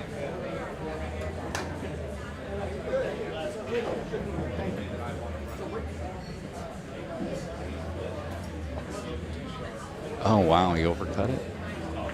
And he made things tough.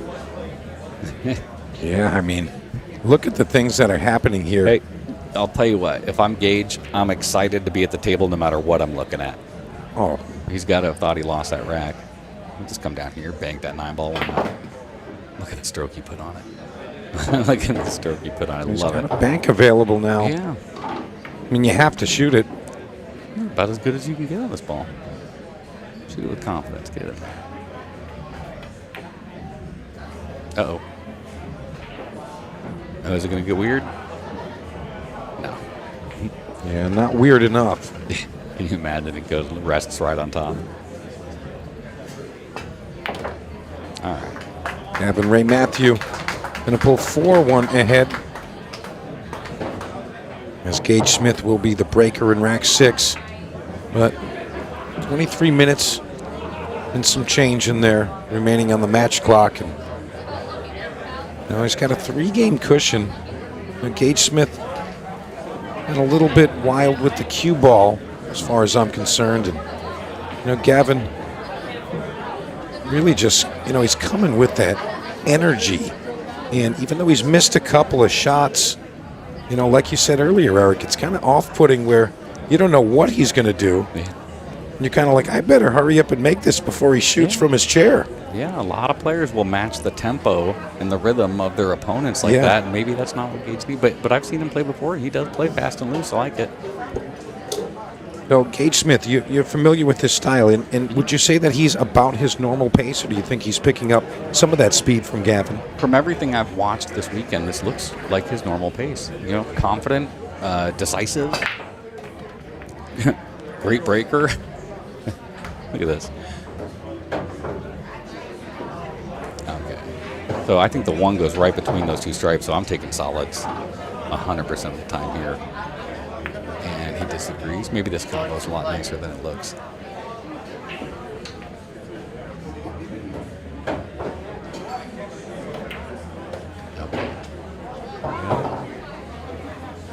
Just kind of pouring out confidence as he goes through these racks, both of these young men. This is it. You got to chop that 10 in there and go 2 rails out towards the middle of the table. And it's a tester, but this could win you the game. Great shot. What a great shot. He held it more than I thought you could. I'll tell you what, he almost went into no man's land. But still available. 12 to the top left. And I'm a coward, so I'm going to hit it like pocket speed. And try and jam that hole up with the 7-ball a little bit. Not him. He's just going to hit it perfect. Look at this. Great shot. Really nice. Perfect shot. I like it. Very nice shot there. Gage Smith says, I'm done messing around. So it's time to get down to business. I'm going just back and forth and trying to land the cue ball around the spot. Oh, no. And he's rushed it. And he got great on the 8-ball, too. Yeah, he did. Yeah, I feel for you. That is a massive, massive change. He didn't even hit it back. I thought it was going in.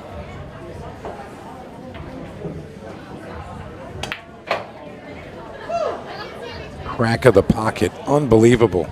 He does have a little bit of work to do, right? He does. Yeah, the 1, the 3, and the 4.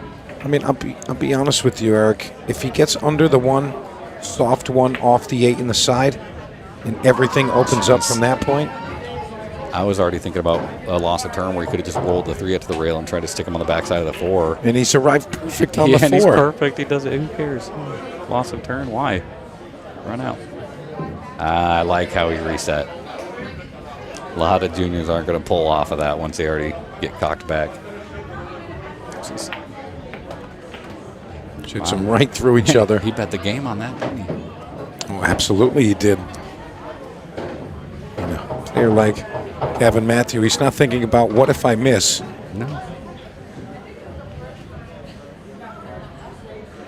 I'm excited now to see how he handles the 3 and the 4. Is he trying to go 2 rails behind him and break him up? He was trying to swing the rock, but doesn't get there. This is the time I'm cutting my losses. I'm thinning off the right side as he's looking at it on the 7, and I'm just going to make Gage kick at the ball. Not this guy. No, I just don't know how you get good on these. He tries to go into him combo, again. Right? Yeah, he's going to play the 4-3 combo. You know what, though? That 4-1 lead certainly helps with the decision-making on this, because you got a little bit of a cushion. He knows he's playing good right now. He's feeling good. Yeah, you don't even have to make that. I mean, he makes that shot, and this set's going to be over just with an out like that.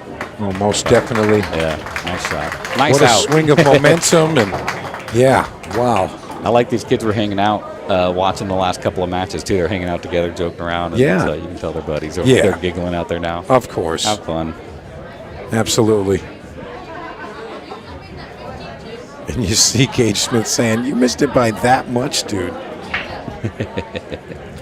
We love seeing that. And again, I have to say it, Ultimate Pool USA events, that's where you see the smiles, the laughs, you know, people just enjoying themselves. You look around right now, everybody's smiling, having a good time. You know, you don't see that at a lot of events, Eric. They're very unique. That's why I don't go to a lot of events. Yeah, this is very special. All right, here we go.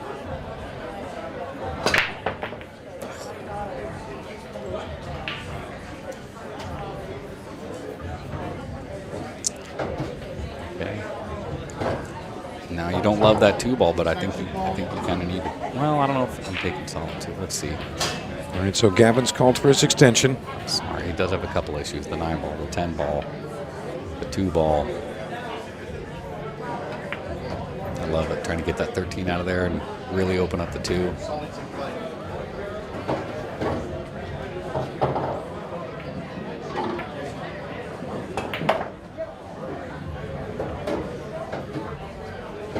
What a stroke on this kid. Yeah, I think he can.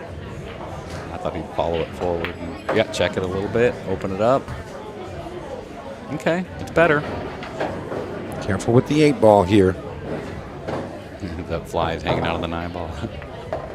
Uh-oh. We almost just saw the... I can't believe that ball didn't go in. We almost just saw the situation where the fly on the golf ball helped it to fall in. If it lands on it now. Yeah, I'm curious what the call would be Where's if the the fly go? were to land on a ball and force it to go into the pocket. I'm sure curious sure what would happen there. The ref would probably respot. It would just be replaced, of course. So look at this 7 ball. I don't think the 7's even got a bank, does it? And he can't go into it now. He's got no angle. Yeah, he's in trouble. See, if I didn't think I can get out there, which I don't think he can, I would have probably banked the 7 up table and left my 2-ball right there. He's going to follow it in. Don't do it. He went for the 2-rail bank. I'll tell you what, he didn't hit it half bad. No, he didn't. So now Gage has some 9-ball problems, so he's going to have to play the 9 up or bank it, which means if he plays the 9 up, he's got to get the 10 out of there pretty soon. Tell you what, if Gavin hit that 2-railer just a bit softer, perhaps it would have opened and pocketed. He tried to, he attacked it there. Gage Smith, opportunity to get within 1, and he would be the breaker in the next one.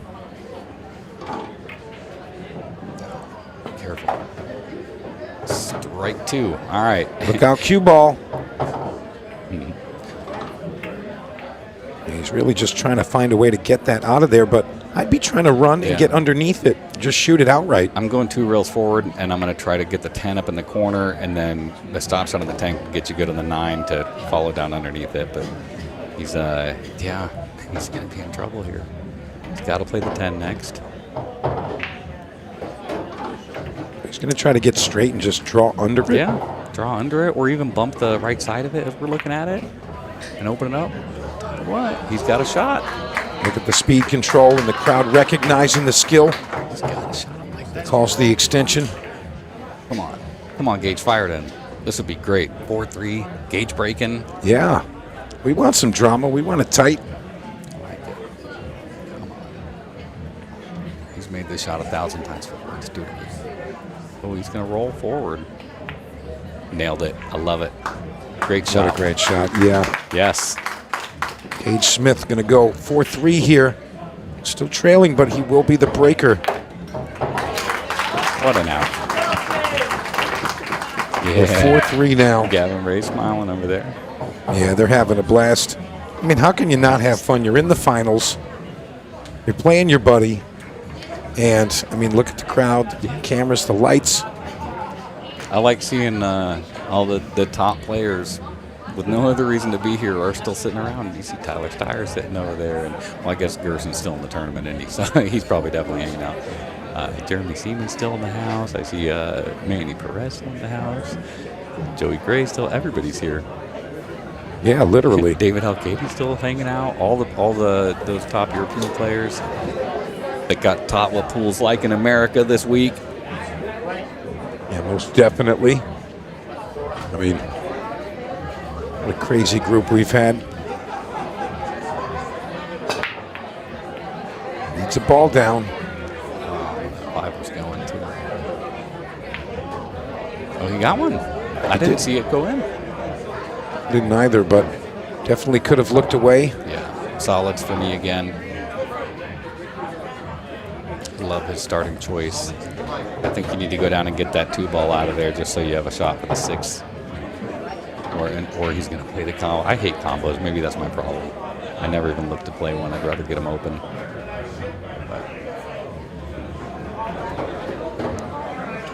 Oh, I like this. He can roll this in, shoot a stop shot on the 5, have a little angle on the 2 to swing it around to the middle of the table for the 6. I think that can work really nice for him.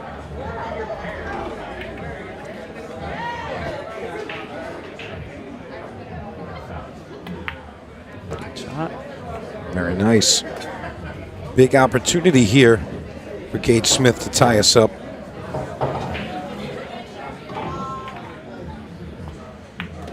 Oh, I think he hit it great. Yes. And you can probably avoid that 12, right? Follow forward, just go across the table. Or he's going to just bump into it and get it out of the way. Oh, Not again, what we wanted the there. worst spot. Hey, he's still at the table, man. He's shooting at the 8. We got this. There you go. Take your time. Yeah, he's going to go look at it from the other side. Trying to just get some references here.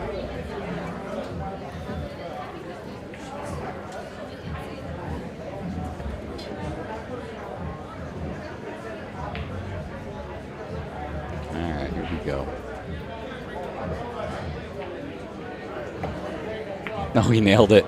Great shot. Wow. Great stuff there from Gage Smith.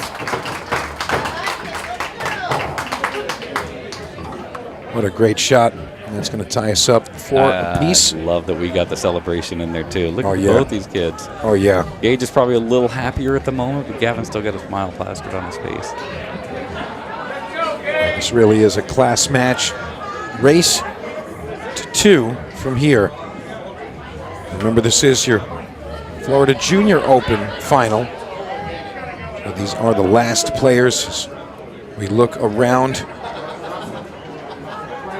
all of our spectators and onlookers.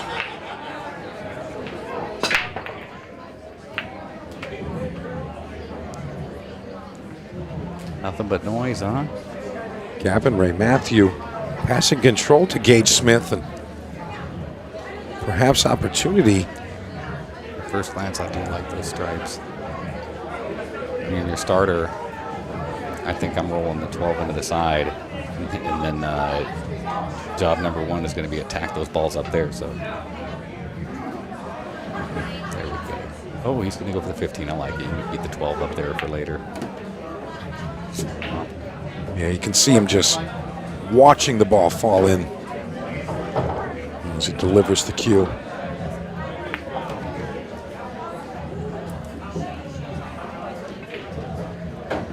I'm assuming the 14 does not pass the 3. He's going to take a look at it. Yeah, it doesn't look like it will pass.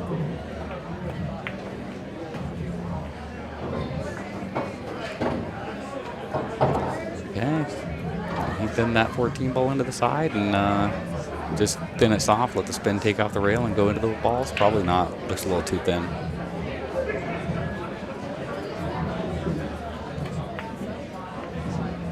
He's going to underhit it. Okay, so now Gavin's got work to do. The 6-2, the 7. I mean, for me, I'm starting with the 4 and trying to peel that 7 off. Yeah, I like that. You know, just hit it too firm. Maybe he doesn't think he can get that much of it forward. Yeah, I think he was trying to leave himself an angle to go forward there.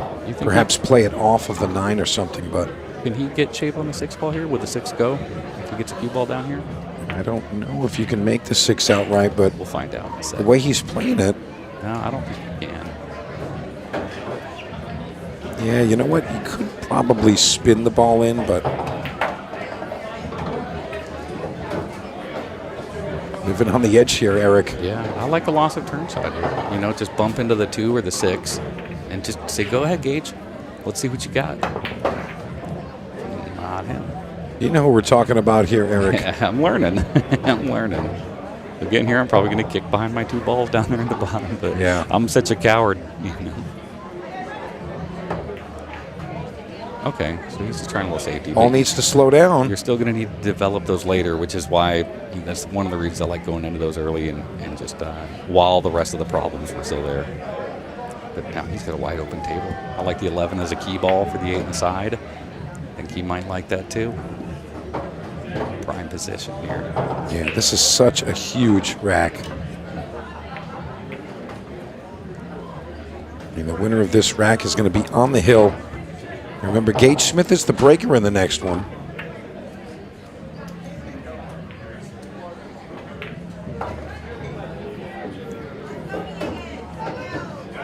And he delivers this. And you can see a bit of body English, just accepting that the ball's going to pocket.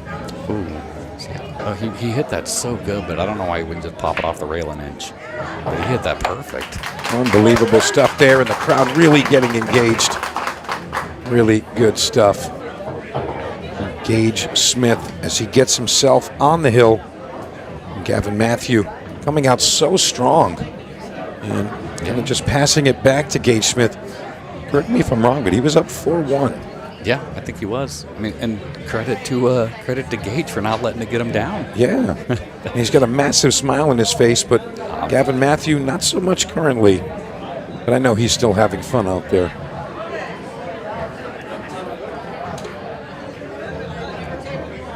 What do we have coming up next? Is it the women's finals? It is the women's final. Awesome. I think, was Mary Talbot one of the finalists? I saw her in the semifinals. I thought she was winning. You know, I'm not sure. Yeah, we'll find out. Let's see what he's got. He's got the 2 ball. Wow. One of the last balls rolling, finds the gap and goes right into the hole. That's awesome. And it stripes for me. The 9 gets you to the 11. 15 goes. Strikes for me, solids for Gage. That's that 4 ball.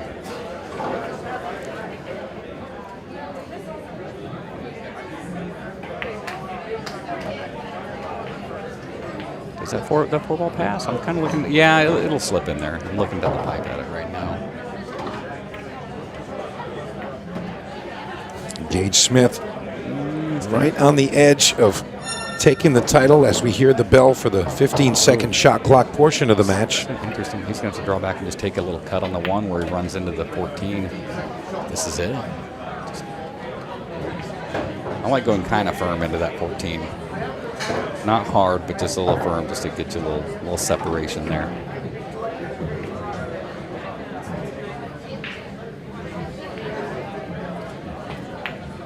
Oh. Big mistake right there. Worst case. Okay, plenty of time. The clock's not even an issue anymore. I don't mind this decision. Just get that 14 ball out of there, and then he's really just got to get on that 11. Other than that, connect the dots. I just got the answer to our question there. It's Sophia Mast, Jordan Helfrey. Oh, wow. Those are the final 2 ladies. Jordan Helfrey going for the hat trick, huh? The 3-peat. Oh, absolutely she is. Oh, wow. That will work. Stopping that for the 12 ball. You want pinpoint position? You've got that. There you go. I'm going to punch this a little bit and try and get on that 11 ball, and then all you got to do is make the 11. And this is over. Well, I don't know. He may end up with an angle on the 13 to come down table, so he's going to have to. He still will have to play position on that 8 ball. I don't don't think he can draw straight back. He thinks he can. And I mean, it was never a question. Barely. Never a question, Eric. That's why I'm up here and not down there.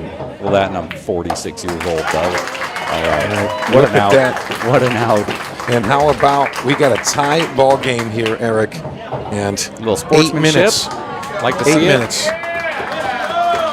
Just wrestle for the title here. Yeah, right. Maybe an arm wrestle. We got one game to determine a champion, and Gavin Matthew going to be your breaker here. We've played 10 games of pool, and in the 11th, we decide who the Junior Open champion is. It's great to see. Yeah, I really love it. And they're kind of messing with each other like that. It just shows you where their heart's at. Really great stuff to see. Crowd getting them amped up. And I like it. Yeah. All right, here we go. Gavin Matthew, final rack. He's got balls down. And that 10 ball came in here to make everything fun. Love it. All right, he's going to take a look around. No, he's not. Yeah, you're right. He's not. He's just going to get down and shoot him What, in. Crazy.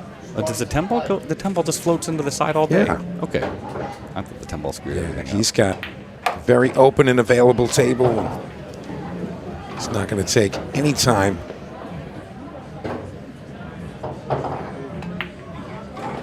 He's made it happen. That'll work. I tell you, Eric, can't bet against him here. So he's got to float across the center of the table. Yeah, shoot that's the 8 it. in. Oh no! No, why float when you can just drill it? Wow, that's pretty good. Look at this.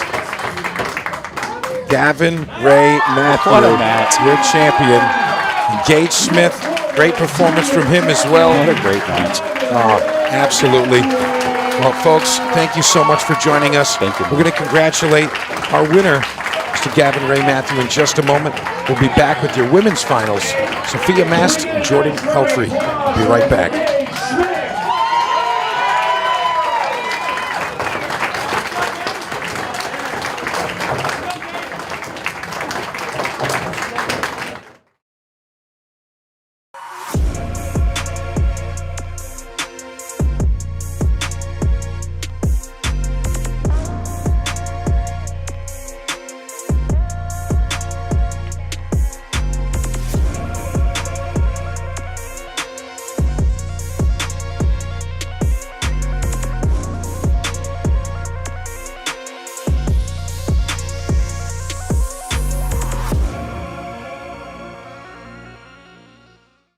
They don't hand out crowns in this game, you take them. Two-time world champion Tom Cousins steps to the table to face U.S. superstar Justin Bergman. This isn't just a match, it's a battle for national pride. No easy racks, no second chances. Just pressure, passion, and everything on the line. Live on QXTV pay-per-view, Table Kings, Cousins versus Bergman. One table, one crown.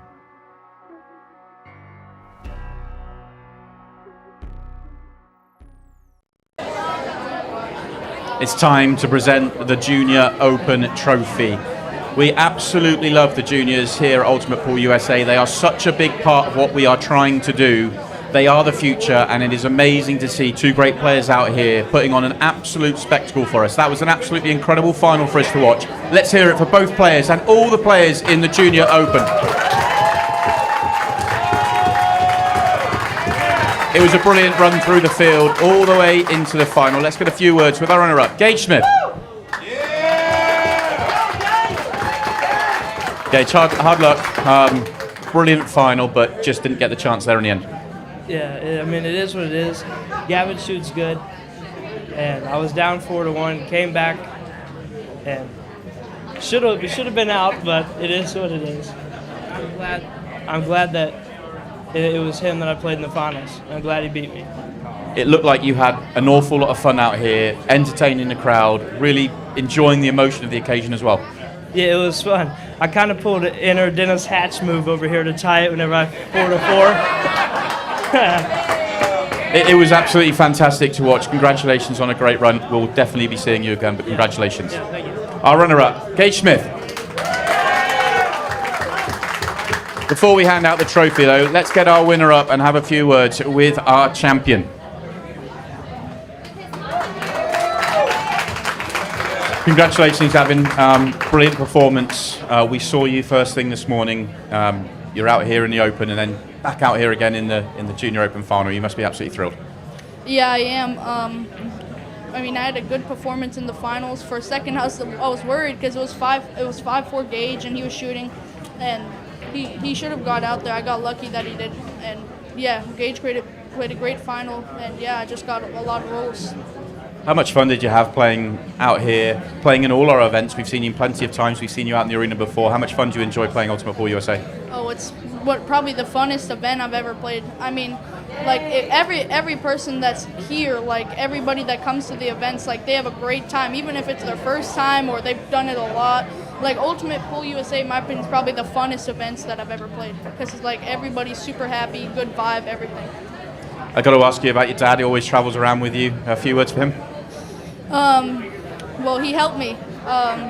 Obviously, he coaches me a lot. And yeah, I just want to say thank you because he actually broke his ankle a couple months ago, and he's still hobbling around. And just thank you to my dad. Well, congratulations on a brilliant performance. Let's bring out Leah and Dave Bartosiak and hand you the trophy and crown you as the Florida Junior Open champion.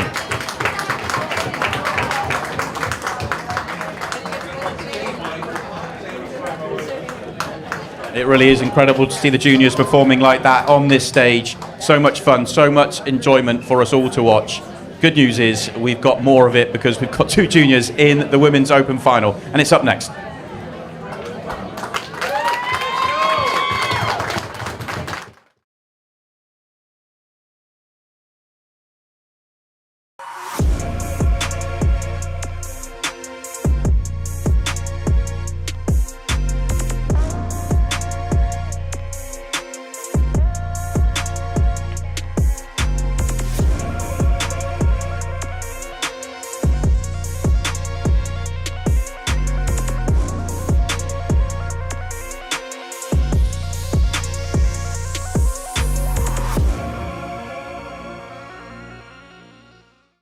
They don't hand out crowns in this game, you take them. Two-time world champion Tom Cousins steps to the table to face U.S. superstar Justin Bergman.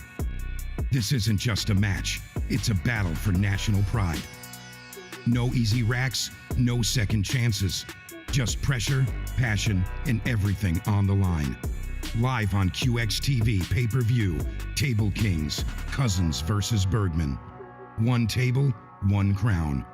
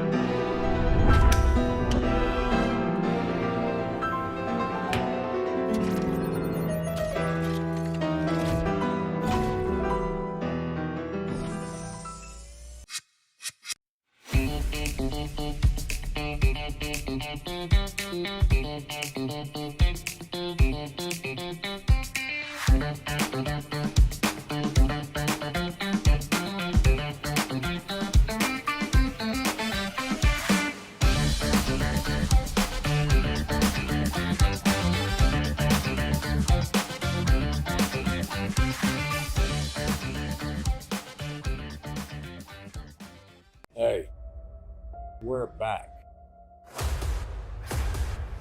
Everything that's happened over the last year is going to come to an end. Some team of amateur pool players are about to win $100,000. That's pretty special. Edgerunners Southbound are your national champions.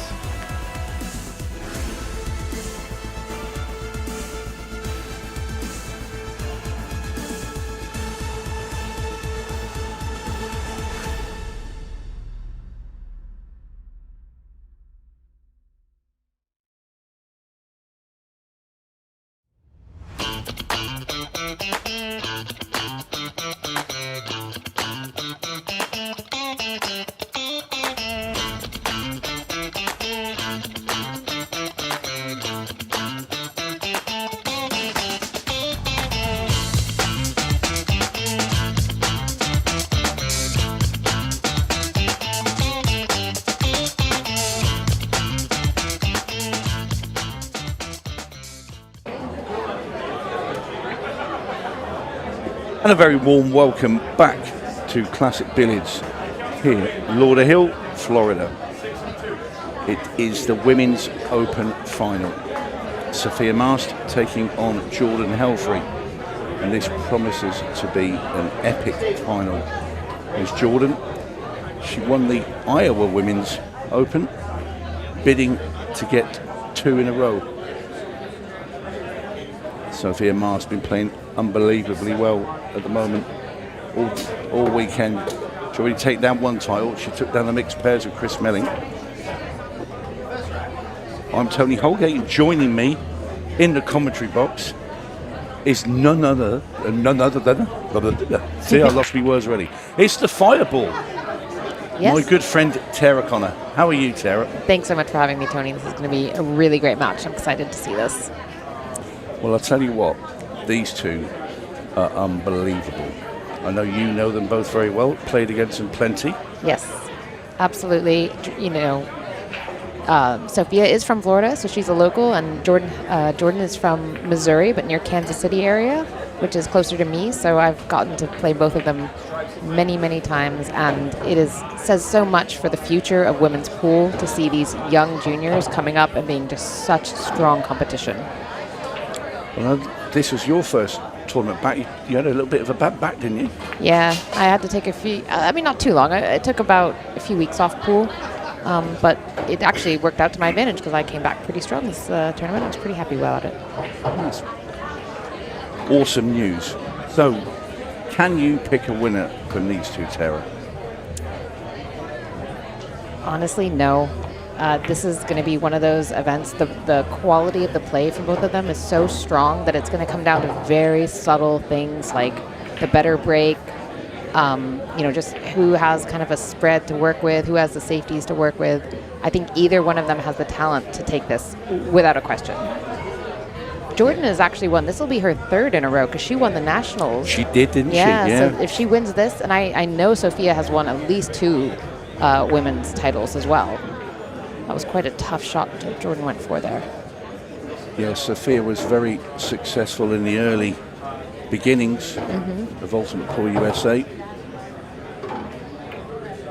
You know, her game has really matured as well, over the last sort of 18 months or so. And playing with Chris Melling, and she held her own with Chris as well, He needed her. She played brilliantly. Absolutely. I don't think there's anyone who would ever be disappointed to have Sophia Mast as a partner. No. Or Jordan. They're both just absolutely so profound at this game. Well, Jordan's partner is Dave Matlock. This is a little tricky rack right here with that one ball. She's going to use a 4, I think, here to come up and try and bump out the 9. And she got a little straighter than she may have wanted.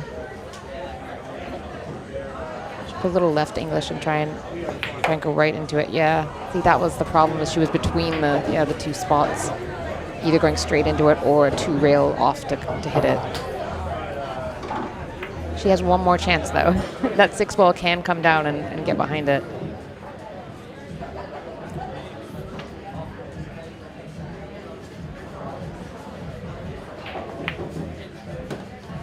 Oops. Well, Well, it's only the bank now left. Yeah, you got to favor the bank. Sophia. The hero shot, if she makes it, she's going to have a really... Well, play it pace because she's got to draw the keyboard back as well so she can get onto the... Yeah, but that actually works. This angle, if drawing it a little is going to open up the angle, and that's actually going to favor it. Yeah. Very Great nice shot. Still work to do. I mean, it's kind of tight up into that top corner. It is not a full pocket, I think, with that with the other ball there. And the thing is, she can't play this softly either because she has to punch it back off the rail to get the 8-ball. Because you only want it in the side, but she doesn't need a lot. Oh, that's fabulous. Such a great stroke. 2 great shots there from Sophia Mast. Easy 8-ball. In it goes. And Sophia takes the opening rack in this race to 7 final. And it was her break, so that's not a point against Jordan necessarily. You kind of expect Sophia to take her own rack, ideally. I just want to give a quick shout out to all the mothers today on Mother's Day. And the special Sophia asked me to mention her mother, Marielle, and say Happy Mother's Day to her. And of course, Mama Helfrey. Sarah Helfrey is Jordan's mother. They're both wonderful, amazing supporters of their children in this beautiful sport. Yeah, and I echo that as well. So Jordan Helfrey comes to the table, rack number 2. The familiar position breaks to the side. Has Jordan played on this table yet this weekend, do you know? Jordan's been out there a fair bit, actually. She played a junior match. And she was in the shootout. Yeah, that's a great advantage for coming in. But I think Sophia's played equally as many. She's played a junior match yesterday out there. Yeah, I know Sophia has. So I just mean it's better. Yeah. It's more. Well, she's played a match today. She's played a match today, Sophia, as well. That's I think both of them actually were against Skylar Hess. Oh. A junior and a women's game. That's great. Yeah, because this table is a little tricky. The conditions, they're brand new set up, so you've always got to factor in things like the cloth relaxing and the humidity in the air, and they don't necessarily play the exact same as the arena tables. I mean, as the rest of the tables in the field. So it does take a little bit of adjustment from the player's part. Well, Jordan not going to bother breaking the 4 out. It does go side pocket. It also goes down into the bottom right and probably top left. Yeah, I would kind of stun this over and try and run right into the 10 here, but she might opt for the side pocket for the other ball. Yeah, that was a nice, lovely shot. Nicely played. Because it looks like she can actually draw out of it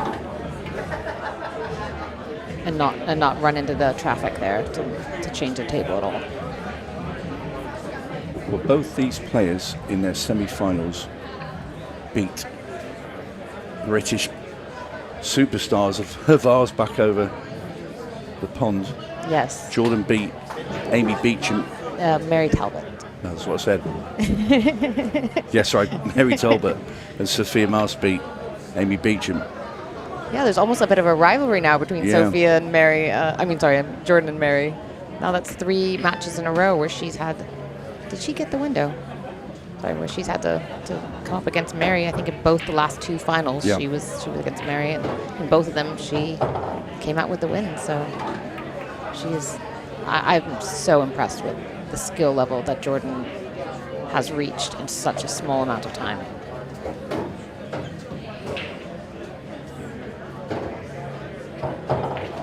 Well, getting on the 8, she's going to have to go into these 3 stripes in this group and try and hold for the 8.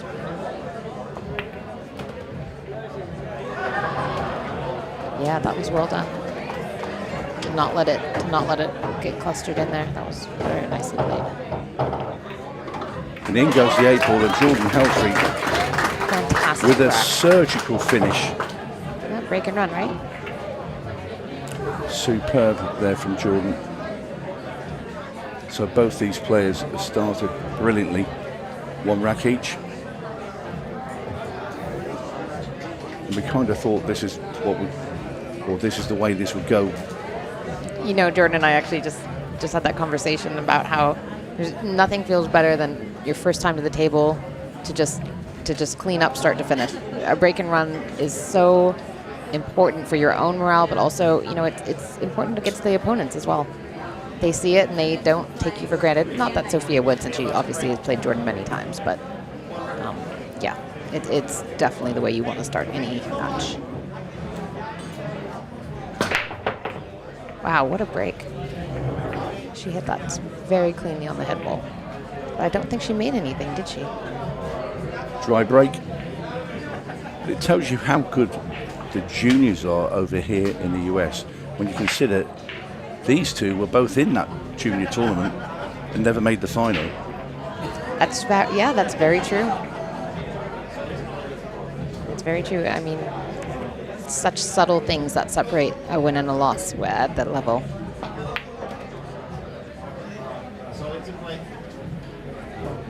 So Helfrey back at the table after Sophia's dry break. Yeah, this is a nice layout. I mean, everything goes. The 4 ball's a little tricky, but she's going to probably get it right now, or right after this 2 ball. And then this is a really nice table.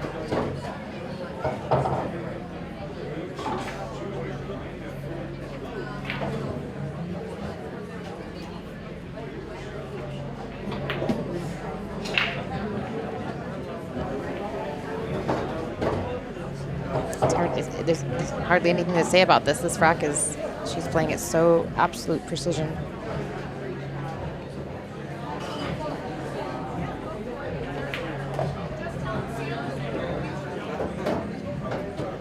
Wow, great shot there. She may have wanted just a touch more angle, but she would definitely prefer the straighter to then bridging over the 12. So, she'll be fine here. Simple 1 ball now. Probably bring the cue ball off the bottom rail just slightly. That was a little trickier than she wanted. Now the 15 comes into play, but she's gonna be fine. Well, I wouldn't bet against it, that's for sure. Yeah, I mean, it's likely she'll end up overrunning the 8 line just a touch, but I think she's going to come out of this looking really good.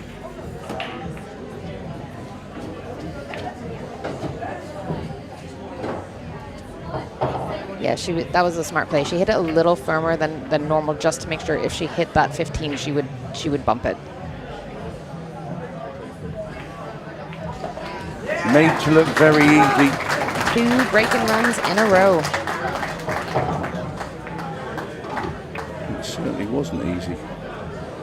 I'm sorry, that wasn't a break run. That was a run back. That was Sophia's break. So now Jordan has taken a little advantage.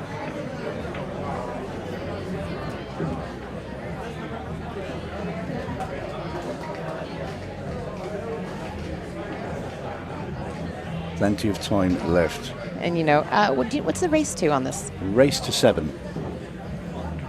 So they add one for the. They add one then because the rest of the.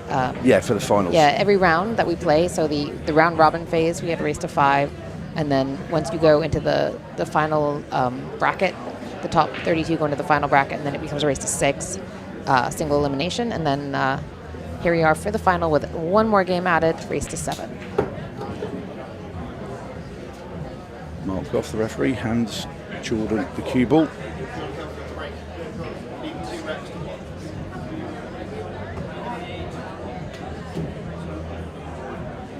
So Sophia was breaking head ball, but it looks like Jordan is taking a bit of a cut break there. We're hitting second ball break there. Yeah, and that's a bit messy. Yeah, this is always my argument against a second ball break. Is that it seems to me like if it's not, it's either amazing or or then you have a lot of problems. It's got to play safe right at the start of the rack. Mm-hmm. Yep, just trying to run and containing. I don't think the 4 goes all the way down. I think that. No, it doesn't. I've got a prime position here. I can look out the window. We were just discussing how we actually have a view for once of the final table in person, not just looking at our monitors. Yeah, so. it's a great little spot. Yeah, sitting above the arena.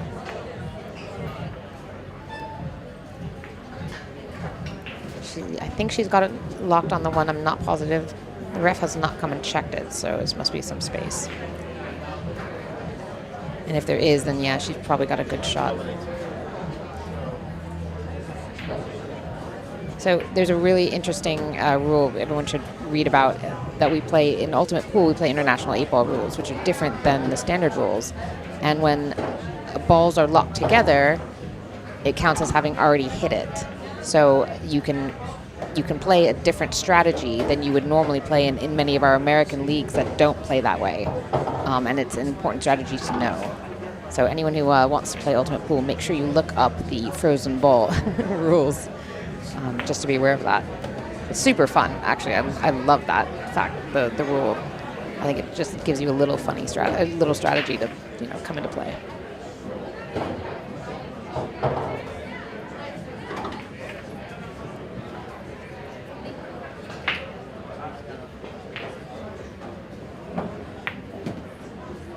It's interesting. I think the biggest complaint we get about the biggest feedback is that people are nervous about the different rules. I mean, international 8-ball rules are just not common in America, even though they're common almost everywhere else.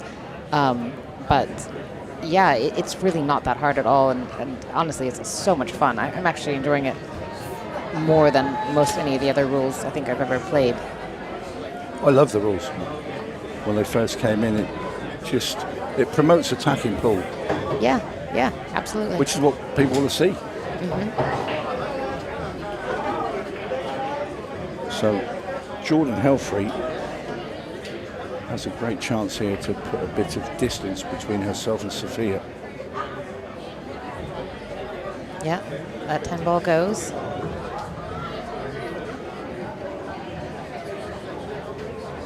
Yeah, she just wants to make sure. It's actually really important. This is the kind of shot where you don't want to overrun your line for the 10 and end up, having to shoot, having the cue ball go into the 8. You really want to be very, very careful here to just. Wow. To move it. Maybe it didn't go. I must have been wrong about that. I thought it went because she didn't seem to look at it too closely. Well, this is great for Jordan.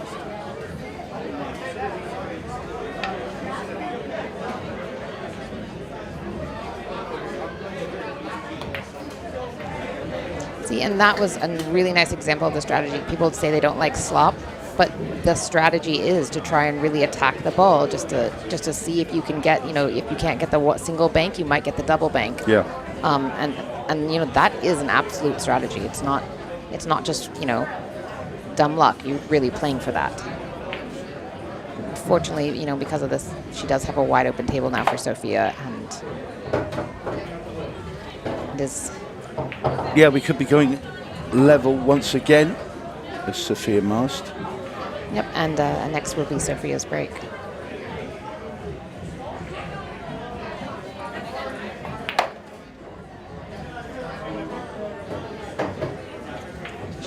That was a nice shot. Made sure she was very clear of of any problem getting around that 4.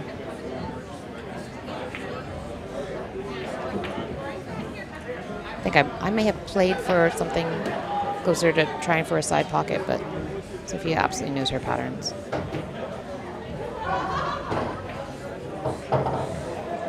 Will be the 4 ball next. Mm-hmm. Going to play the 3 because she's just top side of it. Yep, she'll just do it very soft, stun. No matter what, she wants to be underneath that side pocket to give herself a little space between the 8.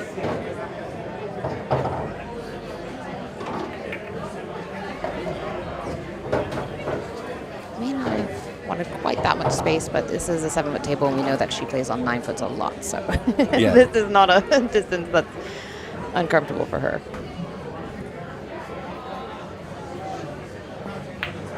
In goes the 8. Sophia Mast fires back, and we are level once again. Tony, you came down a few days early, didn't you? 4 days early, yeah. 4 days. And what did you do here in sunny Came over Florida? with Chris Melling and Declan Brennan and just went to Miami. Yeah. Down on South Beach, or Miami Beach, sorry. And yeah, it's nice to have a look at the place. Never been here before. It's one of the places I've always wanted to come. And those two did a bit of shopping here and there. And I went to an Irish bar. Excellent. Love it. You came all the way to America to go to an Irish bar. For 3 days. I love that. Yeah, it's great fun. That's great. No, in fairness, so when we first came over here with this, myself, Declan, Chris, Tom Cousins and Craig Waddingham, we did go to the Everglades. Oh, and nice. had a little trip around there. Saw some gators. Wow. Have you ever seen gators before? We don't really have them in our country. Well, I'm sure that, but only in zoos. Done any? You see them in their native habitat? Yeah. So I went to the Everglades to look at gators with 4 sharks. Bull sharks, that is. But yeah, I had a great time. That's awesome. So yeah, the weather has been very hot. Oh, it's warm, isn't it? Yeah. Yeah, I'm from the Midwest, so definitely this was quite a shock to me. I think it was like a high of 50 degrees when I left. Wow. This was very nice. Solid to play. And she did a great job of getting a 3-ball. Yeah, she's got a little bit of angle, just to pull the cue ball down a tad, just for the 2-ball. She doesn't want to bridge over that 10, but yeah, there you go. Ooh. Oh. And that came out of nowhere. And Sophia has basically the last couple of days, I don't think I've seen her miss a pot. Just took her eye off that one. I think she's more concerned about where she's getting the cue ball for the 2. Yeah, she decided to punch it. And you take your eye off the pot. Yeah, she decided to punch it off the rail. And there may have been, you never know, there could have been a last-minute adjustment where she was still kind of deciding her. But it happens. Everybody misses. Indeed, they do. If nobody missed, it wouldn't be any fun. It'd be a boring game, wouldn't it? Yeah. Although I admit, I would love not to miss. I could really use some of that.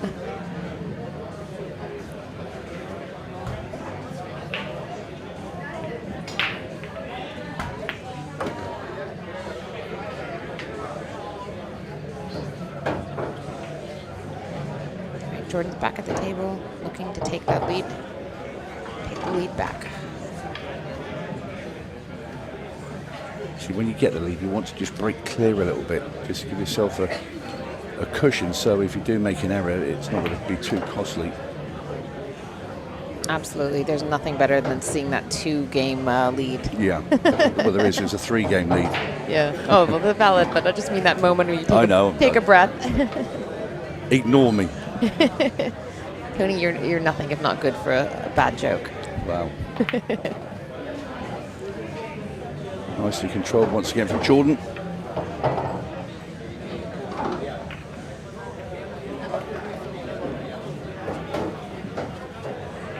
And this 8-ball just edge in front once again. Whoa, whoa. Would you believe it? It's catching. And with that 2 down there, that makes... Is that a case, do you think, Tara, where... Because Jordan, I mean... Absolutely. She'd 1,000 of those. Yeah. She just sort of thought, well, I've got this, and... You know, took it for granted. Yeah, it's always a funny when you're cueing over the edge like that, and it's so close to straight. I mean, it's when you're looking down that, it is micro difference from straight. I had Johnny Archer in the commentary box with me on... he just came away after playing Jordan. That's another game she played in the arena, by the way. And he was 4-0 up, and she made 3 racks in a row. And a lot of her balls were when she was near the cushion with the cue ball. And Johnny said to me, he said, she's the straightest shooter I think I've seen from playing those sort of shots. Yeah. So she never misses. Yeah. Everybody misses.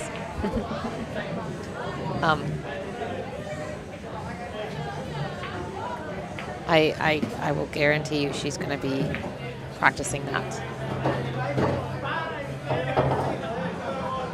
So, surprisingly, Sophia Mast is now looking to edge in front.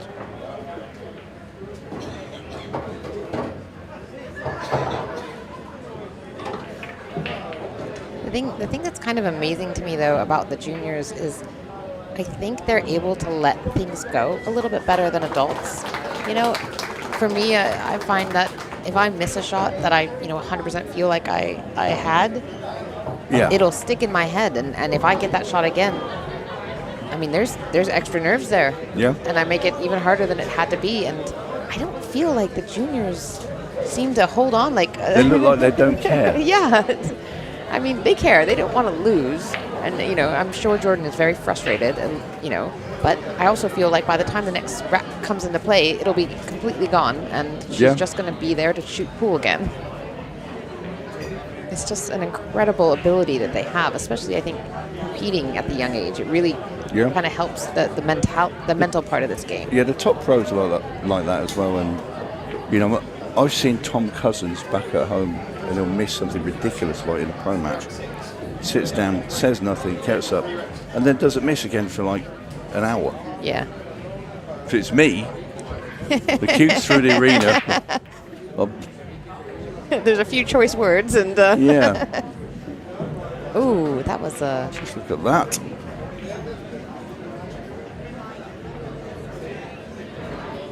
That is a very odd break. I'm going to call that a very uncomfortable rack to look at. And of course, if she doesn't play or pot a ball, you've got to hit the cushion after contact. So she can't just tap in anywhere here. And in international rules, you cannot combo a solid into a stripe or anything. Dirty combo. A dirty combo, as we say. Yeah, that's kind of what I thought. She's going to leave the cue just at the bottom. I don't think she had a lot else. No. But Jordan can definitely get through to the 7 into the side pocket. Whether she wants solids. Or even play the stripe off the 7 to the side. If she prefers stripes. I'm not sure there's a huge advantage. I don't see any real... Yeah, she can play the 3 as well, but then, like you say, those solids in the middle of the table are going to have to be broken free. But she's going to take on the 3 ball. Well done. Center pocket. Nicely shot. So she can make the 6. The problem being here now is the 2 ball. I mean, maybe the 1, if you can get to the 1, you have almost perfect breakout, and the 2 is going to go right towards the pocket. So as long as, it's not horrendous. No. Let's put it that way. And she's got the 4 up.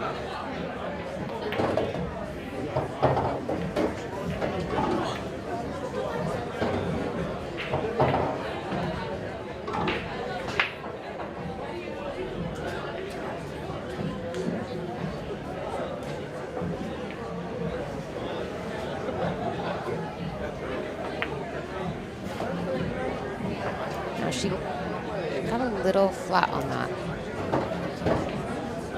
When you're stretching over a table, sometimes it's hard to get really pinpoint accurate. She's going to take the 1 now, yeah.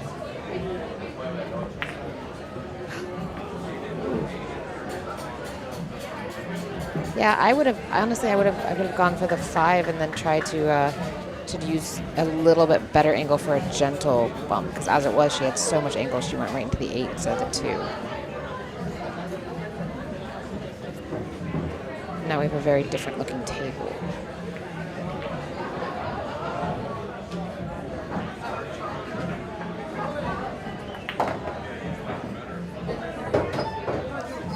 So for me, I'm looking at this 14 ball, knowing that it has to get moved sooner than anything. And I think she gave herself a really nice window. So yeah, taking it now is definitely the smart play. Probably didn't want that little flick off the 1 ball there, but she's okay.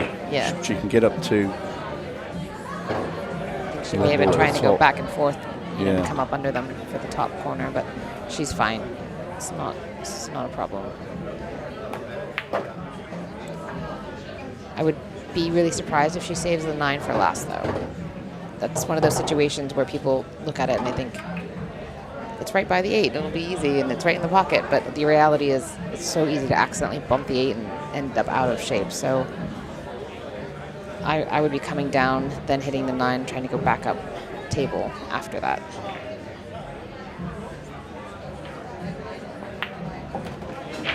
Well, Sophia doesn't agree with you. No, she doesn't seem to. But I get what you're saying. There's definitely room to go around it. You just have to make sure you get the correct angle to hit that, to do it. Well, I'm telling you now, she is going to take it last. So you're going to have to put a little bit of right-hand English here. Just spin the keyboard down a bit. She must get past that one ball. Yeah. So I don't think she can quite do it just with top spin alone. It'd be dangerous anyway where the 1 ball is. That's nicely played. Yeah, that was really, really well done. So what do you do? Just draw this straight back into the rail? If she's straight enough, yeah, then you have a great draw shot. But if you are back cutting even in the tiniest bit, then you have to go up and around. Yeah, it looks like she's straight enough that she can, yes, get the distance she needs. So this for 4-2. Not very long ago, Jordan Helfrey was on an 8 ball to go into the lead. Amazing how this match can change, isn't it? 2 misses later, and it's Sophia Mars now that has that little bit of breathing room. A little breath, yeah. She can take. That was very nicely done.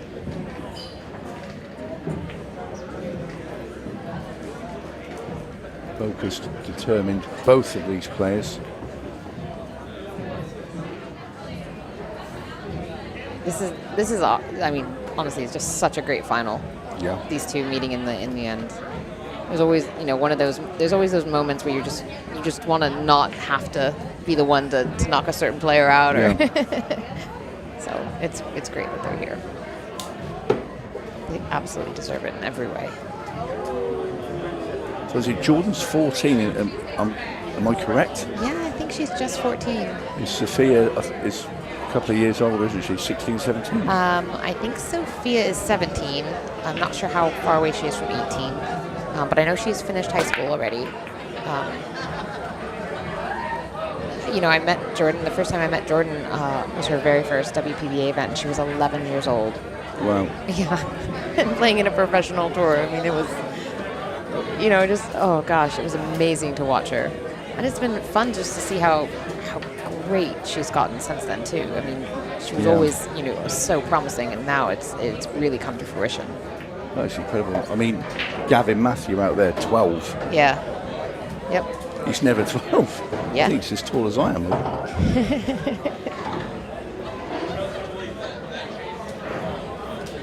But it's amazing to see these young, talented players come through, and the future of the American pool, I think, is pretty safe in the hands of these guys.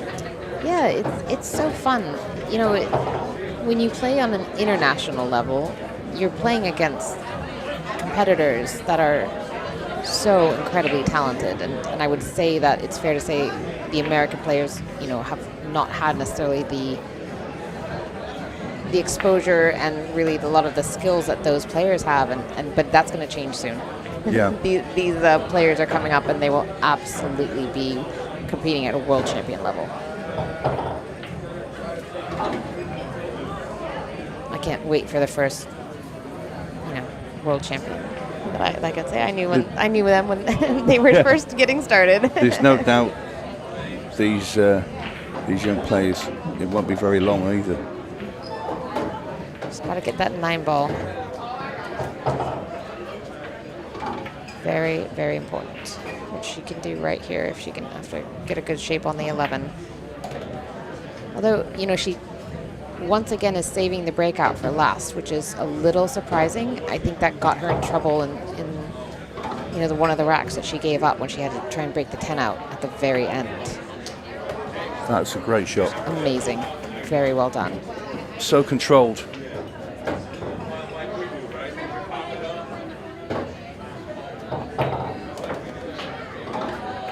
comes round now for the 8 ball into the side pocket.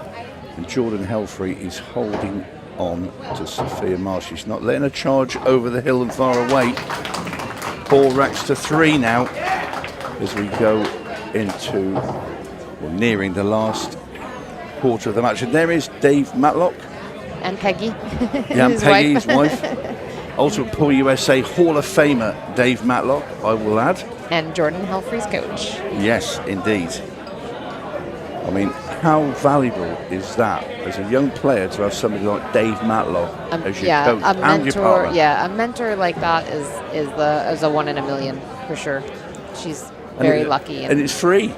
It doesn't charge. Yeah, well, that's because they get to go play the doubles together. Yeah. And he's got a winning lottery ticket right there. Which means it's $100 an hour. I'm totally joking. It's, he's just a really good person. He's a great guy. Absolutely. Lovely people, him and his wife Peggy. So Jordan back to the same break. Trails 4-3. Again, it's a bit congested in the middle. Makes a ball though. Yeah, she got one. Stripes all day long for you, Tara.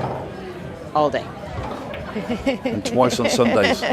I mean, you can do either here. Honestly, everything has a no, the 4-ball, but yeah, but definitely stripes is my happy place. That's for sure.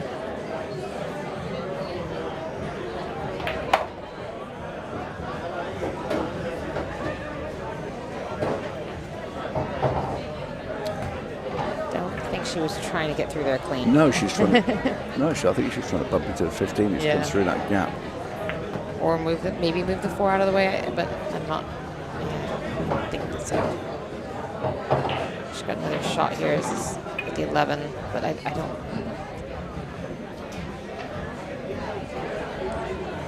I would kind of drop back and try and drive right into the 5. I think, because if you can get to the 5, you have your breakout and you have your shots.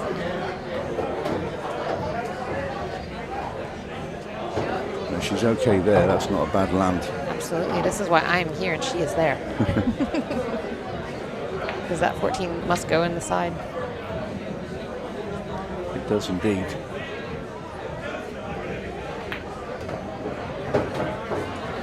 Now then, be careful with the nudge here. Certainly didn't want that. What's your play here? Well, I'd give up and go home. 9 in the side, I think.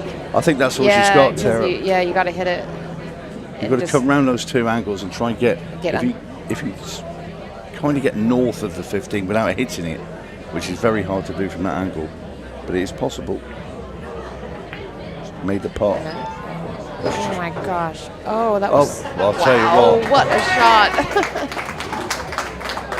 We'll take that. Thank you very much. Oh my goodness, that was extremely impressive.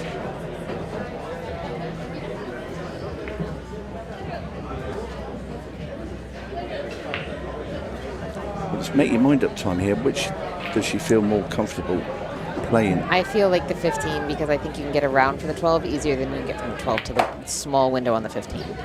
Oh, she's coming into traffic again. She's all right. She's all right. Oh, but the 8 ball, not so good. We'll see this shot once again. Very handy flick. Yeah, I thought she might come before that. Well, she can get through.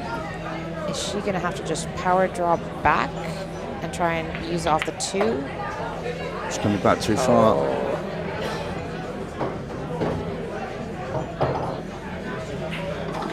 And that is not great for Jordan here. She works so hard for that rack. You know, it's always so heartbreaking. You hear that chime? That signals the 15-second shot clock now. 10 minutes left in the match. She's now on a 15-second shot clock. She's opting to come up and down for it. Nope. Ball in hand, coming right up for Sophia Mars now. Sophia is feeling very good. Time running. Hoping to get that 2-game breathing room back.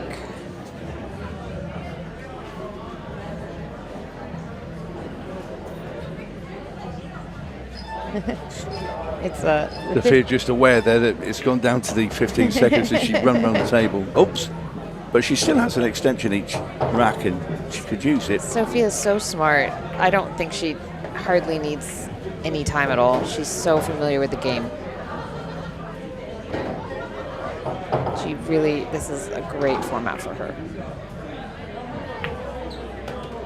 I always tease her that her pool age is like, you know, she's in her mid-40s in pool age. Yeah.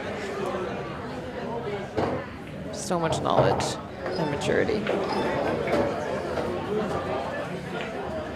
Well, there's 4 ball and the 8, and she will go back to 2 clear. Ooh, overhit it a little, but not too bad. Similar actually to the 8-ball shot that Jordan had to do, or was it Jordan or Sophia earlier? I think it was Jordan to have it in the side. Yep, and Sophia saved her extension for the 8 ball. Wise. That's in the middle of the Beautifully pocket done. completely. Sophia Maas now 5-3 in front. Just over 8 minutes left. Eric Charlton there over the shoulder of Sophia. Yeah, I think I saw Jordan Helfrey's mom in the background with her phone to her ear, and I'm wondering if she's not listening to the commentary. Yeah, she's sort of front and center. Tara waving at some of the crowd. I'm sitting here talking to everybody.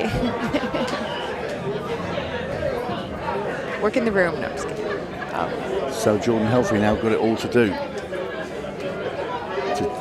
She wants to lift her 3rd women's title in a row. I will never count her out, ever. I think she could come back from down 6-0 just as well as anyone.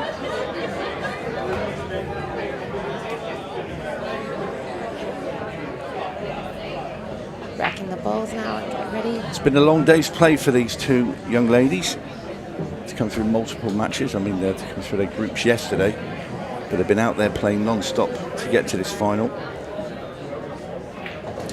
Ousting the multiple world champion in Amy Beecham and the current British Open champion Mary Talbot.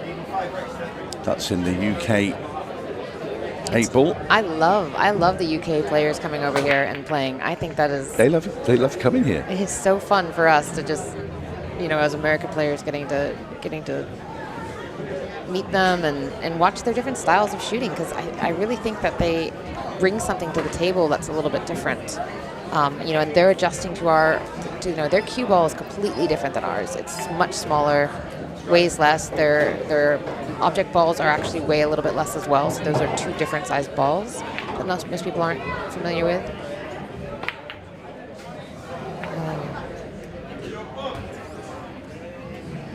She could have probably taken just a little more time on that shot, unfortunately. And no major problems for solids here. The 5-ball absolutely goes on either of the sides.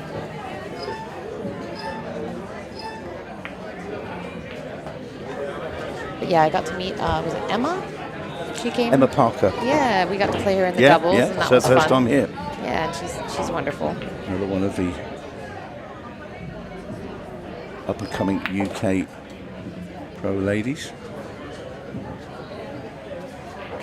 Yeah, she said she's going to try and come to do the event in Cherokee, North Carolina in November, so that'll be a lot of fun. That's going to be a really big event. If anyone Everybody wants to get to Cherokee. Yeah, anyone who's listening, trust me, book your rooms now. It's going to be a huge event. Of course, $100,000 up for grabs there. Life-changing amount of money to the winning Ultimate Pool team. League, yeah. Anyone who, you know, find leagues in your area, you know, what they do is every single area is going to send one team. They'll win the grand finals qualifier, get a massive prize package to cover expenses for their trip, jerseys, the whole thing, for a chance of that $100,000. And I mean, honestly, the odds are incredibly good. The number of teams that you're competing against compared for that amount of money is staggeringly good odds. Yep. Also at poolusa.com, look up your state and try and find your league operators. And if you don't see a league in your area, reach out and we'll try and get you. There's someone who might be wanting to start one. Extension code. Well, Sophia Mast has got herself to the 8 ball. This is a toughie. She can see enough to pot it. This to get on the hill. She can absolutely make this shot. Oh, it's brilliant. Yep, in the heart of the pocket for Sophia Mast, and now she goes to the hill. She leads 6 racks to 3 against Jordan Helfrey. And now Jordan, if she wants to land the hat trick, is going to have to win 4 racks in a row, at least 3, and get it to a 6-ball shootout. Sophia Mast on the verge. She has played brilliantly. And that will be 2 titles for her this week as well with the mixed pairs. That'll be a pretty good return. Yeah, she didn't. I don't think she came to our last event. I don't think she was in Iowa for our event there. And that's always sad. Nor was she at Cherokee for the finals in last November. So this is great to have her back. She loves Ultimate Pool, and this is such a good format for her. Oh no! Wouldn't you believe it, or wouldn't you know it even? Jordan Helfrey scratches. I really thought she was going to change her break there. I think that she's had such, not great spreads from where she's been hitting. A little adjustment may have gone some more there. Yeah, the break started off okay, and it's petered away for Jordan tonight. Yeah, and the last one she made a ball finally, I think, after having a dry break. Yeah. We'll see what it ends up costing her after very shortly. Well, the clock is now going as well, so everything is going against Jordan Helfrey. True, 4 minutes left. 4.5 minutes is. If I'm Sophia Mast, I'm now taking an extension before I'm going to play the next shot. I'd take it now because it just eats another few seconds off that clock. And she did, absolutely. She's got, she's really got to think about this. She still doesn't want to turn over the table. It's not quite. But it's that messy. Yeah, it's not easy for Jordan either. Because Jordan now needs quick fire racks. Wow, she got it off. Oh, nice shot. Do you know what? I don't think she wanted to pop that. I think she wanted to just leave it there as a nuisance, and then, you could kind of nearly run the match. You're absolutely here. right. Because she went to sit down, she didn't. I don't think she even realized she made it. Yeah. I did exactly that earlier. I went to play a safety on an opponent, and I hit a ball, and next thing you know, it's going in. It's going in. Yep. Sophia is now all about clock management. She's 3 racks in front, 3.5 minutes left. Inside, she must think, I've got this here. Jordan is helpless because there's nothing to go at. So, pretty much, Sophia Mast is going to be our Florida Open Women's Champion. I'm pretty certain of that now. Definitely seems like the writing's on the wall there. And and that was a great play. She just joined the cluster. But that's why I love the 15-second shot clock, because it really, you can't just run the clock out. You've only got 15 seconds. Well, Jordan's going to have to take a chance. She's going to have to blast into the pack because 2 minutes 40 now, and it's going to be less than that when she comes back to the table. And Sophia Mast basically is just 2.5 minutes away from lifting the crown, and she knows now it's done. Yep, she absolutely knows how to play this game.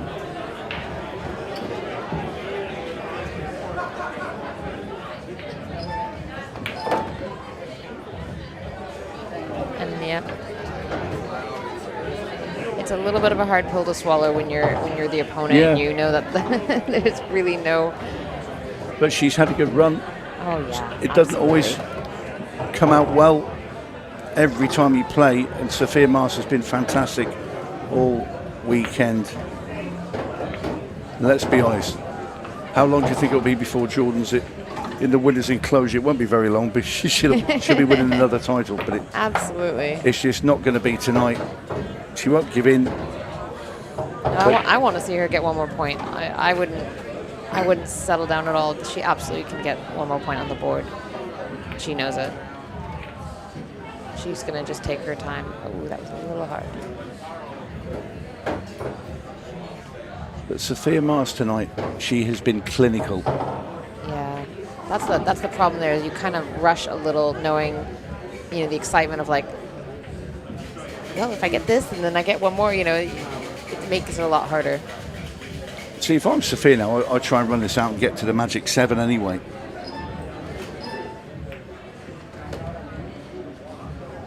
And she's going to do just that, which is kind of fitting. She gets her moment. It's like letting the winner of the Masters Golf putt out.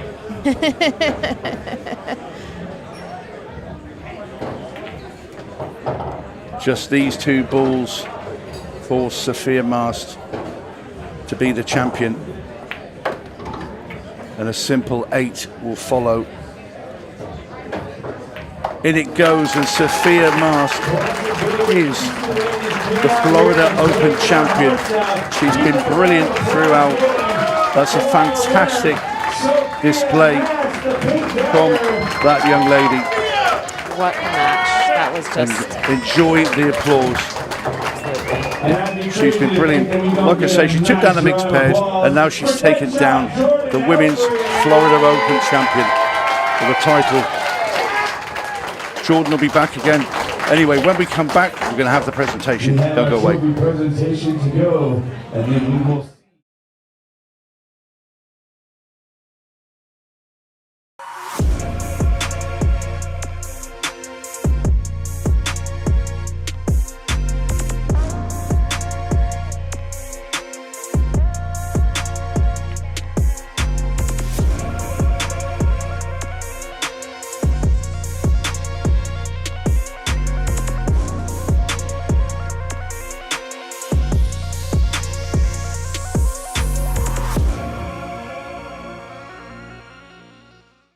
They don't hand out crowns in this game, you take them. 2-time world champion Tom Cousins steps to the table to face U.S. superstar Justin Bergman.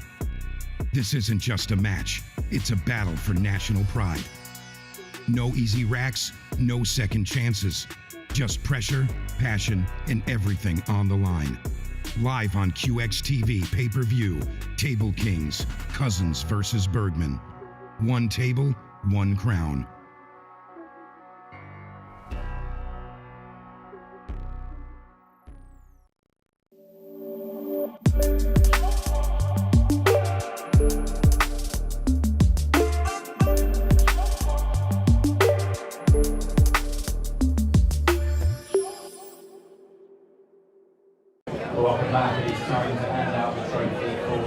Women's Open.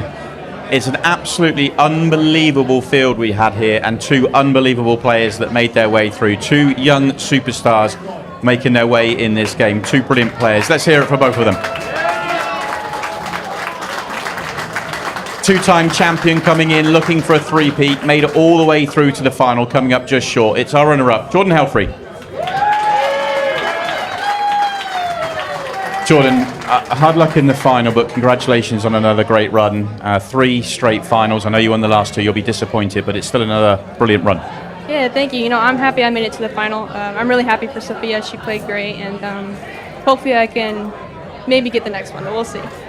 Yeah, you two played great all weekend long. A brilliant run again, as always. I mean, you just must be pleased with how the game is just improving time and time again.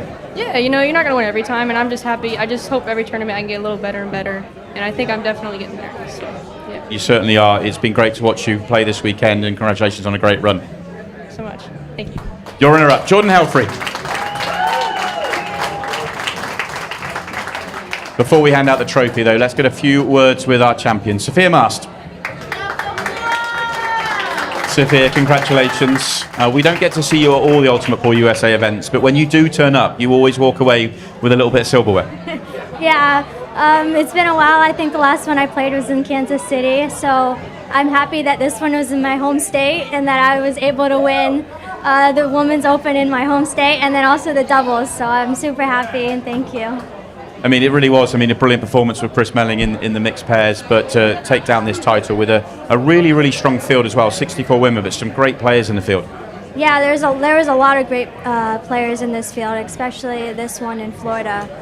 Jordan played so great all weekend. I've watched her, and I knew it was going to be a tough finals for me. And I'm just super thrilled and happy how I played most of the weekend. So happy to get this title. How tired are you? Because you have been back to back to back to back. You've been in everything. You've been not on the table all day today. I can't wait to rest. Yeah, it's been brutal on my back and my arm's been hurting a little bit, but it's the grind and that's what we do for pool. And we always say we hate it or we don't want to play again, but we just keep going. So I love the game and I hope to play for a while. Well, congratulations. You can take a rest after this. You've got one more thing to do, and that's to pick up the trophy and the chain. Let's bring out Dave and Leah Bartosiak to hand you the trophy.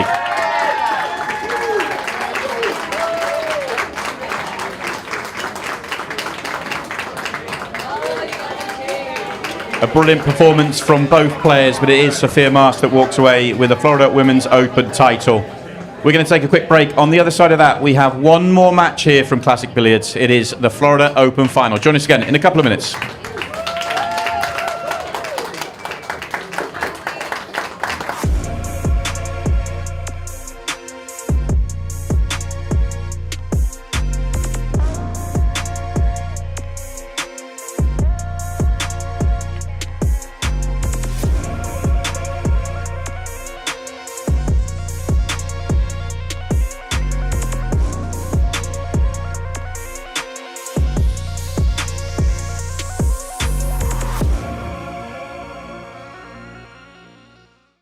They don't hand out crowns in this game, you take them. Two-time world champion Tom Cousins steps to the table to face U.S. superstar Justin Bergman. This isn't just a match, it's a battle for national pride. No easy racks, no second chances. Just pressure, passion, and everything on the line. Live on QX-TV pay-per-view, Table Kings, Cousins versus Bergman. One table, one crown.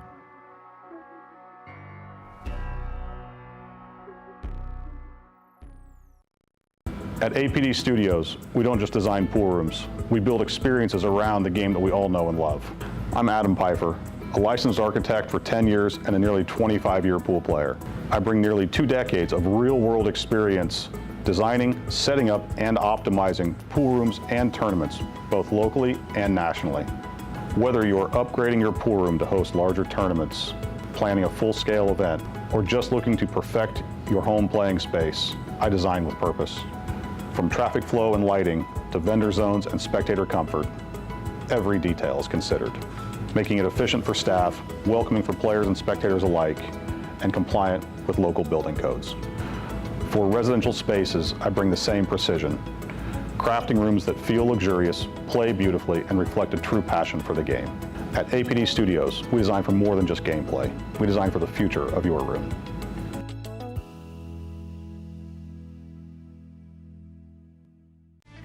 With over 175 years of billiards history, tradition, and expert craftsmanship, Brunswick is a name synonymous with our game, which makes it the perfect partner for Ultimate Pool USA's vision of fun, fast, and exciting pool for the players all across the United States.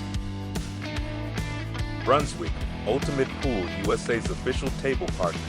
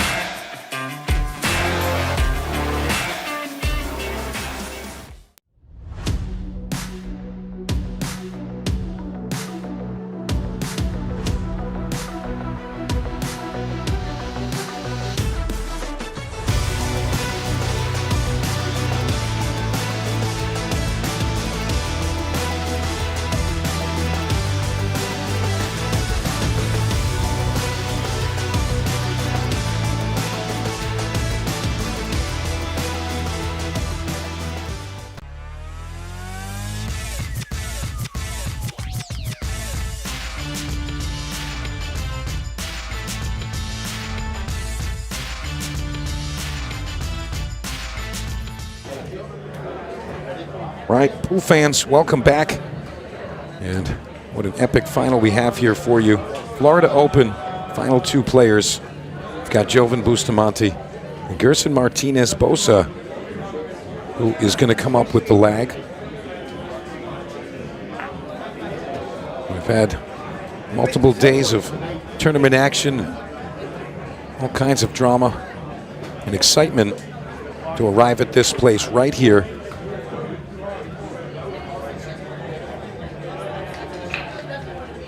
And we are still live here at Classic Billiards, Lauderhill, Florida. I'm Mike DeMarco from Ship to Cash. Joining me, the Hatchet Man, Dennis Hatch. Dennis, one more time. Thank you for having me, sir. It's always a pleasure. Always a pleasure. Looking forward to this match. Yeah. Could be me out there, just saying. I mean, honestly, just wait till the winner wins and then say bet it all. Yeah, so let's play. Bet it all, sir. Jovan played pretty good against me. I broke, scratched twice on the break, broke dry once, and then didn't get out. Yeah, the odds were definitely against you there. Yeah, I almost got there, though. Yeah, all things considered, I really you still did. almost got there. All right, it's going to be Gerson to break. So I watched his break earlier, and he hits them hard, but his cue ball follows down to the bottom of the table. See if he does it again. He's been super consistent. Nope, he squatted at that time. Look at this. You know, after seeing him come out here, and, you know, to be fair, his previous opponent, Mr. Atencio, he was breaking pretty good too. Yes, he was. But Gerson, almost perfect every time. Break and run out, balls down, table open. And it's almost like he just has it figured out. Yeah, that break right there is going to be tough to beat. I need to work on my break more. It's not consistent enough. Well, I'll tell you, the match prior to this one here with Gerson, when he plays Atencio, and, you know, it's just perfect run out after run out. You know, the Probably same. going to be the same here. Yeah, I'm thinking it's going to be the same type of match here, where, you know, both players just going to be super, super consistent. Mm-hmm. You know, slightly contrasting styles as well. Yeah, he's got to get the 5. The 5 doesn't play, but I think he's going right into it now off the back rail. Or shooting it in the corner. I was wondering if he could just do that and play it in the bottom left, but the 15 must be in the way. Yeah, it does look like it is in the way, and I think he was trying to check that to kind of bump the 5 up a bit. Yes, he can hit it now, though. The 2's his savior up top right. He can just bump the 5 towards the side pocket. And if it doesn't land right for him, he can shoot the 2 next. Just like that. That was a good shot. Yeah, I'll tell you, Jovan's been in the arena many times.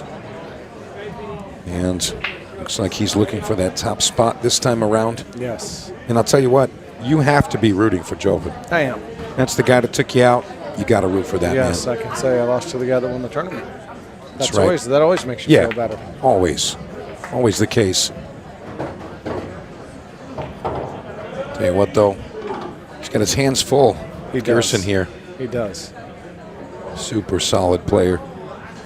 I don't see Gerson getting beat here. It's just my opinion. I just think he breaks the balls too good. I know that Jovan got here, and he's side ball breaking like I was. Not side ball, but side rail breaking. And I wasn't having a whole lot of luck with it. Yeah, Gerson, you know, the previous match we were watching, it seemed like he only made one positional error, and I think he had one dry break, and that was kind of it. So he jumps up a little. yeah, there was a lot of English there coming from the body. I thought he missed it the way he jumped. Good out. Very nice out. Very clean out at that. So Gerson Martinez Bosa going to go up 1-0. And Dennis, I've been saying it with all of the co-commentators on this final day. It's kind of sad that we're at the end of it. It is. Had such a great week here. Yes, it's been fun. Yeah, it's been a nice time here. Classic Billiards definitely going to the top of my list. Without a doubt. Yeah, this place is awesome. Look at it. It's Sunday. It's still packed. Yeah, it's Sunday and everybody's still out there playing pool. Pretty sick. It is. And I guarantee you, as soon as the main event is over, the music's kicking on. Oh, absolutely. And it's going to go party mode. Yes. Immediately. And I'm going to bed. I'm going to hang around a little bit and enjoy the vibes of the room. But yeah, what a nice week it's been. Look at what these two have gone through to get here. Let me tell you, I don't know if people realize how tough these formats are, but it's constant pool, 10, 12 hours a day, maybe even longer. I got up at 8 o'clock this morning. I had to play at 11, and it is now midnight, and I'm still here commentating, but I think I played my match around 6. Probably got done about 7. So I played roughly 8 hours of pool, and that was just 3 or 4 matches. These guys have been playing all day. Yeah, quite remarkable. It's a grind. Yeah, it is. And anything worth it really can't be easy. No, got to earn it. Yes. So amazing. And if you think of the field we started with in these year final 2, again, just amazing. So strong. What a great performance. Yes. Yeah. Probably one of the toughest fields that UPL has ever had, in my opinion. Yeah, I agree. I thoroughly agree. And I got to give a nod to Dave Bartosiak, the owner here. He dropped a dime on a couple of these boys. Yes, Said, hey, he did. come crack this tournament, will you?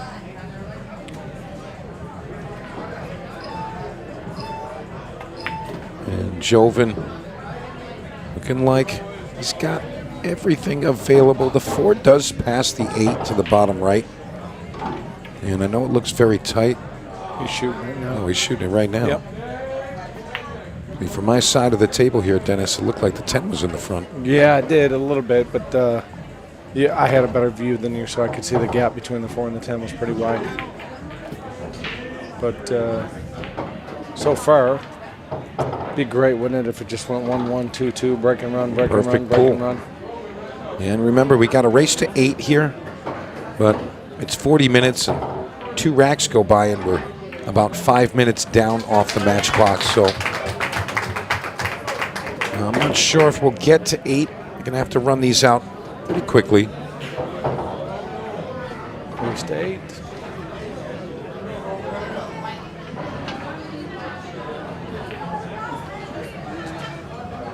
Yeah. Beautiful location down here, Lauderhill, Florida. I love the weather. So nice to wake up, walk outside to 80 degrees at 9 o'clock in the morning. Absolutely. Sun's out, birds are chirping. Today in Indiana, I think it was like in the 40s again. It's getting cold. So.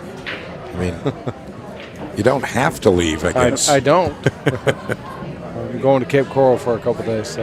Yeah, not terrible. Hopefully it'll be warm by the time I get home. I wish you luck in your relaxing time. I'm going to do something similar. Gerson going to break off in rack 3 here. We're tied up 1 game apiece. 35 minutes remain. It's crazy how he breaks them so good with the cue ball. He's only about 6 inches off the rail. It's a pretty short, compact, swing. Look at that. Just crushed him. Look at that. There were 13 balls above the side pocket at one point. Look at this. Well, he has no choice here but to shoot a stripe, the 11 ball. But I think if he brushes the 5 going in, that everything's wide open. 14 would go by. So you definitely want to try to brush the 5 a little bit here on the way in.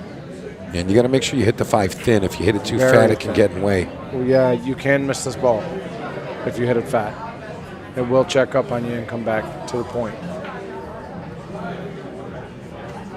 I don't see an issue if he just cuts it in, because then he can shoot the 5 or the 10 straight in the corner off of the 5 also. But the goal would be to try to do it like that right now. Just like that. Yep. And he's going to get the 2 ball out of the way as well. Yep. Some might think that helped his opponent, but it really helped him. Getting that traffic out of the way. A little bit. He's going to have to run into the 10 here, but I don't see an issue with that. No, and he's got the 9 ball right there as well. He'll just hit it soft. Ooh, he almost missed it. A little shaky. Jumped up a little bit. Seems to have a little, some nerves early. You see him scanning very quickly. Yes, he is. I still don't see an issue here. He can shoot the 12 now or the 15 and play for the 12, and then the 10, 9, 8. And it's a pretty routine. The only thing he can do here is probably get up behind the 8, hook himself. But he hit it good. Pinch draw this. Shoot the 10 and stop. Shoot the 9, 8 inside. And put another point on. Quick. Right on top. Yep. Yeah, the top players, and you especially, Dennis, you know, able to read the table very quickly.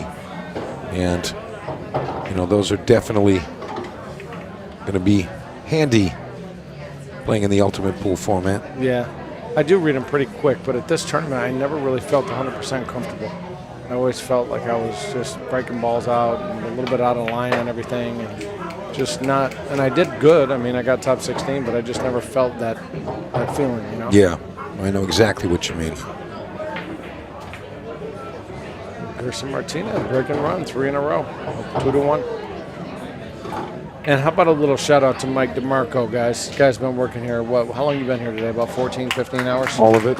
Yeah, all of it. Pretty and much. More. I appreciate that, Dennis. This guy works as hard as anybody I know, and he's great at commentating. He's great at what he does, and just like to give you some credit, sir, because Appreciate that, Dennis. I appreciate what you do. Thank you. All of you. All of Ultimate Pool. Yeah, there's a great team with Ultimate Pool USA. And, you know, I've exclaimed this earlier. You know, everyone seems to be an expert in their zone, and just they don't even really have to worry about what they're doing. Just they show up and everybody does their piece. And if you need help, hey, can you back me up? Sure. What do you need? Yep. It was definitely turned into a well-oiled machine. Yeah, for sure. Yeah, and I think we've got more room to improve as we go forward. You can always improve. Absolutely. But it has definitely gotten better. Oh, most definitely. Well, Dennis, I mean, how about the pressure of if you don't break and run, you might lose? Yes, and you might. How special is that? The standard has been very high, especially these final 4 players overall, just really just crushing the game and dominating the format. Gerson's breaking the ball so good, he's going to get out pretty much every time he gets to the table. And then you have to contend with this.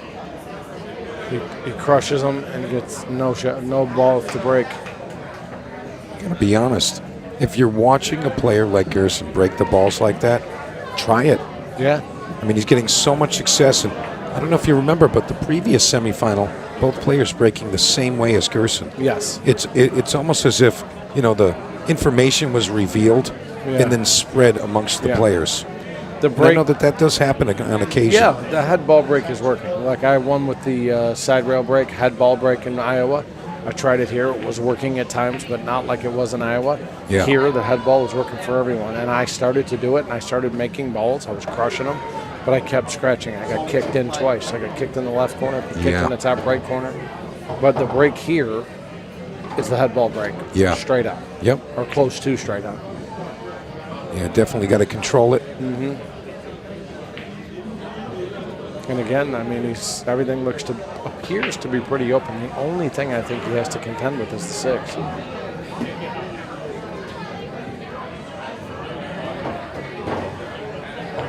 Definitely assessing things very quickly. Yes.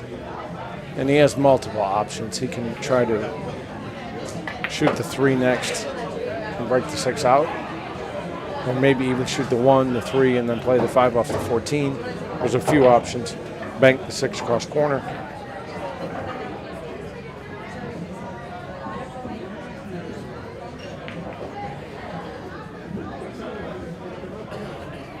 Yeah, this is a pretty, I mean, it's not a tough shot, but this is the right shot. Yep. Unbelievable. The crowd recognizing the skill needed for that. Yeah, this is a knowledgeable crowd. They when they see a good shot, they know it. Yeah. They clap. So I've even heard some snaps out there on certain little positional moves.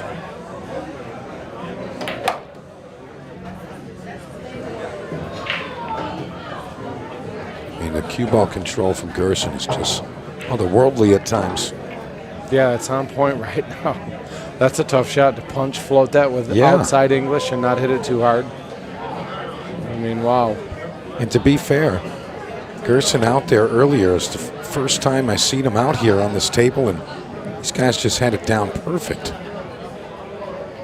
I'm not a huge fan of that shot. I mean, got to show that you're human sometimes, Dennis. I mean, I don't have a great angle, but hopefully he can just go into the 12 here. I think that's what he's doing, judging by how he's cueing. No, he just had it slow roll this off. This guy doesn't, I mean, he shoots at everything so fast, it's like nothing scares him. Yeah. I spoke too soon. Well, wipe the shaft quick and then reassess. And this would be to go up 3-1. Takes a deep breath.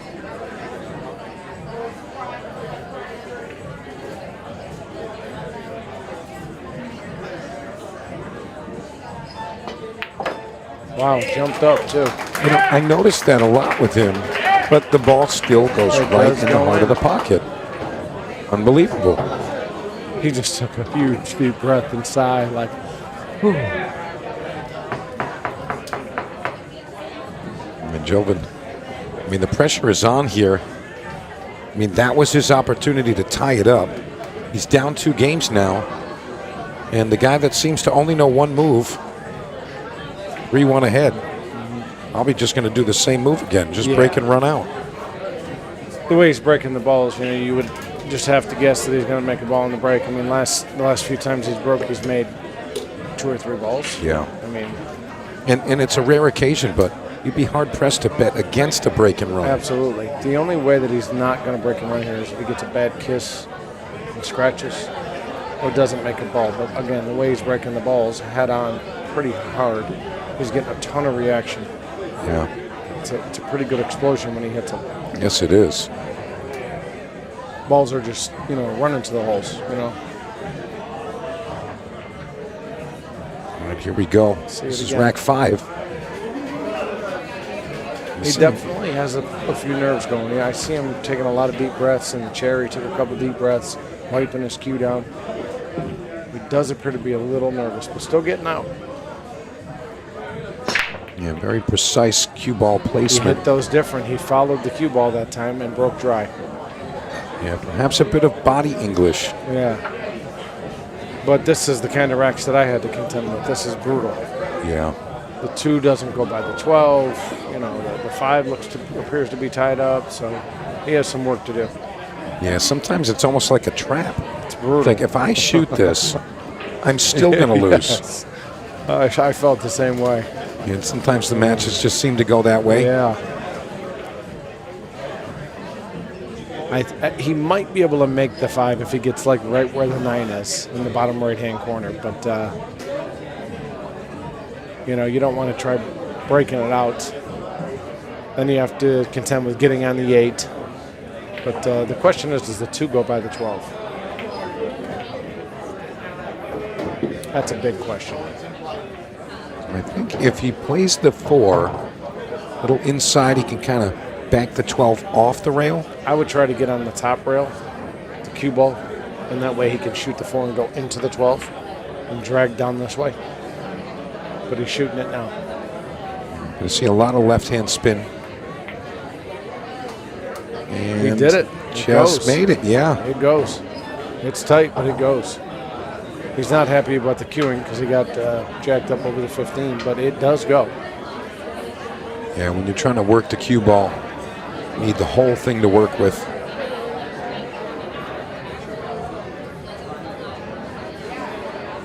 It goes. See the Women's Open champion walking through the crowd, getting some high fives as she exits the building. Sophia Mast. She plays good. Very good. Look at this. Great camera work. He missed it. Oof. 12 ball, helping him out just a minute. Nothing about this is easy. I almost want to see him play the 7 back cut and take his chances.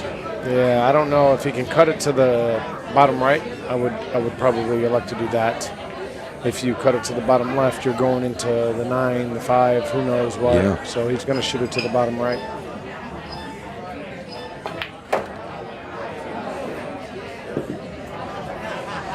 That helps a bit. 5 ball banks from there. Well, he's straight in on the 3. He could jack up, shoot the 3, stop, bank the 5, and then shoot the 6. But he might shoot the 6 here, and then I wouldn't do that. Try and draw that back for the 3, but I would probably just kind of soft pinch draw the 6, shoot the 3 in the bottom left, and maybe try to break the 5 out, or play position on the 5. Foul. Foul? He must have touched something. Okay. I didn't see it, but he must have touched something. We're taking a second look here. Oh, yeah, he touched the 11 ball. Did he? Yeah. Yeah, he kind of touched it, peeled it off the rail, and it rocked back to rest on the rail again, but definitely a foul. Yeah, and he's going to get ball, or he has ball in hand here. He can go into the 11 and the 8 Yeah. here at the same time. Most likely off the 11 into the 8. He missed them both. I'll be honest with you. Barely grazed the 8. Seeing more than one error in the same game, that's not usual. Well, the great thing is he has more balls on the table, so he can go back at it right now with the 13 ball. Inside Which he's spin going to here. do. He got it, but he still has more work to do with the 5. Every shot is a breakout here for Gerson. Yeah, I'd actually shoot the 12 now with high right-hand English and probably come down table and try to bump the 11 or the 8 or the 5 out of the way. He's swinging 3 rails here with speed right into the 11.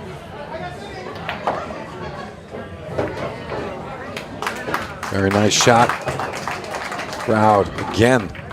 You know, I'm actually proud that our crowd knows what's going on here. They recognize a great shot. Yes. It's not just things are happening and someone wins. Yeah, that's really key for me. I called the 3 rail with speed, but I didn't realize he had that much angle. That's why I said shoot the 12 first at the beginning, because the 12 is the same thing. You're coming down into the balls, and he had 2 balls sitting in front of the side for a rescue. But this guy's, I mean, he's going to be just tough to beat. Yeah. I mean, he's so solid. And Jovan Bustamante, also a very solid player. Yes. But this guy's seeming like the Terminator right now. What's going to take him out? Well, 4-1, Gerson breaking. Is it Gerson's break? Or No, it's going to be Jovan breaking, Well, yeah. so it could be 4-2, you know, you never know. But lately with these matches, most of them have, you know, someone's gotten the lead and then, you know, they come back and make it close. Exactly. Yeah, momentum shifts. Very common. Look at this. Not what he was looking for, but he can work this. He can. Yeah, the Mo. The Mo is a tough thing. Yeah. And looks like he's going to be going around the bottom side of the 3, right between the 5 and the 8.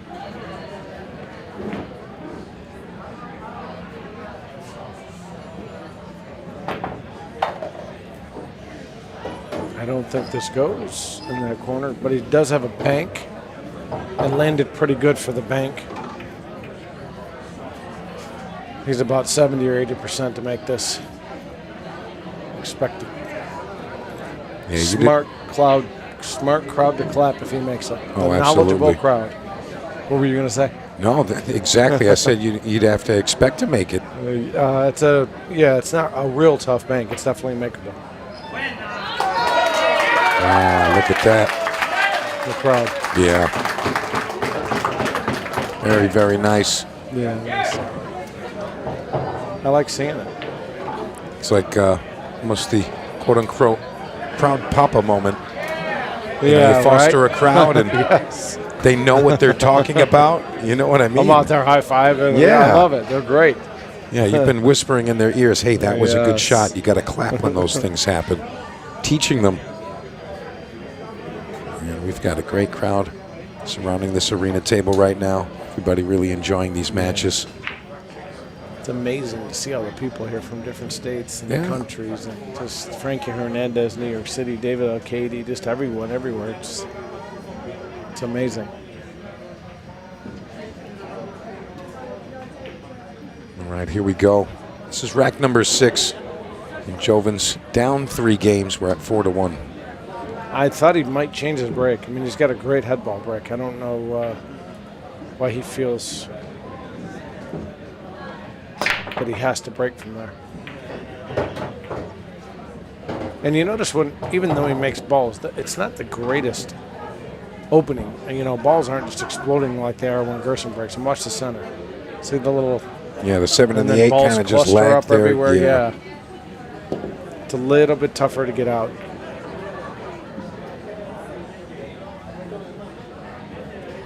Yeah, the 13 and 5 are tied up. The 2 and the 15. This is tough. Yeah, that's the thing. It's, you know, you really just got to get the breakdown. You know, these players, when the balls are open, you got to like them every time, but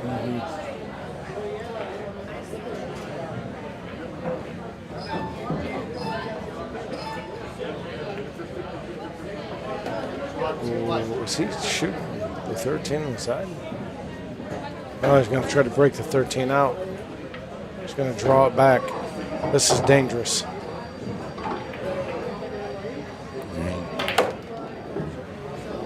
Very, very dangerous. And Dennis, sorry to bring up old news, but you had a similar reaction. I believe you ended up scratching in the side off of that. You're trying to break out a ball, similar fashion. The draw kind of stalled and didn't go direct on the line. I scratched? I believe you did. Did I? Yeah. But it was a very similar shot where you can draw straight back, but you see the cue ball arc around the target, and it was a similar reaction there. Really tough to get a hold of the ball there.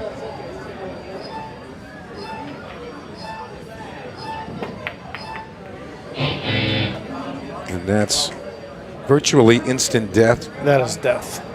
Open up the rack and give your opponent ball in hand. The shot that he shot wasn't a bad shot to play the stripe off the 6 on the side. It actually laid nice because he could break the 212 out, or 215, but he just overcut it. But yeah, this is death. Well, you know what I like to say, you miss this shot, you're going to die. And here we are.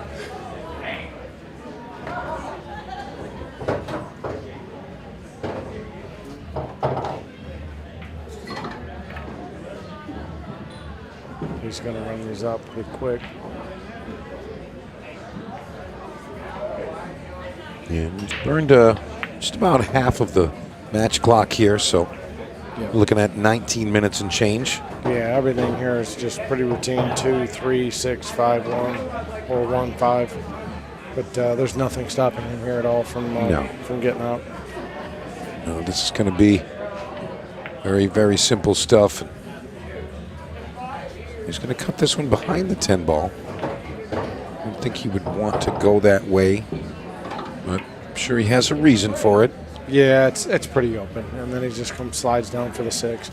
He can even come all the way down if he chooses for the 5 or the 1.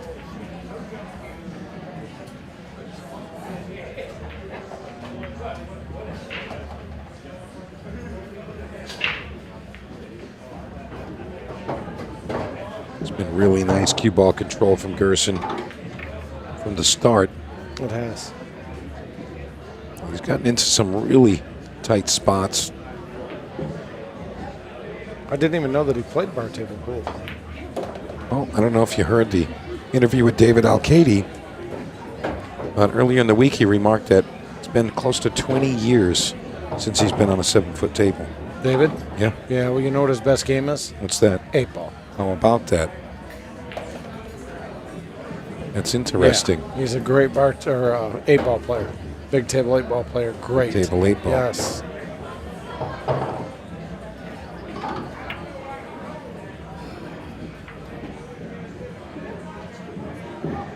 Gerson getting it done.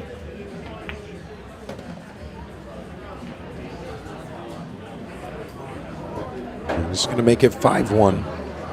5-1 and a huge deficit for Bustamante. Yeah, there's not going to be too much time to try to get back in there. No, in it's 17 and a half minutes or Gerson's so. break too, so. Yeah. All right, so 5-1. Gerson Martinez Bosa takes a commanding 4-game lead. And it is Gerson's break here.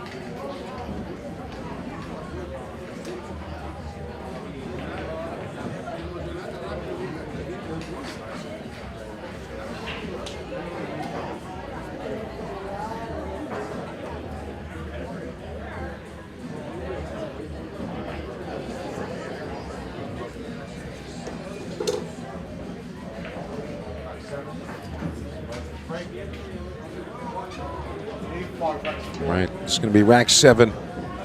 Gerson just dominating both the break and the runouts. He is. And let's see if he has did that break little- dry once, though. Yeah. You know, I heard that legend. Well, Jovin's hoping right now that he breaks dry again. If not, this match is pretty much all done. yeah, he's going to seal it up for sure. Let's see how the break looks this time around. He hit him good. Hit him good. Everything's open. And we're going to go stripes here, Dennis, I think. Absolutely, without question.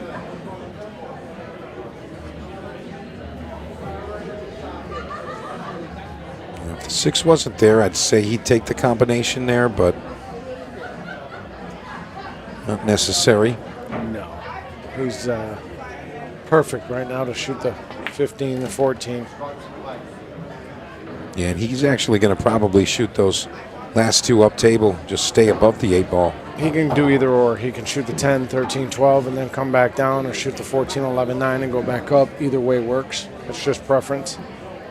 Yeah, just don't want to go back and forth up and down the table. No. Clear up one side, Yes. then go clear up the other Half side. the table at a time. Yeah. When they're open like this, sometimes you do have to go back and forth or break balls up, but in this case, this is clear the bottom, clear the top, shoot the 8.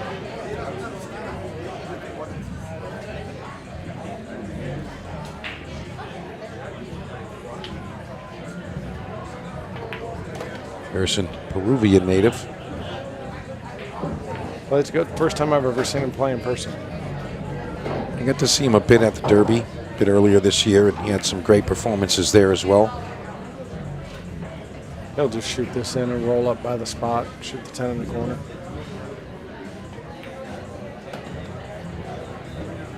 Perfect. Got a nice little nudge from the spot, little kick to the right. Did you see it? Oh, yeah, I saw that. And he's going to float this one right over to the right long rail. Yep. 10, 13, 12, 8 in the bottom right corner. He's really just put on a clinic. Yeah.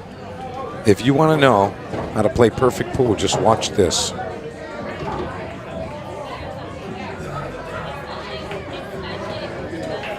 He is getting it done. Yes, he is. In a timely fashion. We're coming up on 15 minutes remaining on the match clock. Yeah, and his racks don't take long at all. And this would put him 6-1 ahead in our final race to 8. And the chances of his opponent coming back, getting further, very slim. Nice. I think that if Jobin doesn't change his break, not that he can come back from here, but I don't think he has any chance to. I think he needs to change his break. Maybe break straight on head ball like Gerson. Yeah, I agree. I mean, whatever he's going to do, you got to make an adjustment. Do something different. I mean, if he breaks and runs out, Gerson breaks dry, he runs out, then breaks and runs out, the next thing you know, it's 6-4. Yeah. Puts a little heat on Gerson, right? Yeah, and I mean, any type of pressure in that direction is going to be makes a difference. great. Yes. Anything. Yes. Give me something. And listen, we all do it. I mean, it's easy from the commentator's booth, right? I mean, I broke today from the rail, I think twice or 3 times and didn't make a ball, scratched once and tried it again. But, you know, it's easy. Everything from the commentator's booth is easy. Oh, yeah, absolutely. We don't miss a ball from here. And he's sticking with the break. Yeah, I don't like it. I mean, he might make a ball, but they're usually not wide open. He has work to do. We're going to look at some of the center balls in the rack. Those broke well. Those spread pretty good, but again, look at the clusters. Yeah. 6-14, 3-13. The 8's blocked, so he has a lot of work to do. It seems like some of the, corner balls from the side that he's breaking from are not really getting a lot of momentum out of the rack, and they're just kind of staying down table. Yeah. The head ball break, everything is moving there.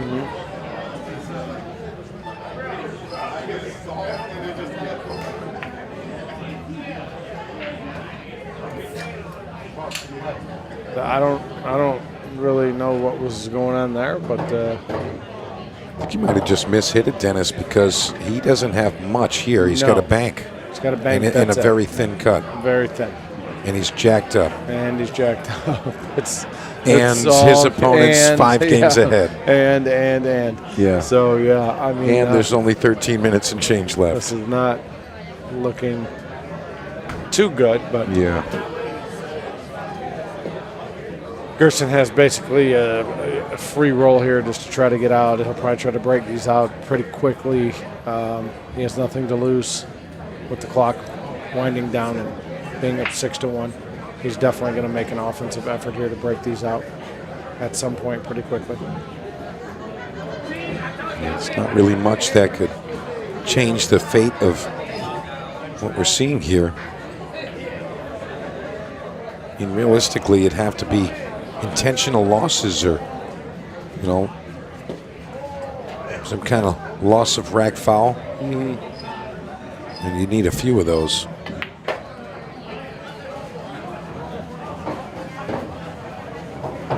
Yeah, zero emotion from Gerson. So he's shooting the 2 on the side, and he's going to try to go between the 5 and the 15 off the bottom rail and break the 13-3-5 out. Again, I'm not betting against him. Between the 5 and the 15. I'm not betting against this one. What a shot this will be. Straight to the bottom rail with high left-hand English. And there it is. Well, and I mean, did you see how it got there? A little clip off the 14. Yes. I don't think he planned that, but he still got there. Fortune favors the bold once again. Yeah, and the 3 is wired to the corner pocket now, so he can shoot the 5 on the side, the 7, the 1, 6 into the 3, 8-3, and it's over. Or, well, 7-1. But unbelievable. Everything is going his way.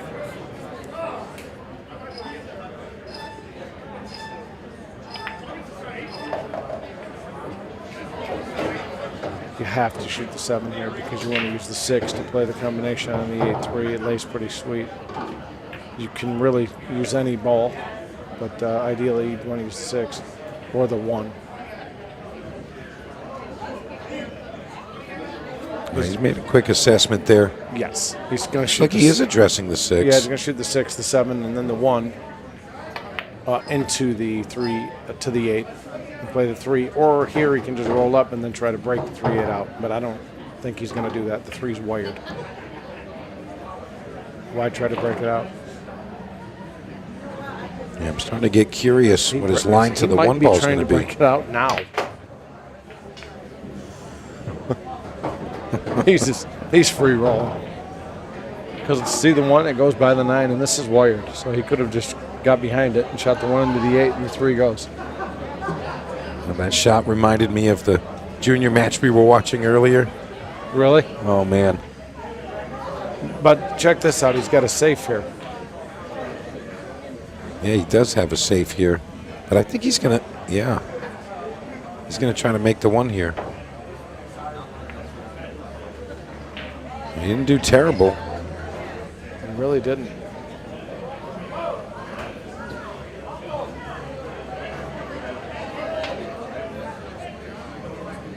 Slow roll this in.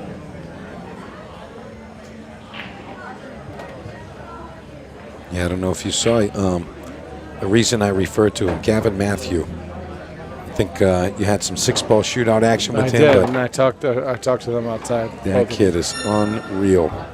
Swinging at everything and firing him in the holes. Yeah, he came out there, said he made an 8, and then turned around to the crowd and gave him the Dennis Hatch. Yes, he did. That's what he said. Oh, that's amazing.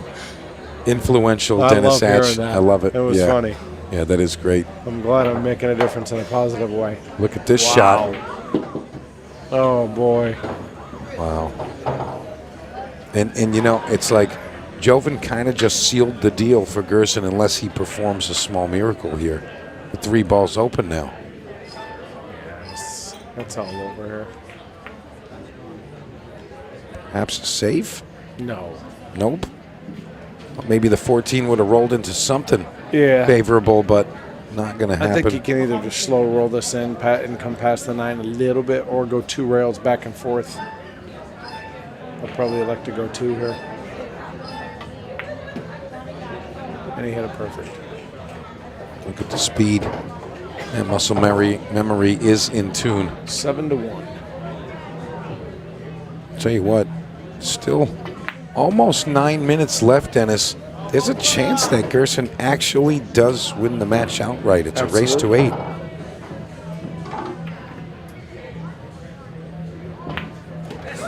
You see that move again. He does it again.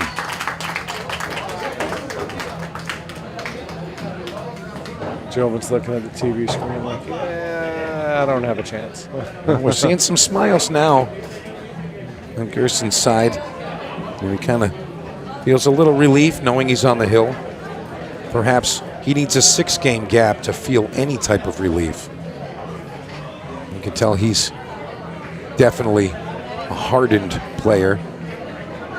You don't get to play like that playing soft players.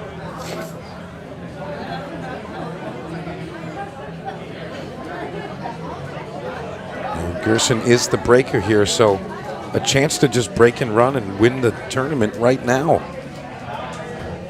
Yeah, this is the main event, Florida Open, 2026 edition.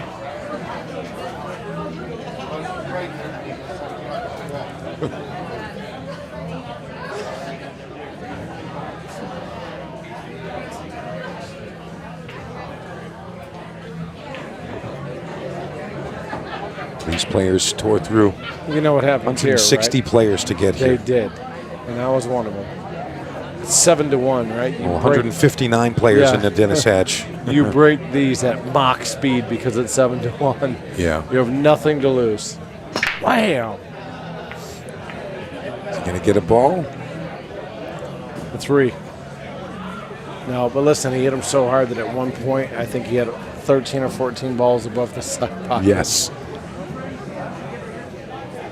Well, look at Joven. Joven's thinking he has a little life here. Yeah. He's going to move around and shoot him, but never really know. Yeah, why not? You never know. I was down 4 or 5-1 against Joven. I came back. You were. I mean, what was it, 5-5 or 6-5? I can't remember, but you never know, really. Yeah. Weird things happen. Yeah, you just go up there and you play pool. Do your job. Yep. Shoot the balls in the hole.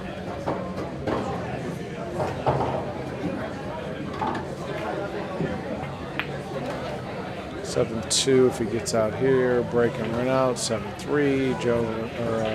Gerson breaks dry. 7-4.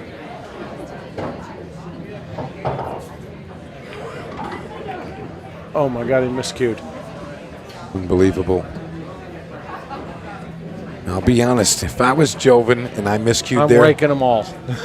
I would just I would just turn around and say, "Hey man, you got me." I'm raking him and shaking his hand. Yeah. After a miscue? Yes. A miscue. Frustration is built and it's over.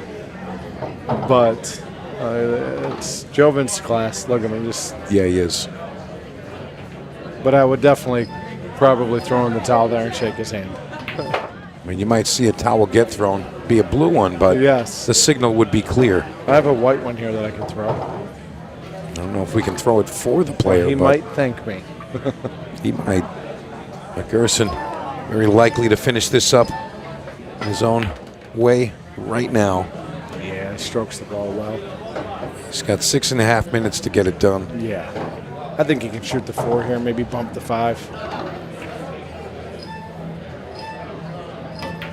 Because the 5 doesn't go on the bottom right.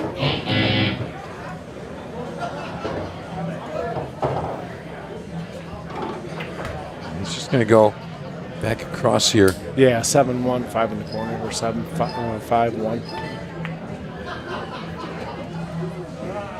Even a nice angle here. And we're going to see what line he's looking at. He'll either spin the 1 in nice and slow and soft with low right, or go back and forth, and then shoot the 5 ball to the bottom left.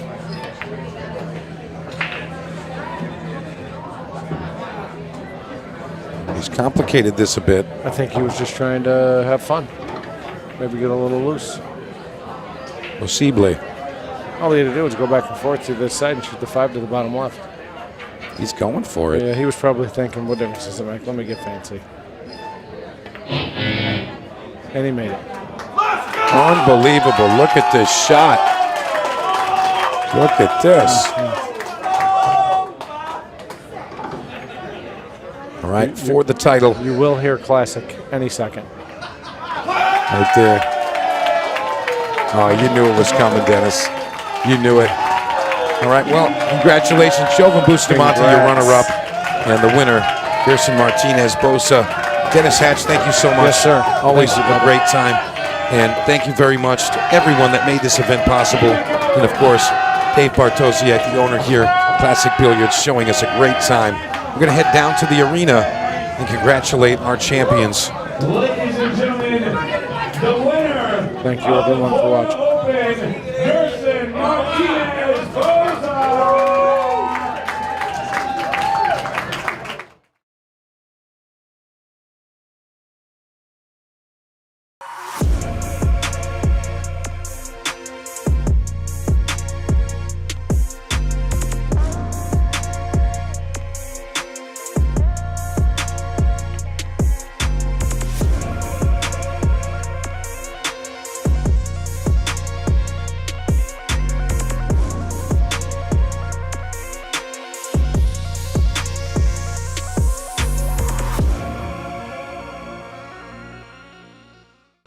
They don't hand out crowns in this game, you take them. Two-time world champion Tom Cousins steps to the table to face U.S. superstar Justin Bergman. This isn't just a match, it's a battle for national pride. No easy racks, no second chances. Just pressure, passion, and everything on the line. Live on QXTV pay-per-view, Table Kings, Cousins versus Bergman. One table, one crown.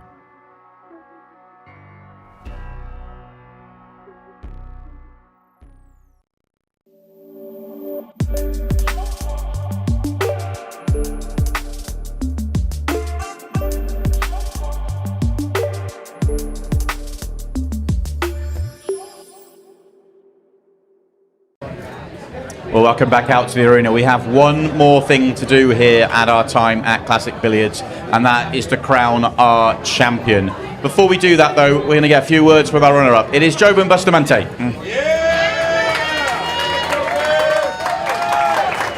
Jovan, hard luck. A brilliant run through the field. Another final for you, just coming up short. What can I say?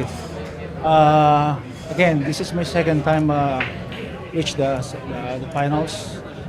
Last year was in Iowa. I lost to Tom Cousins. Now it's again I play finals. So I just want to congratulate Gerson. He played almost perfect. So his break is amazing. Yeah. As you say, you've been to a final before. You've won a shootout. This is an incredibly strong field, and you've come through it and you made a final. So the game is in a great place. And if you keep knocking on the door, the Open title will come. Actually, I got lucky on the semifinals, so we play. I play against a 6-ball shootout. This is my 4th time, so 3 times I lost. Every time I play is more than 30 seconds. So I got lucky to reach the final, but again, it is what it is. So we break really good. I got a cluster every time, so yeah. Congratulations on a brilliant run. We look forward to seeing you in Kansas City. Thank you. Thanks so much. A brilliant performance from Jovan Bustamante. We will see him again, no doubt about that. Before we hand out the trophy, though, let's get a few words with our champion, Gerson Martinez Boza.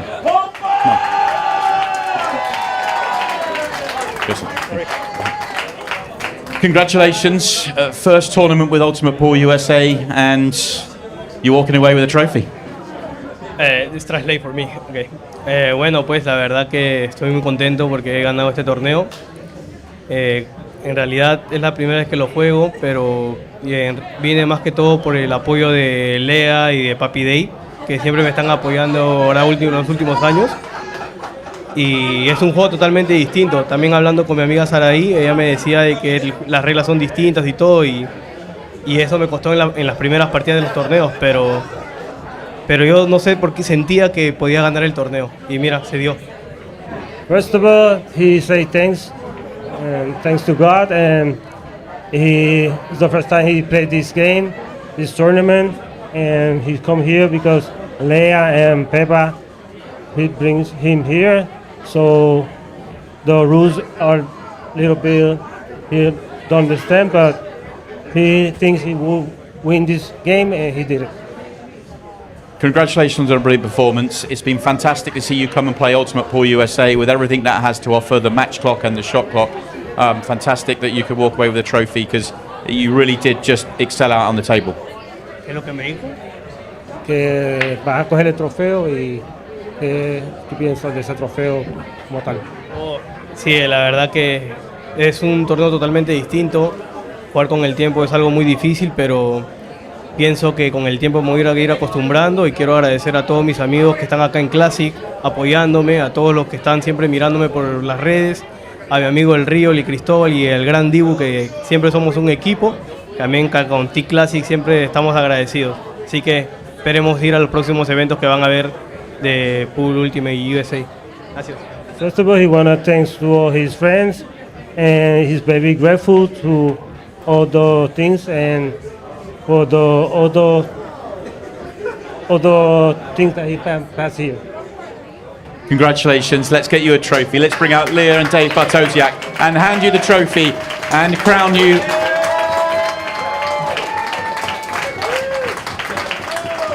the Florida Open champion is Gerson Martinez Boza.